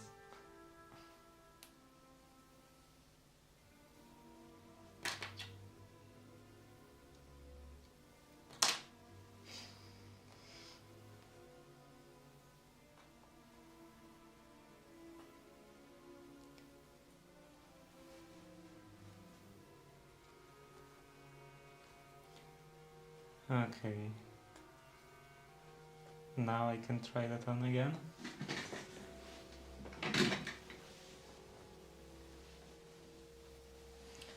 And let's see if something changed. For better, for worse.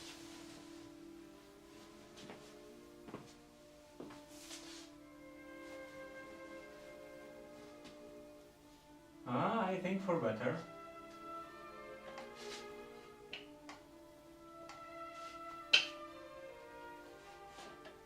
Why did it go so tight?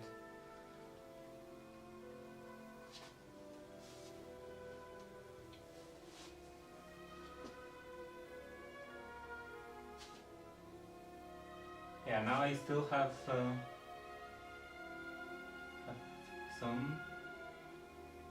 some creases in here, but much less noticeable, or much smaller.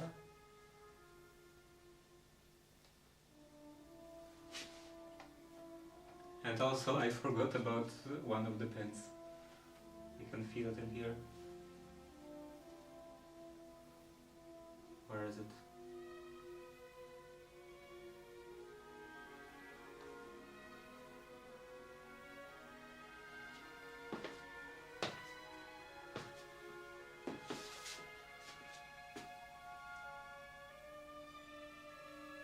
Yeah, I think this definitely improved.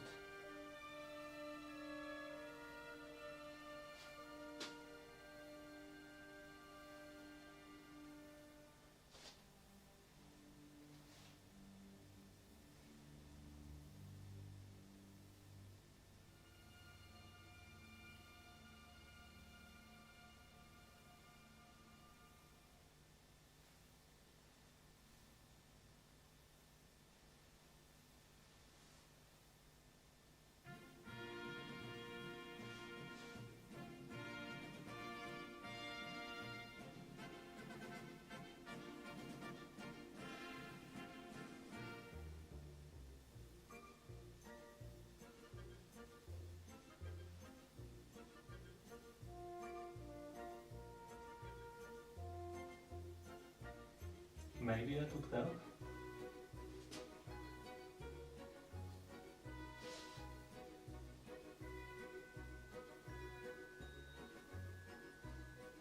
And then I think I would still need to rotate that a bit.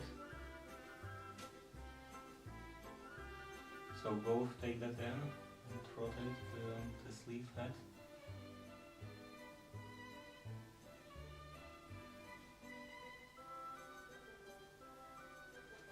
But yeah, looks like an improvement.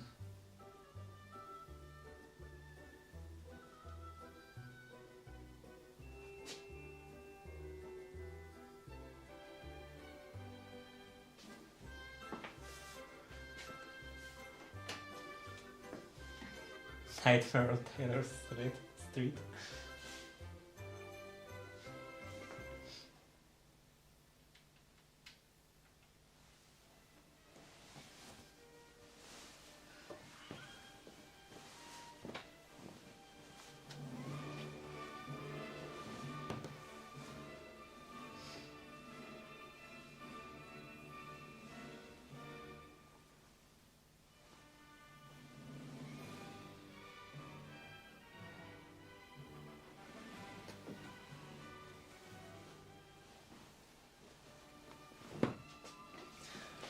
I'm tired.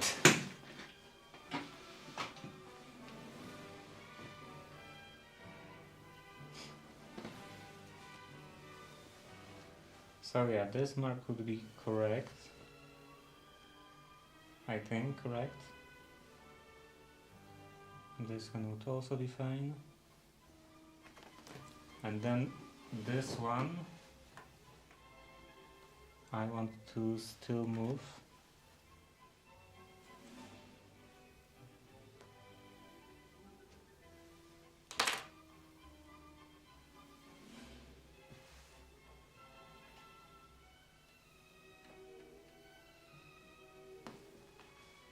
Move this up a bit.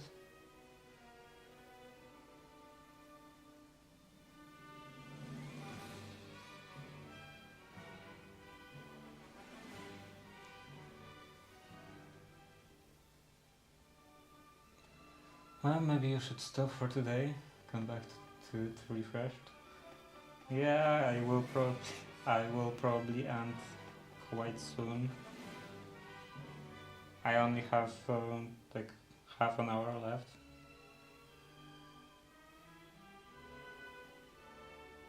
But I don't know. I also kind of want to still try to turn it a bit and then take that in a bit more.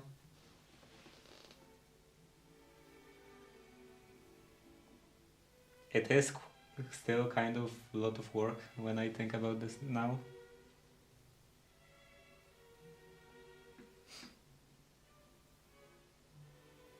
I don't know.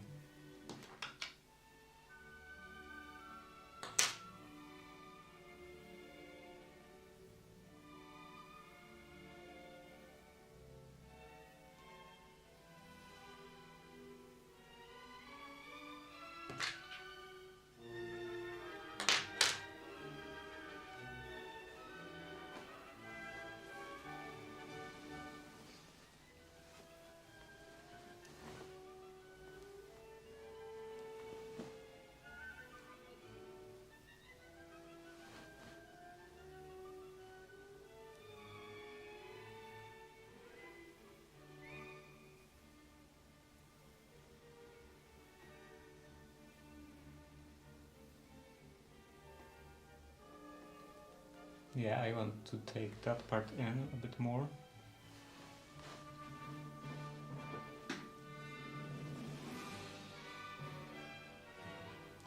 So first of all, I will mark that as it is.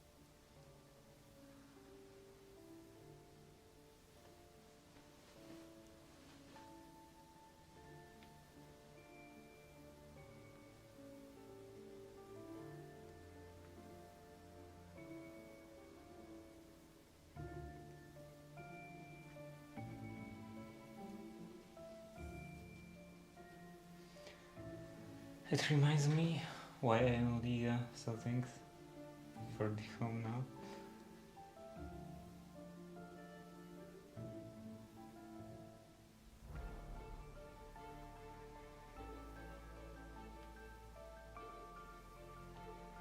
I don't really mind making clothes.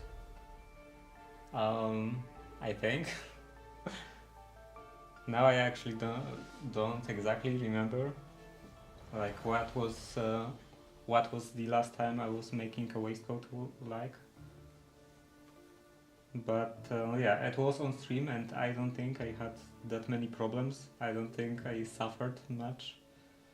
So I don't mind making clothes or just making clothes. I don't like figuring stuff out. Like if I already have a pattern that works and I know how to make something, then it's fine. But finding information on how to actually make something, it's quite annoying.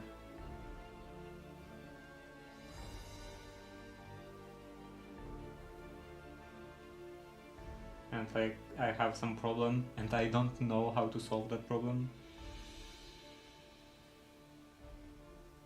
Because I have no actual tailoring training.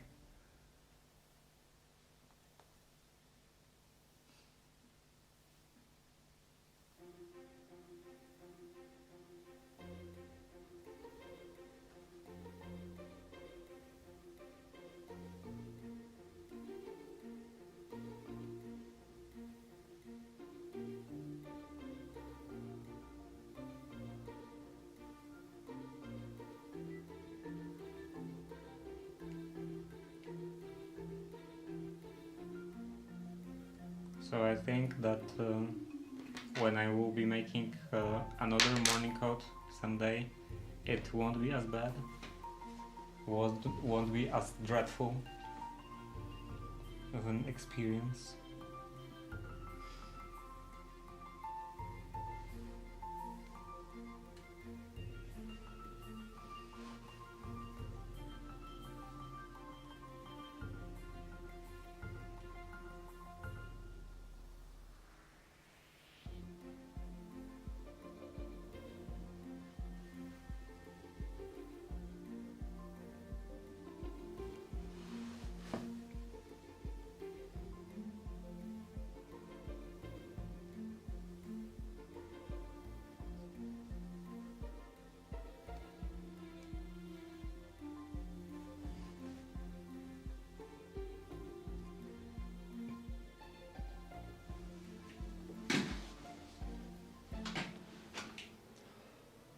And what is this part actually?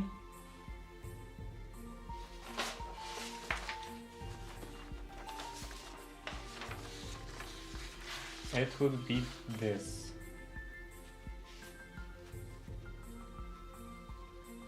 So this height is too high.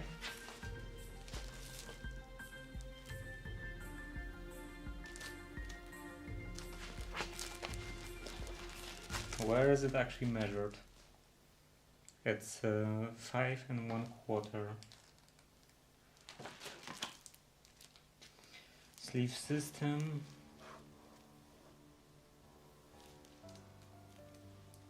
Quantity applied to sleeve draft as illustrated from 0 to 5.5. 5.5.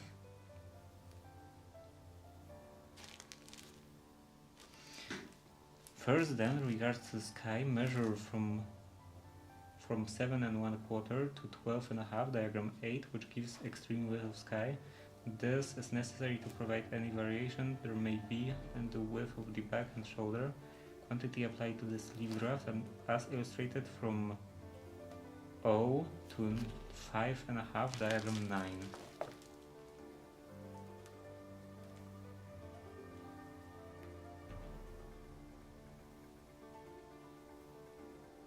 Okay, so there is only one measurement in here and it's 5 1/4, so I assume that's what they meant. And yeah, this is the distance from 7 1/4 to 12.5. So from here to here, extreme width of sky. Extreme width of sky, yeah. So maybe that's kind of messed up in my case because I have really wide back. So this is not very. This distance is not unnaturally small. And maybe this system doesn't actually work out with the proportions such as mine.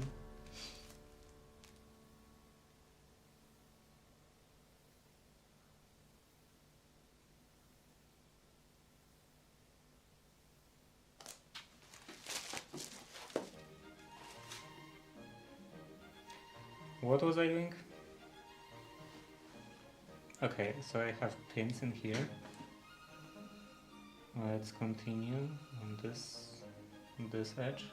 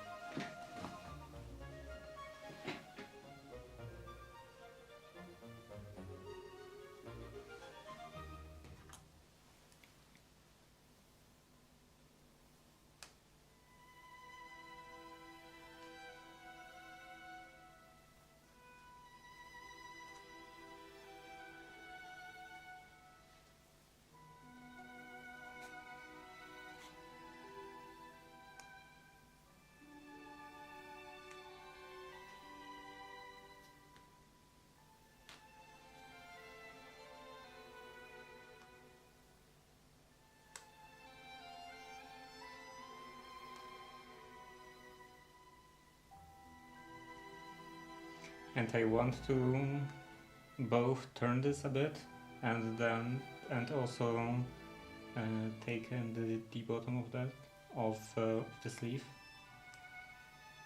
And it's definitely good to adjust two variables at the same time.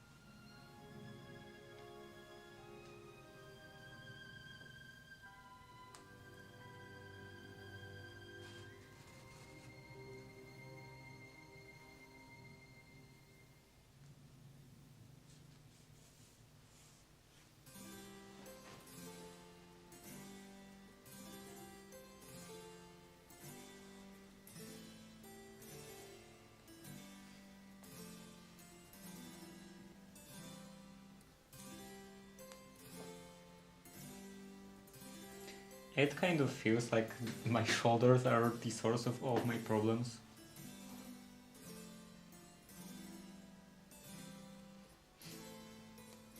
Why do I have to have such wide shoulders? Probably because I was swimming out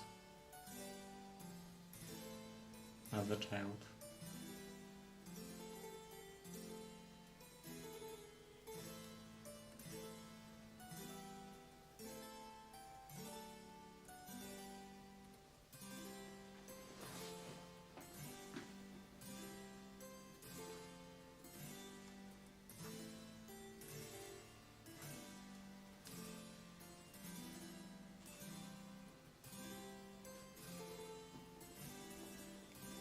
And it's kind of interesting that you don't really see it from the front.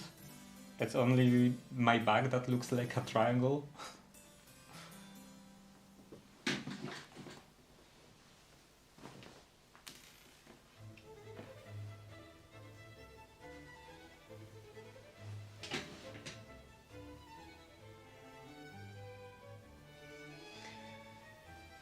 Okay, now I can turn this.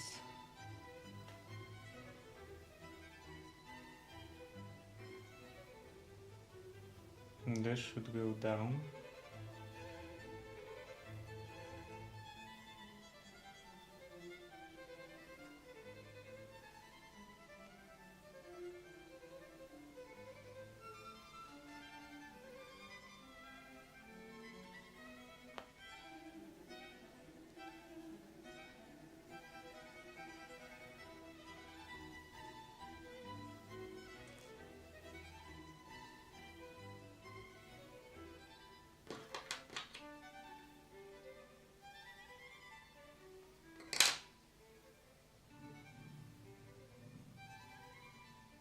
And there is the mark.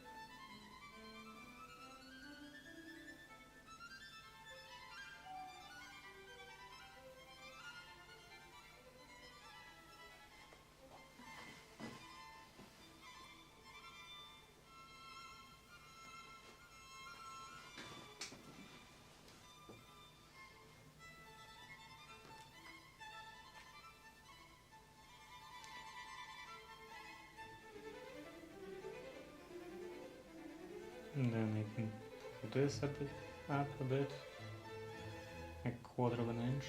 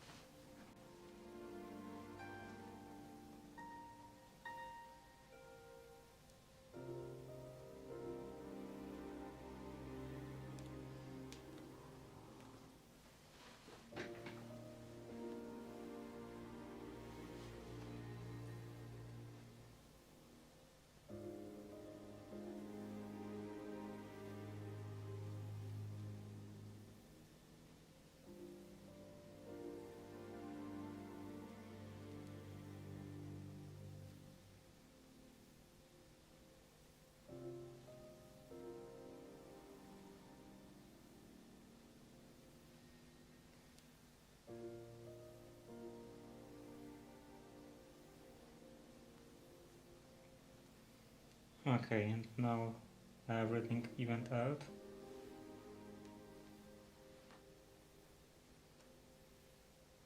And I think this should be enough. Maybe I should pull it up a bit in here.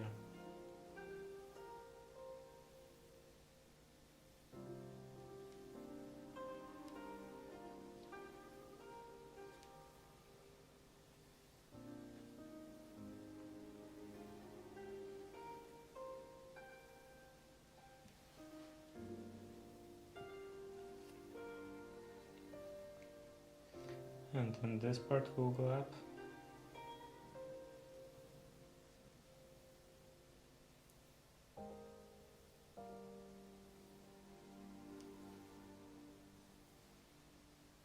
Okay, this should be fine. And then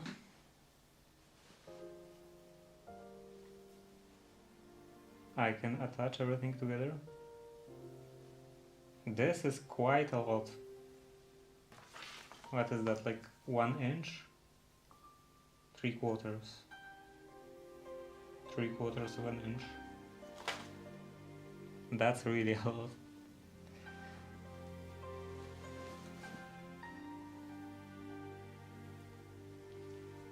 Here is the top.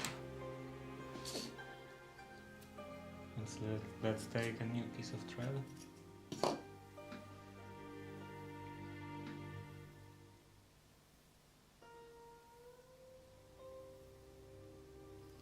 And looks like I will actually be doing that until the end of the stream.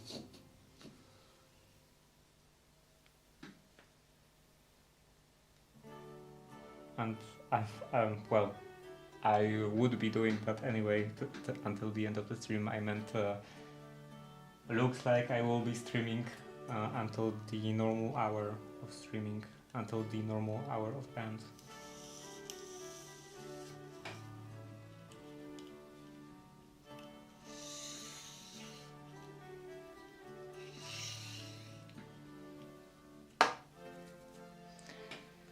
And let's paste it on.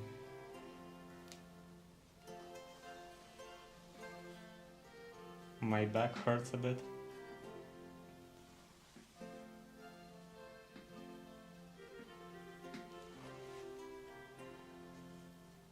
I'm like specifically sitting on a chair with a back, so maybe I should use this back of the chair, because right now I'm sitting like that. So this is kind of useless now.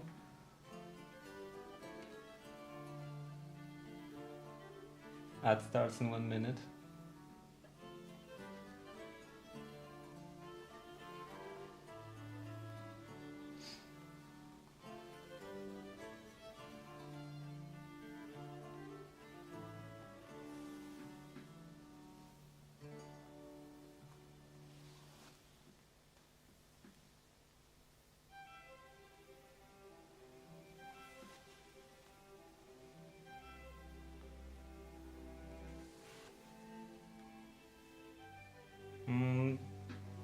This is too low.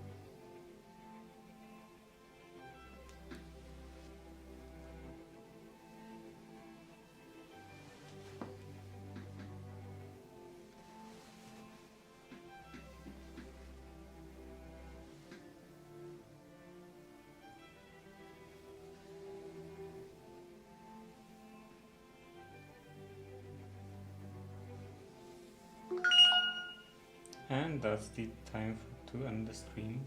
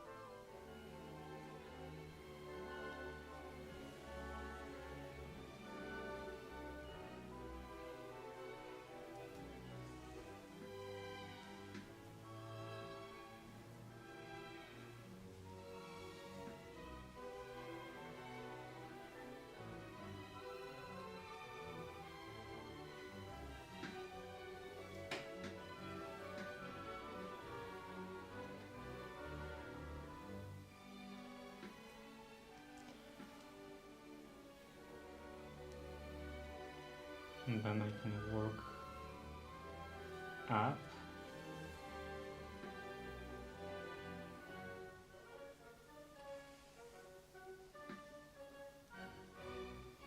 And get closer to normal seam allowance. That should be fine.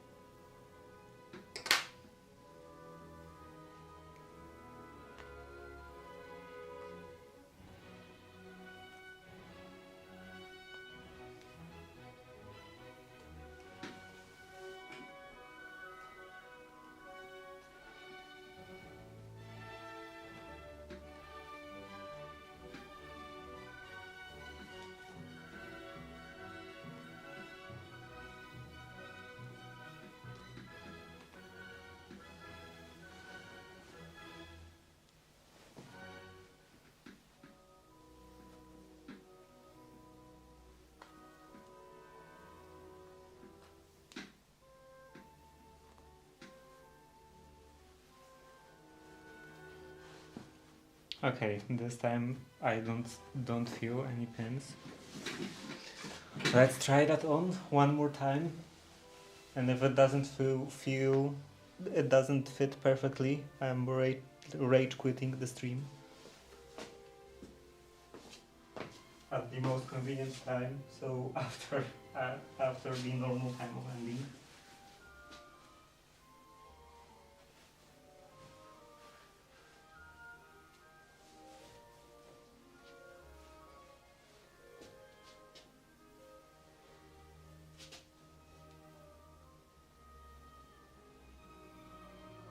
Okay, I think it is better.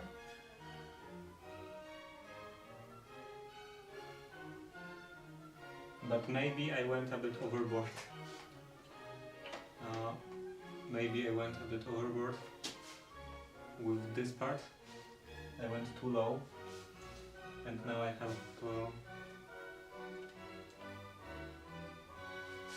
have something like this. This kind of fold. And I think that if I pull this back up, it disappears.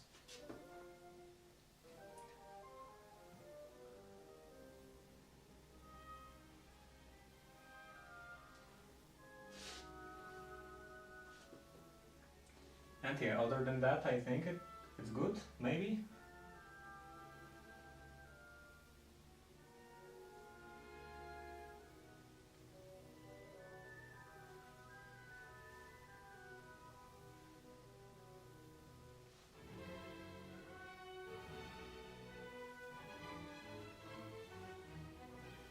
I think I have to pull it just the lower edge, just the under sleeve, hinder, something like that. Just this lower part, at least at the elbow, because I think it kind of rotates at the elbow.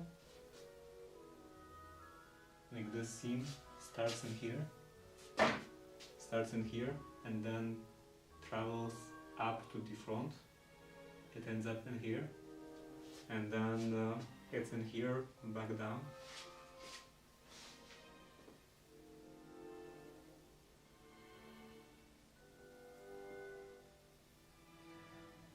So yeah, I think I'm on the right track, maybe.